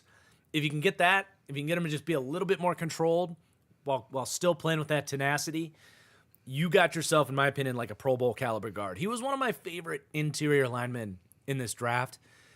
And definitely, we were critical of the Bengals for not taking him. these are some of my favorite draft narratives. Are the guys that I would have bet on over the guys that went earlier that we can look back on in a couple years and say, yeah, you screwed up. You should have taken the guy that went 10 picks later or the next pick. I think this is a candidate for that in regards to some of these other guard picks. All right, I haven't looked at the Super Chats in a while. Got quite a few. All right. Thank you, guys. I got to refresh my YouTube here. Also, you know you're popular when your spam messages just like will not stop. Yeah. I have noticed those coming in. All right. Where did we last? Shout out the mods. Yeah, shout out the mods. They have been doing an excellent job. Yeah, you guys. Thank you. All right. Oh, I didn't even think about the fact that the Texans reunited those Iowa State wide receivers. That was from Will Titone 2 hours ago. I almost super chatted. You're like me with my almost tweets. If you didn't send it, it didn't count. No. He said, what if we just took both Iowa State wide receivers? And he said, here, take my money because of that great take. Yeah, dude, great call by you. Love how he fits right back in there. Everything makes a lot more sense. Now you just got 2 Nico Collins and a nasty slot wide receiver. Yeah, that'll play for me if I'm CJ Stroud. Also, Maxwell kind of with a similar comment there, shouting out the Iowa State wide receivers. Thank you. From Cameron Morrison, NC fan here. Did you ever make it up to Boone for an App State game? No, we did not, unfortunately. But just seeing some of the images of that stadium, I would love someday to do like a North Carolina tour and just go through like all those great college venues. App State, Raleigh, Chapel Hill, you name it. And unfortunately, while we were there, Boone got hit by the hurricane. That's very true. So God bless all those people that are still rebuilding. Yeah. Crazy. From Brendo, CJ West or Torrey Horton for the Ravens? ¿Por qué no los dos? I think there's a chance he could end up with both those guys. Both would fit really well. I think CJ West, developmental D tackle, would be a great piece to drop in there. Josiah Stewart just went to the Rams. Great pick. And I think Torrey Horton's someone that could eventually be a starter on the outside. Probably not right away, but with where that room is. But I think it's not out of the realm of possibility for you guys to get both those guys. But I do like the call-outs. Both those guys would be fits. Kind of a vertical-ish receiver and a really nice high upside DT. If you can just teach him how to rush the passer. But there we go. Josiah Stewart off the board to the Rams. Absolutely their type. This is what the Rams do. They take good football players that fall because teams are scared by the measurables. To me, this is certified steal. Was, if not inside my top 10, was right in consideration for the top 10. Great tape as a 3-4 outside linebacker, which, of course, is what the Rams do. I will say this. I know Rams fans like Byron Young. I think Josiah Stewart is a better true pass rusher than Byron Young. If you want to run stunts and have him, Byron Young chase and do all that stuff with his athleticism, that's great. But if you want to just have a guy that can line up, get a one-on-one, beat a tackle, and go get the quarterback, Josiah, I was laughing because of the SMH moment on Kenneth Grant fumbling after he picks up a ball. It's just one of my favorite moments from college football this year. But anyway, a one-on-one pass rush winner in this group. Perfect system fit as a 3-4 outside backer. But he's falling in the draft because he's undersized and ran a 4.8 at his pro day, which to me, you guys can see the tape. He doesn't have incredible speed, and we talked about that in the edge rush rankings. I estimated he would run probably mid to high 4.6s, mid to low 4.6s. I never know what to say, but like 4.68, 4.69 type of territory. I don't know what happened with that 4.8 40, but he is faster than that. He's got way more athleticism than that. So, huge fan of that pick, Josiah Stewart to the Rams. And Definitely thought they could afford to add another guy in that group. Emory Jones out of LSU. I got to pull up my draft guide because I get him confused. There was 2 offensive linemen on the right side of that group that I felt fairly similarly about, but ultimately they were different players. So They were. Emory Jones, to me, 4th to a 5th round grade, developmental tackle that would probably have ranked much higher for me as a guard, and they announced him as a guard. So this is one of those guys where the grade kind of ends up a little bit irrelevant because I evaluated him as a tackle. He's not going to play tackle for them. They don't need tackle. They do need guard. I do think he blocks his butt off. He's got massive tree trunk legs. He's 21 years old, and he started all 3 years as a true freshman at LSU. He's got all the play strength you look for. It's just he was exceptionally heavy-footed on the outside as a tackle. So I like that pick a lot, frankly, even though I had a lower grade on him. So I'm going to say like it, not love it, just because, I think this is where he belonged to go. I don't think it's crazy value, but wouldn't be surprised if he's competing in that guard spot. I think it's a good pick. And now the Seahawks coming up. Do we get Shedeur Sanders to compete with Sammy D? This would not be a bad Jalen Milroe. No. Oh! It's his nephew. Did you know that? Literally as Jalen Milroe came out of my mouth. Did you know that's his nephew, though? Who, Shedeur's? No, Shedeur. Well, maybe Shedeur has a nephew. That's whose nephew? The guy that just announced. I don't know. Oh. I thought you knew. That's interesting. So this is exactly what we were saying on the stream. Like, will not be surprised if Jalen Milroe goes before Shedeur because of everything we said. Like, if you're taking a backup quarterback, take the guy with wild upside. And I love this pick. This is exactly where Jalen Milroe needed to go. Him getting invited to the draft, I don't know if he went home or if he's going to come out and celebrate. Him getting invited to the draft was a TV creation. Played at Alabama. You got the pundits praising him as the best scrambling quarterback since Lamar Jackson. Well, there's a reason you're referring to him as a scrambling quarterback because he needs to learn how to consistently throw the football. His accuracy is all over the map. He's got smaller hands. His footwork is a mess. It leads to not just inconsistent throws, but I think it hurts his processing. He's very rarely hitting the top of his drop with a good idea of where to go with the ball.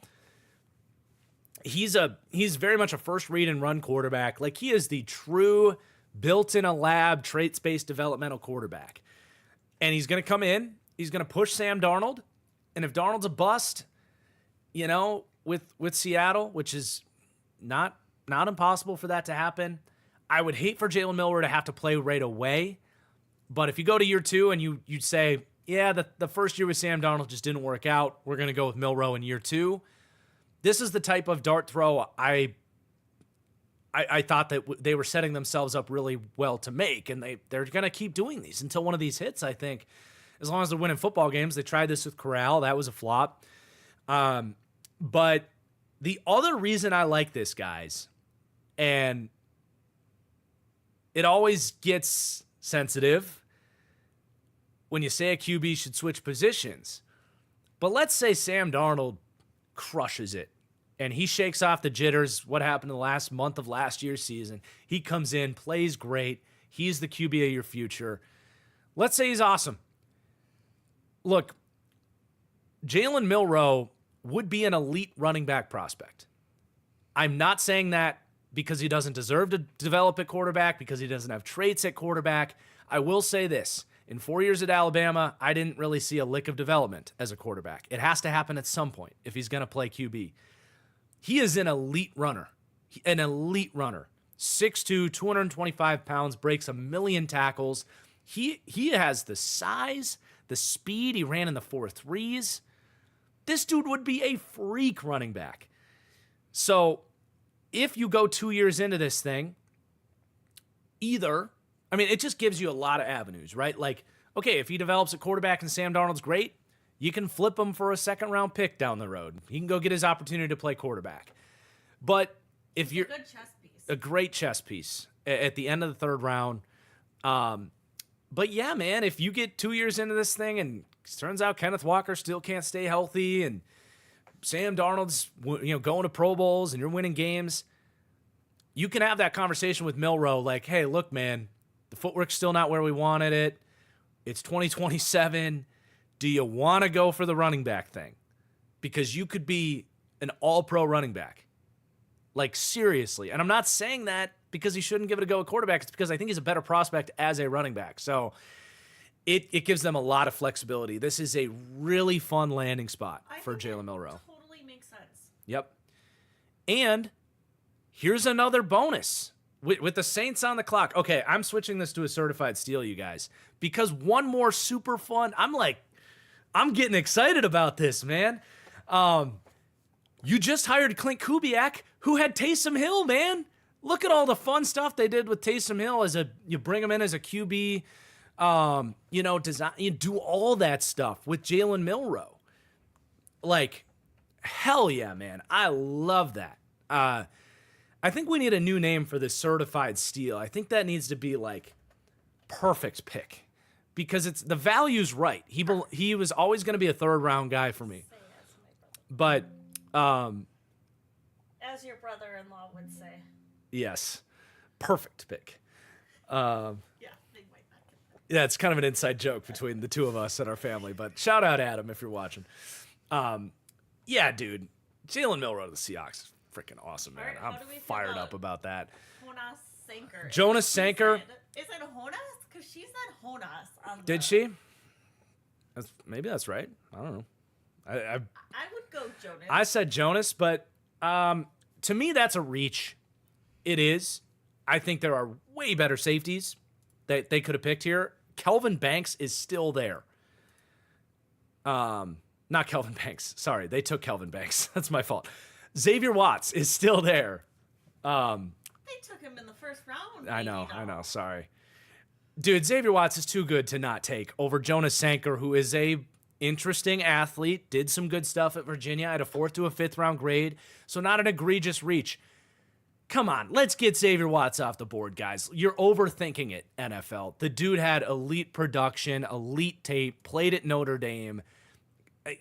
Come on now. What are we doing here? I'm questioning the pick because at this point, Xavier Watts has got to come off the board. But Jonas Sanker is an exciting athlete. He was another one of these safeties that did a couple games on him, and I just didn't see a ton of anticipation. Let's see, what did I write about kind of the run defense on Sanker?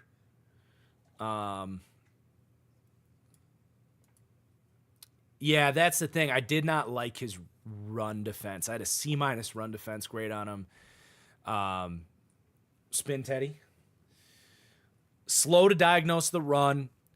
One of these safeties that the ball gets snapped, the ball gets handed off, and he's still kind of in his back pedal, just wasn't involved in the run. Also struggles with play recognition against RPOs and play fakes. SMU, for example, schemed up 3 coverage busts that resulted in touchdowns against him, where he took the cheese on play action and RPOs and right into his territory, into his coverage, were touchdowns.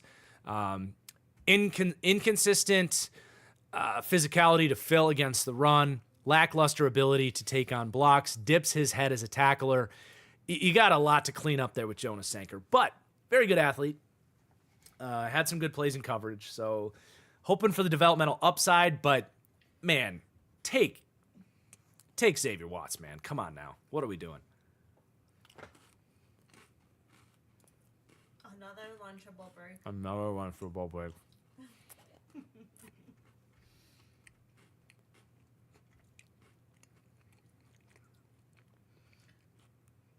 Should have thought about that. Water?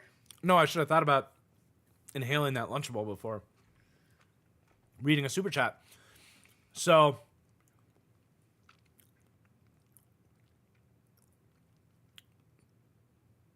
Cole, thank you for the super chat. Alex, when is the last time a player hurt their stock as bad as Shedeur?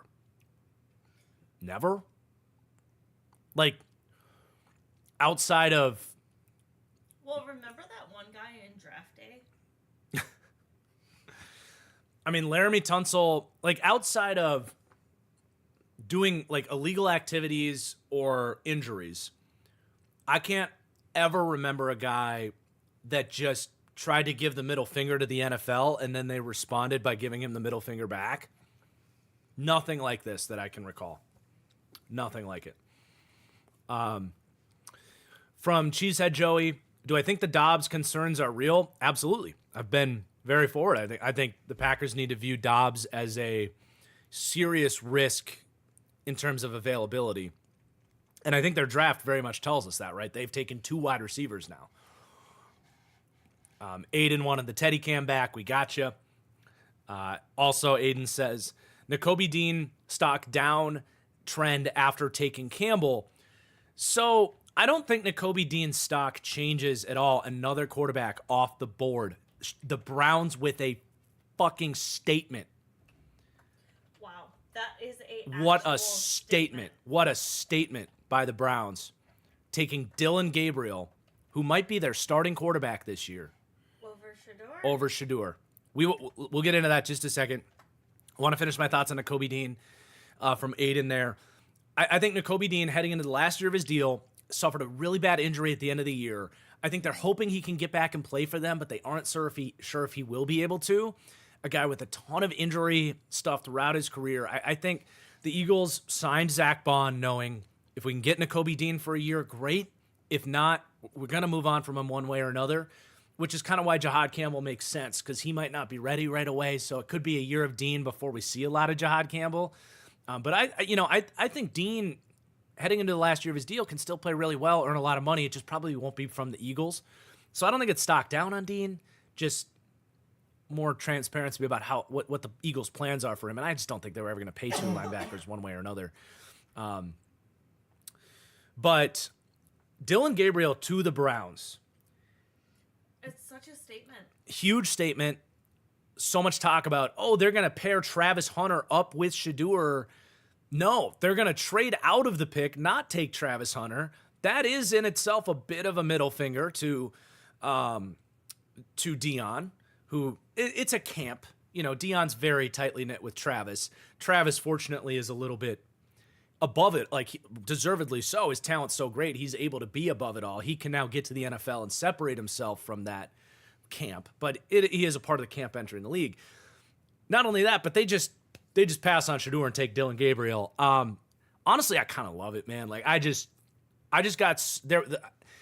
It's really hard to explain it, but I was there in person at the Shrine Bowl, like 5 feet from Shedeur, next to all these scouts who everybody's talking.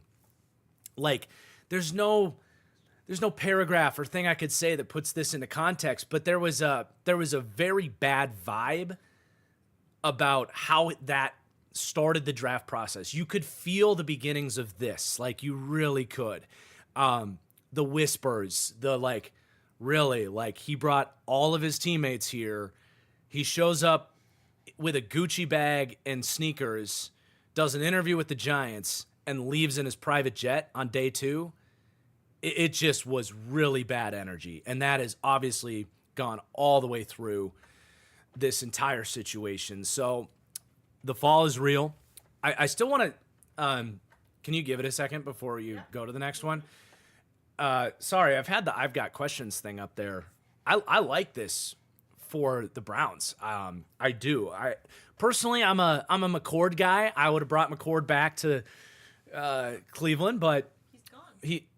No, Kyle McCord's still there. Oh, sorry.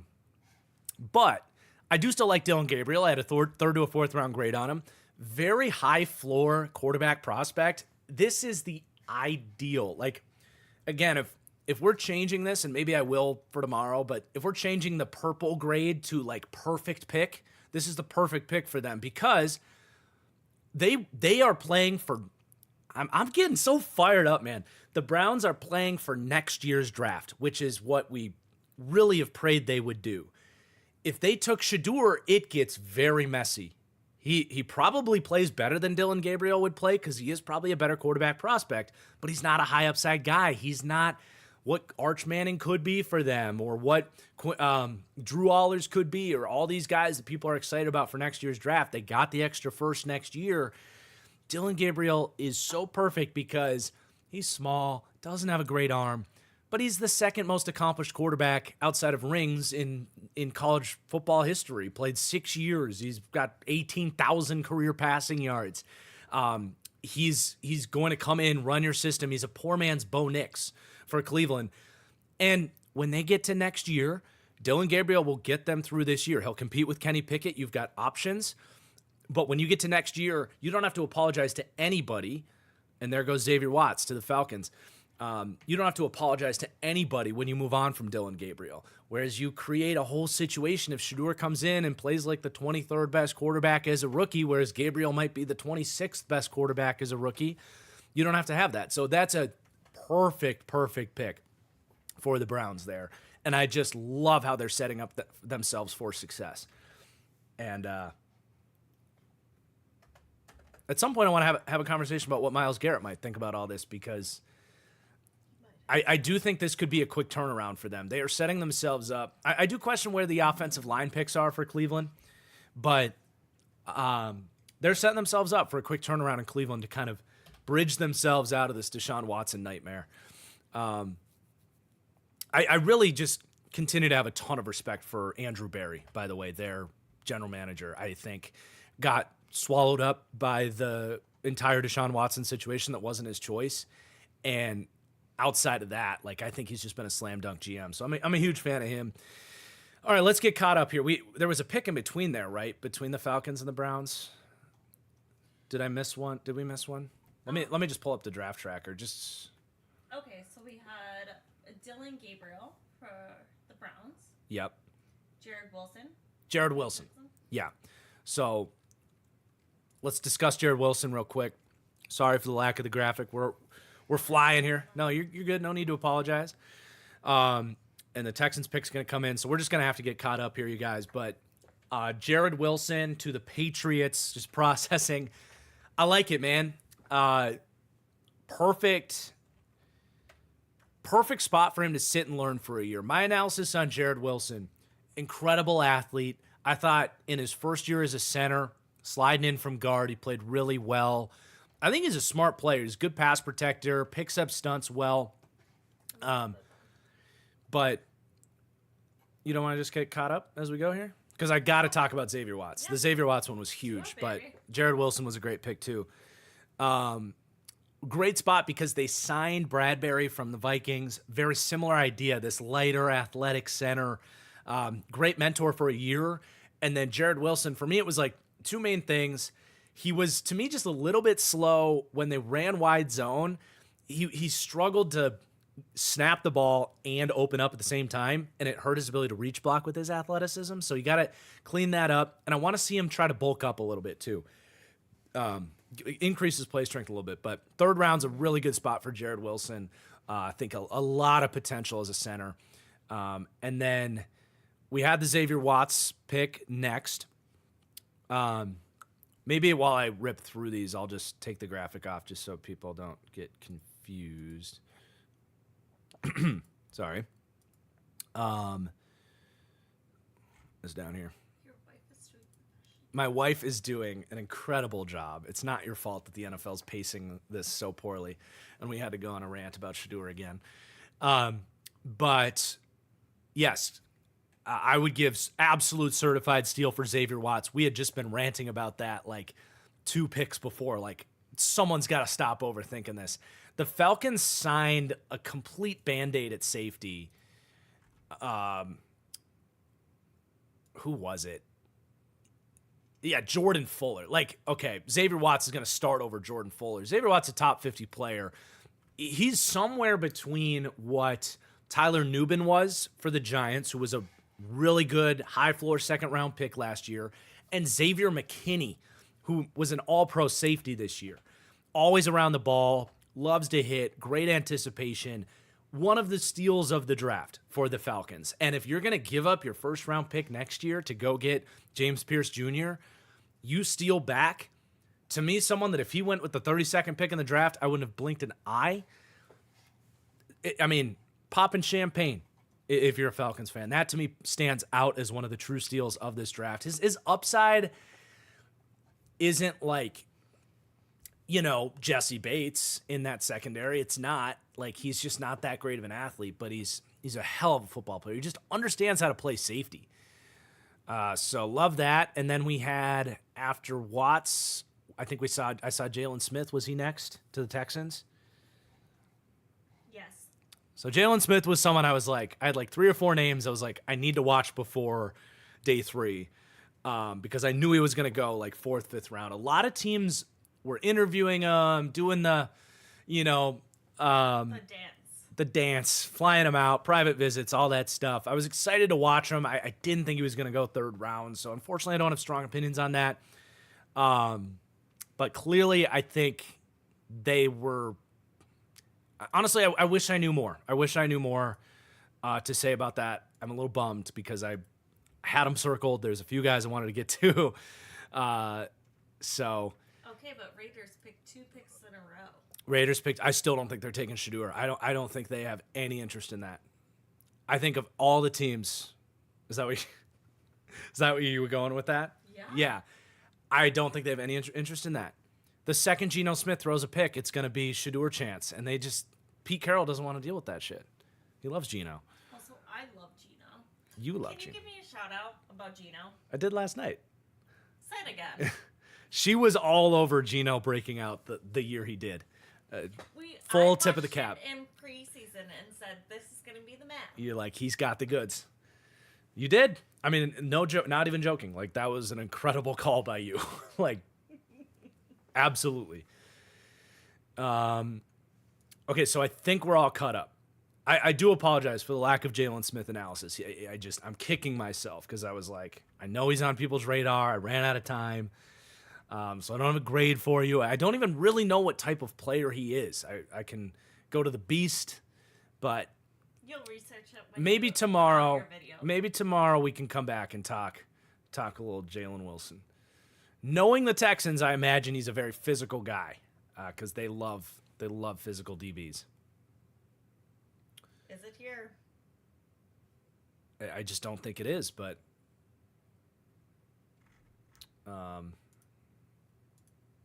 guess we'll find out. I'm going to have a bite of this cookie while we wait.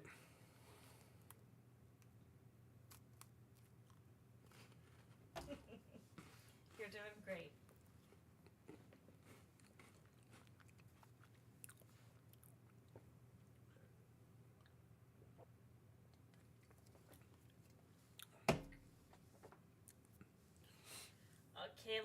Caleb Rogers.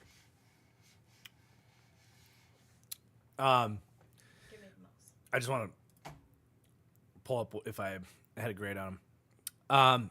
Man, another guy I had circled for tomorrow. So we've been slacking this year, guys. A couple of day 3 picks that I didn't get to. That's like a top goal of mine next year is like 350 players minimum. Going to get into the draft process much earlier next year. What were you doing, baby? Moving. You didn't just move across country, did you? Yes, I did. But very good testing numbers. 5'1", 40, 34-inch vertical jump.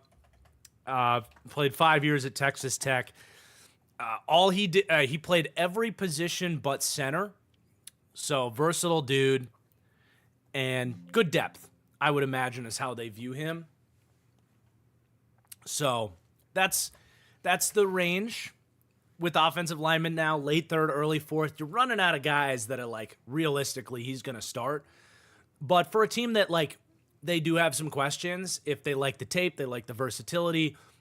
I like to use the term 6th man of the year type for your offensive line, where the second anybody goes down, you can plug in a guy that's played a little bit everywhere. Probably how they see them. Again, I wish I watched the tape because maybe with those testing numbers, I see this future starter and all this stuff, and maybe he does turn into that. You never know. He said the Las Vegas Raiders. I just want you to know. It's not just you. Now this one, Las Vegas Raiders. Now this one, I think Charles Grant, which I gotta put the graphics actually on my stream before you even save it here. But this actually kind of makes sense piggybacking off of what I've just said, because if Rodgers is more of a higher floor, like, you know, 6 man of the year type, I think Charles Grant has potential to develop into a franchise tackle. And if you have any uncertainty about DJ Glaze, which they should, frankly, have uncertainty about DJ Glaze. He was a 3rd-round pick. I know, I just put it back up. This is an excellent pick. I love this for Charles Grant. Even a certified steal. I'm just going to keep it as a love it pick. But you take your kind of flex backup type, and then you have a guy that can really sit and develop. Coming from William and Mary, he's got the length, wrestling background, still pretty new to competitive football. The tape was awesome. He's got to learn to anchor better. I think he needs to continue to fill out that frame. But, like, I think DJ Glaze will get them through the year, and I like DJ Glaze. Mid-round pick last year, potential to continue to get better and be a starter, but it's obviously not a given with a 3rd-round pick. They also have had some contract disputes, I think, with their left tackle. So, like, if things are going to go south there, you get a little extra insurance there, but a great value. He was definitely circled as the premium draft, stash, and develop offensive tackle. I thought he might go end of round 2. So to see him at the end of the 3rd round, great value. I think the Raiders are just nailing this draft, man. Excited to go back and talk about this Raiders draft when we do our grades at the end of it all. I think I got some super chats to catch up on. So,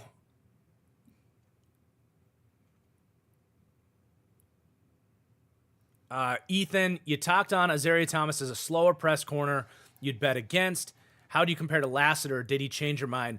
So, Lassiter was an off-zone, quick twitch corner. Not only did he have incredible testing from the 3-cone and the shuttle, but you watched him move. He could really move well out in space. Also at Georgia, they played him off coverage. They played him off zone. 2 key reasons there that don't apply to Lassiter. Lassiter never really played off zone, and he's not a fluid athlete like that. So I know that is the number one player that when I brought up speed concerns on Azariah Thomas, everybody was throwing Kamari Lassiter at me. Completely different situation, right? He played the off-zone stuff, and he actually moved well in space. So, very different prospects. And I had Lassiter as a 2nd to a 3rd round guy, whereas I had Thomas as a 3rd to a 4th round guy. And then Lassiter goes to a team that runs a lot of cover 4 and off cover 3, and everything's rosy for him, right? So from Chrysanthony, who's winning right now, we're winning. What a draft. Well, I don't know who we are. Chrysanthony, who I just love saying that name like that. Say it one more time. Chrysanthony. Great nickname. Well, Raiders, I think, have had a great draft. Love what Cleveland's doing from start to finish, positioning themselves very well. It's very hard off the cusp to like think back on off the cuff. Thank you. That's a TFG-ism to say off the cusp. But those 2 stand out to me. Panthers. The Panthers. Give me the hat. Give me the hat. Give you that hat. The keep poundings, baby. Let's go.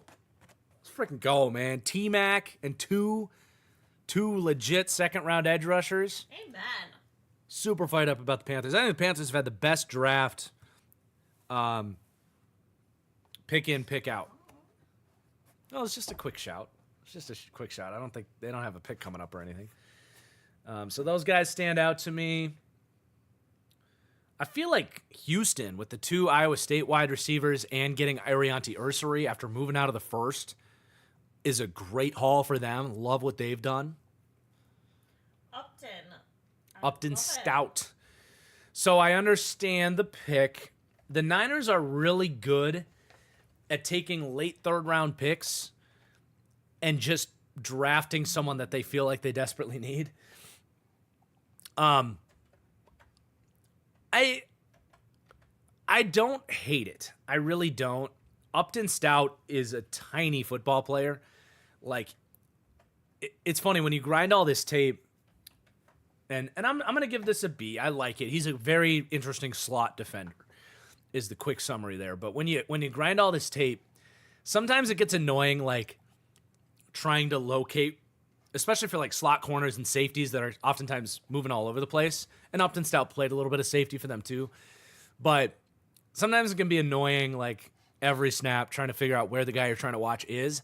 Upton Stout, it was really easy because you just find the guy that looks smaller than everybody else. You know, I just question if he has the size to hang in the NFL, where, especially nowadays, like you go back 10 years ago, you could throw out like Buster Screen comps and some of these really small slot corners. The days of the like tiny slot corner are going away because of all these big slots that teams are using. It's just really, really hard, like, to handle those guys.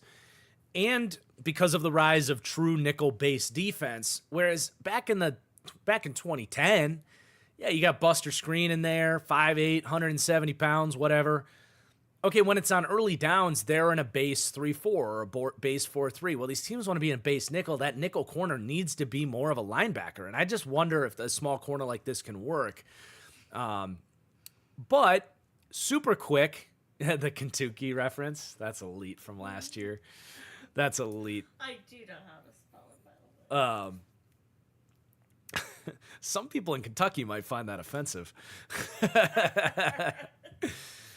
But he's fun. You know, these small corners that kind of get it. Sticky coverage player. I had him more of a like mid-day 3 estimated guy, but I'm excited to see him out there. They need a slot corner, so he could be playing this year. I just question if it's sustainable at his size, but he's fun. All right, Savion Jones goes. Okay, we are officially, especially with Savion Jones going, we are officially in somebody needs to take David Walker territory. So Savion Jones was all right. I just think there are better options here for Denver. For me, I'm going to question this one. This edge class has so much talent. I didn't necessarily love Savion Jones. I had him as a 4th to a 5th round talent. Big bodied thumper.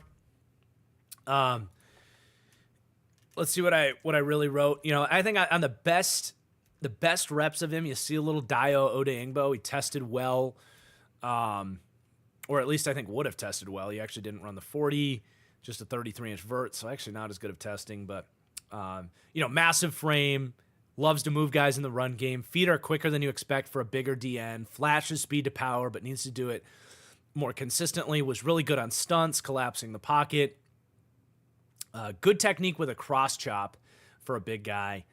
Motor always runs hot. Like, there's stuff to like about him, but the pad level was inconsistent. He lacks bend.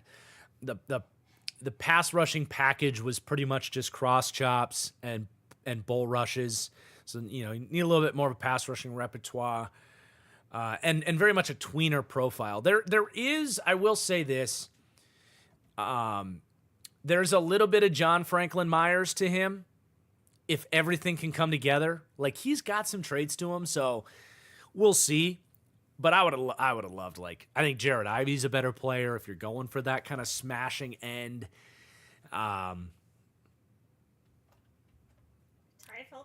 Felton to the Vikings. He makes a lot of sense. I like this pick for them. So, Ty Felton, good run after catch threat. I think he's more of a slot / one of these McVay, O'Connell systems that they love, these bunch formations at times where you could play him as an outside wide receiver, but it's mostly like you're in the slot. It's just you're compressing the formation and you're not getting press coverage. But really good after the catch. Super productive dude. They fed the crap out of him at Maryland. And this is just a nice piece to drop into that offense. It really is. as a wide receiver 3. They've had Jalen Naylor's done some stuff. I think Felton's a better version of Jalen Naylor for what it's worth. And they can compete. And Naylor, I think, is nearing the end of his deal. It's a good pick. I think I had Felton right in this range. He was, for me, wide receiver. Wide receiver 20, 4th to a 5th round grade. So a little bit early, but I think the fit is nice. Because there's not a lot of guys with this skill set. Oh, but man, you know who's still there? Hold on. We got to call a shot, actually. I'm taking the Likett off the board because there's someone still there that I haven't thought about. Jalen Royals would have been a much better pick for the Vikings in this role as a kind of Deebo Samuel-esque slot guy. I'm calling my shot on that one, that we're going to look back on this, and Jalen Royals would have been a better pick than Ty Felton, who I think is going to be okay as a 4th/5th option in that offense. I don't think it's a horrible pick. It's just, if you're going to take Ty Felton, to me, Jalen Royals is a much better player in that mold, and I think they might regret that one.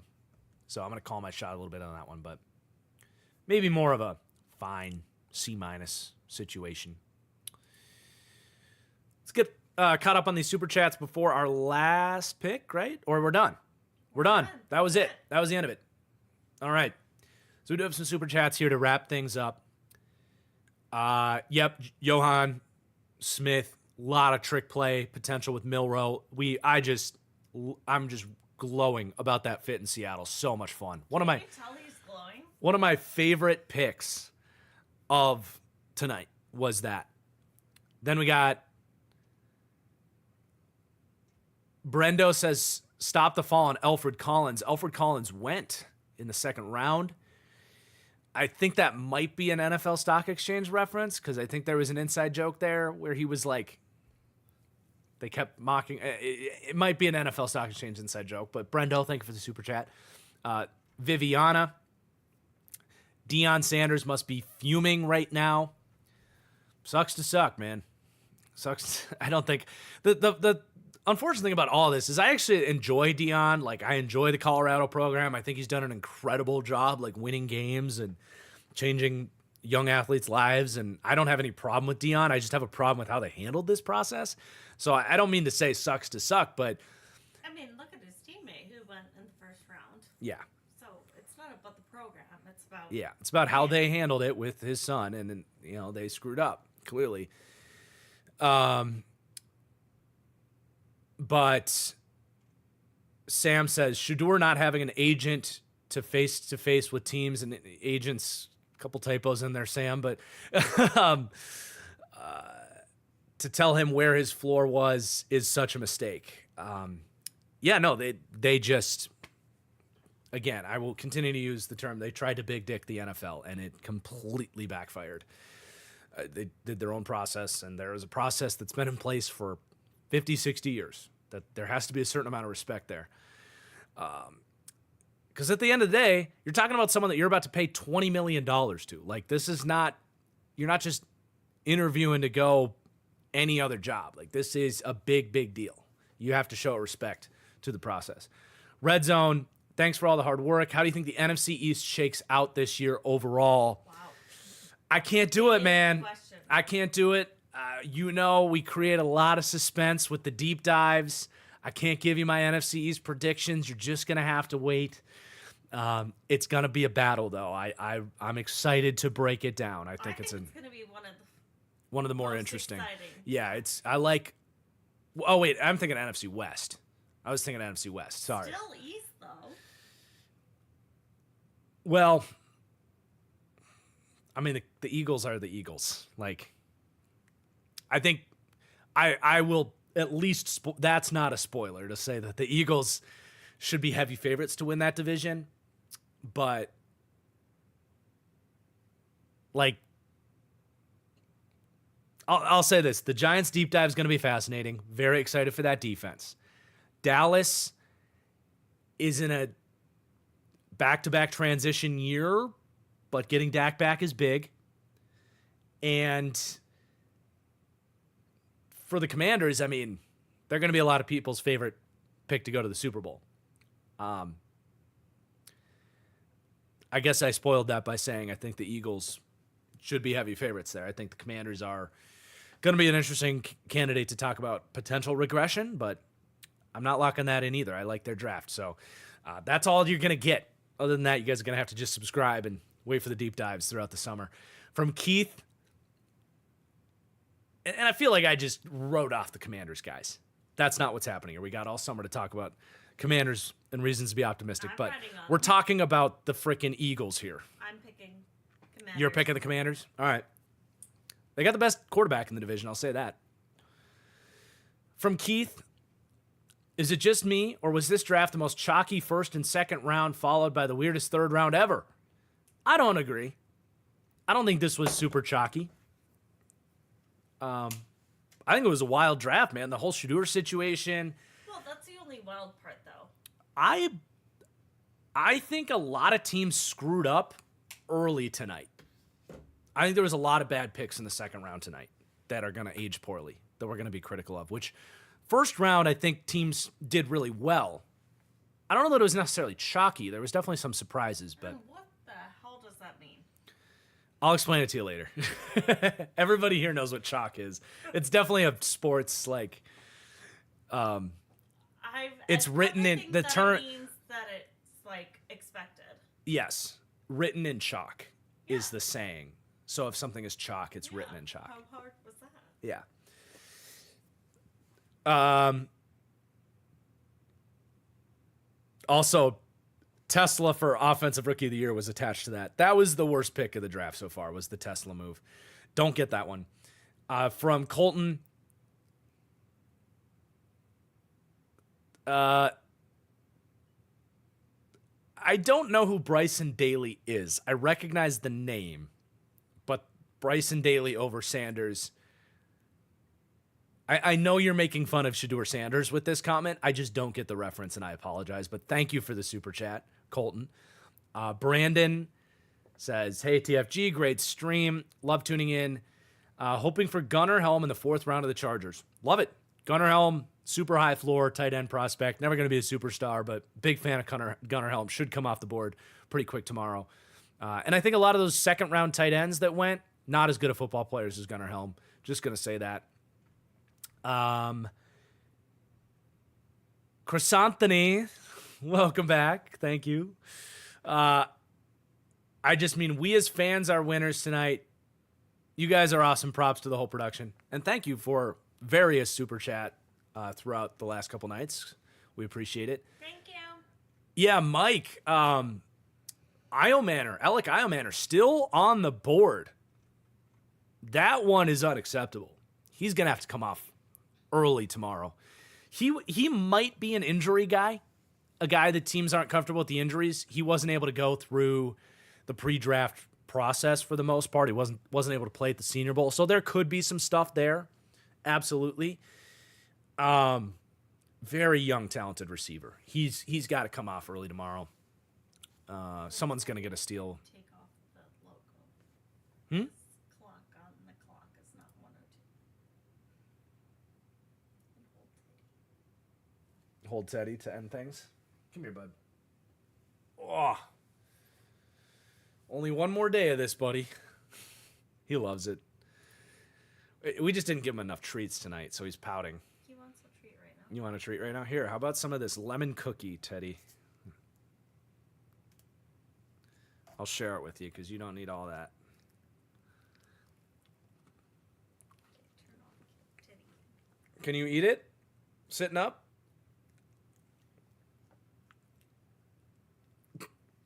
Okay, don't swallow the whole thing.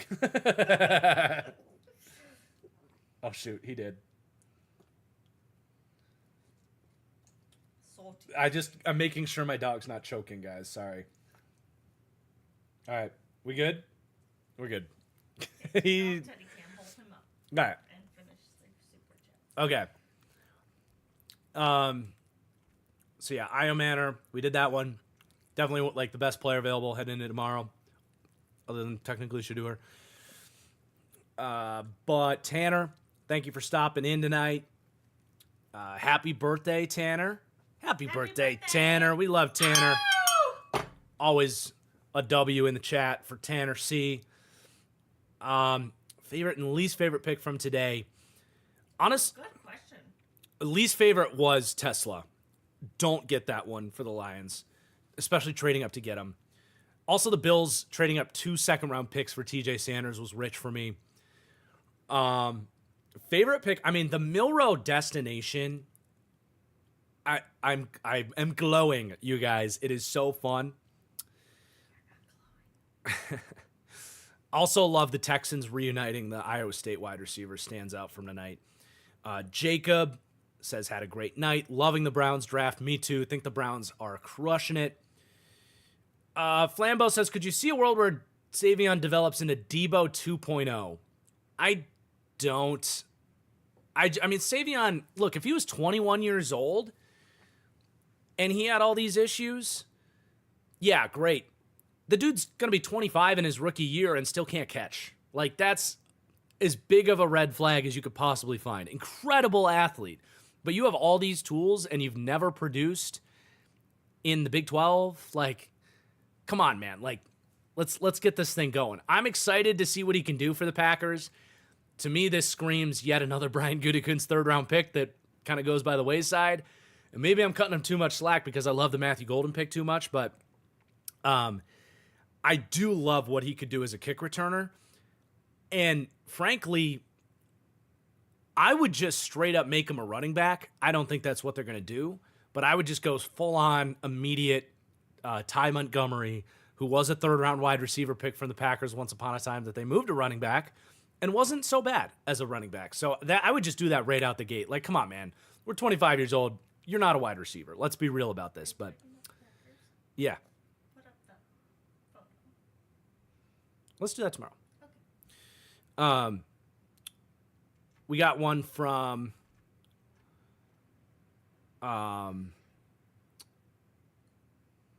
Echo. Echo again. Thank you. Yes, Echo. Huge shout out to Echo. Brett said Shador interviewed really poorly as well. Yeah, I've heard the same. That he kind of just walked in. Kind of goes back to what we said about, like, early in the process, he was, like, saying, oh, we're not going to go to Cleveland. Like, we're going to go what's best for us. Kind of walked in a little bit full of himself. And then, yeah, they do all the whiteboard stuff. Like, wouldn't be surprised he played in a really rudimentary offense at Colorado. Not really his fault. But I wouldn't be surprised if the NFL teams were throwing NFL-level X's and O's at him and he couldn't really handle it all that well. So, yeah, this is just one of the draft stories for a lifetime, really. Grim, no D for the Packers so far. They're really trying to make sure Love and the offense improve and are insulated against injury. Totally agree. I think the defensive roster is in very good shape for the Packers. I love that they didn't go D-line in the first because I've been saying they don't need to do that. The talent's there. They fired their coach. I think they're hoping for leaps and better performances from those guys next year. They have depth. And I think this is a ringing endorsement that they're going to, or at least an alarm bell is going off that they are going to work things out with Jair, which gets me very excited because throwing him out, just cutting him or trading him for a 5th-round pick never made any sense to me. You don't save cap by doing it. So hopefully that's all going to get worked out. I'm feeling much better about the Packers overall. If that's true. If Jair's back, you got a wide receiver. They've insulated the offensive line, like you said, Grim. Feeling much better about the Packers. Chad says, can Kyle Pitts' career bounce back? Dynasty purposes. You're not going to get an answer yes from me. I have died on the Kyle Pitts hill long enough. Oh my God, have you not? And I would not put any more stock on Kyle Pitts as anything other than a backup tight end fantasy-wise. And you were a big Kyle Pitts fan to start with. Who wasn't? I mean, the dude was one of the most prolific receiving tight ends but yeah, ever. you are out on Kyle Pitts. Yeah, it's time to move on from Kyle Pitts, unfortunately. From WATR, the high floor, low ceiling QB is a trap. If they find themselves in a good situation to overperform, they're going to demand a huge payday when the team can't afford the help the low ceiling shows. Yeah, it's the exact point I made when Desmond Ridder went to the Falcons way back when. And definitely another reason why Shedeur is falling. Yeah, I think that's really well said. From Rufus, the Eagles got better, and our backup QB is the third best QB in our division.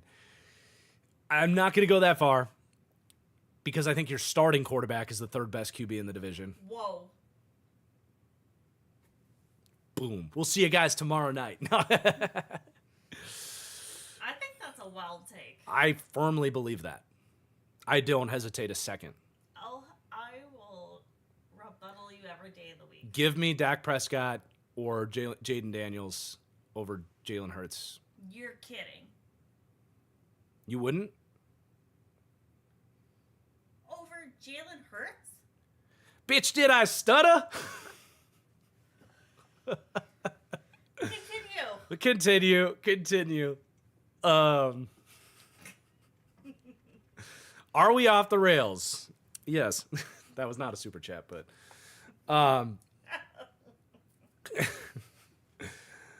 loved picking Emory Jones at guard. My eyes are right on Iomanor or Armstrong round 4. Or your eyes are on taking Iomanor or Armstrong. Any later CB prospects you'd like for us? Well, Dorian Strong's still there. I love Dorian Strong. I will shout him out.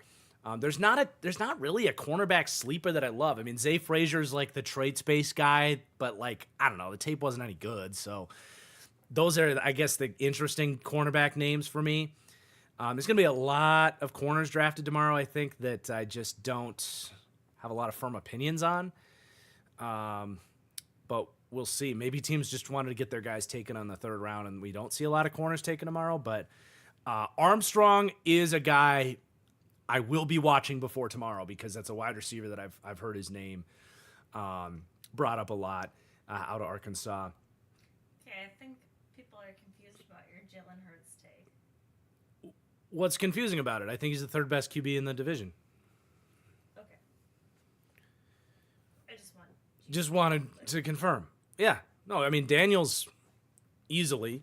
And then I think if you could put Dak on the Eagles, he's a better quarterback. Like, really? Yeah. Okay, absolutely. I thought I was confused then. I don't think Dak Prescott is third. Come on. You really? The Eagles had the most elite situation for a quarterback in 10 years at least. Dak is a much better, not much better, but I would prefer in a vacuum if I don't get the best offensive line and AJ Brown and Devontae Smith and Saquon Barkley. Cut the stream now because you are just no, I think the people are loving this. If we're talking about I don't have the Eagles infrastructure and we're starting from scratch, it's an easy decision to go Dak Prescott. Easy decision.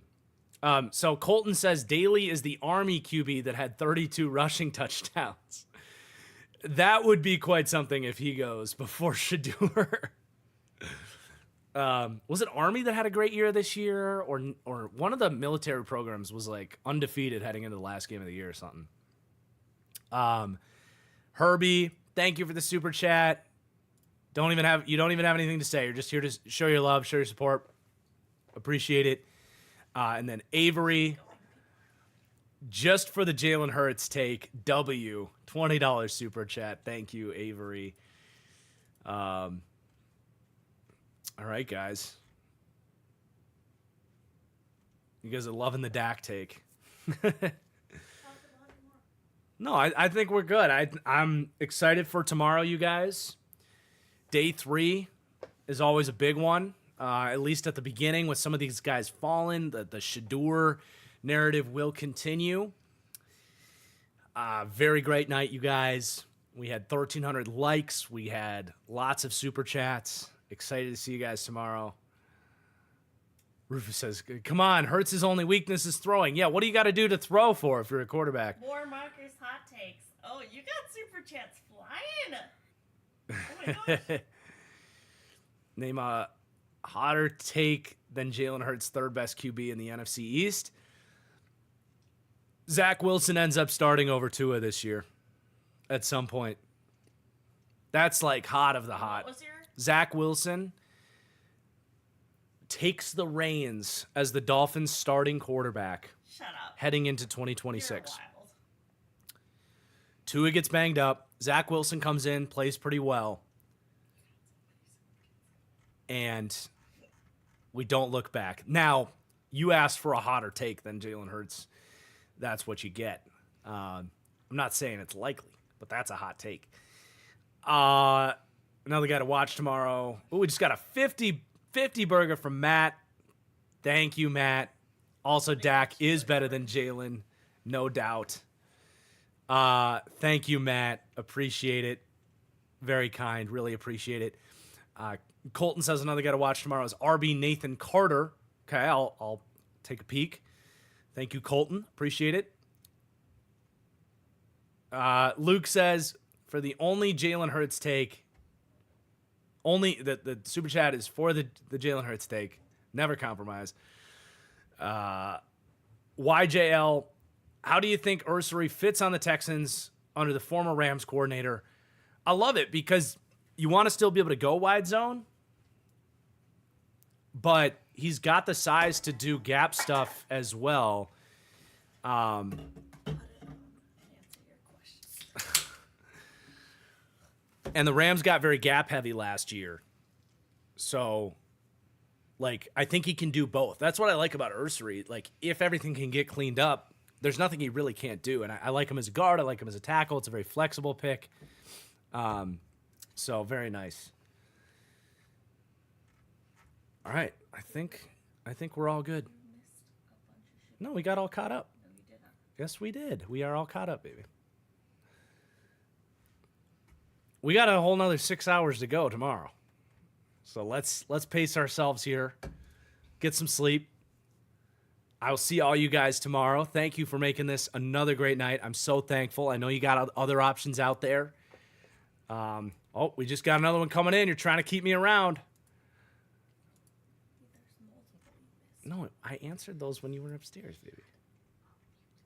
Yes, I did. Or, no, I think... No, we did. We got that from Al. We're all good. We're all good. I mean, I can refresh it, but I don't think we missed any. Yeah. We're all caught up. All right, you guys. Super fun night. I will see you tomorrow. Peace out. Let me know when you made it. We are done.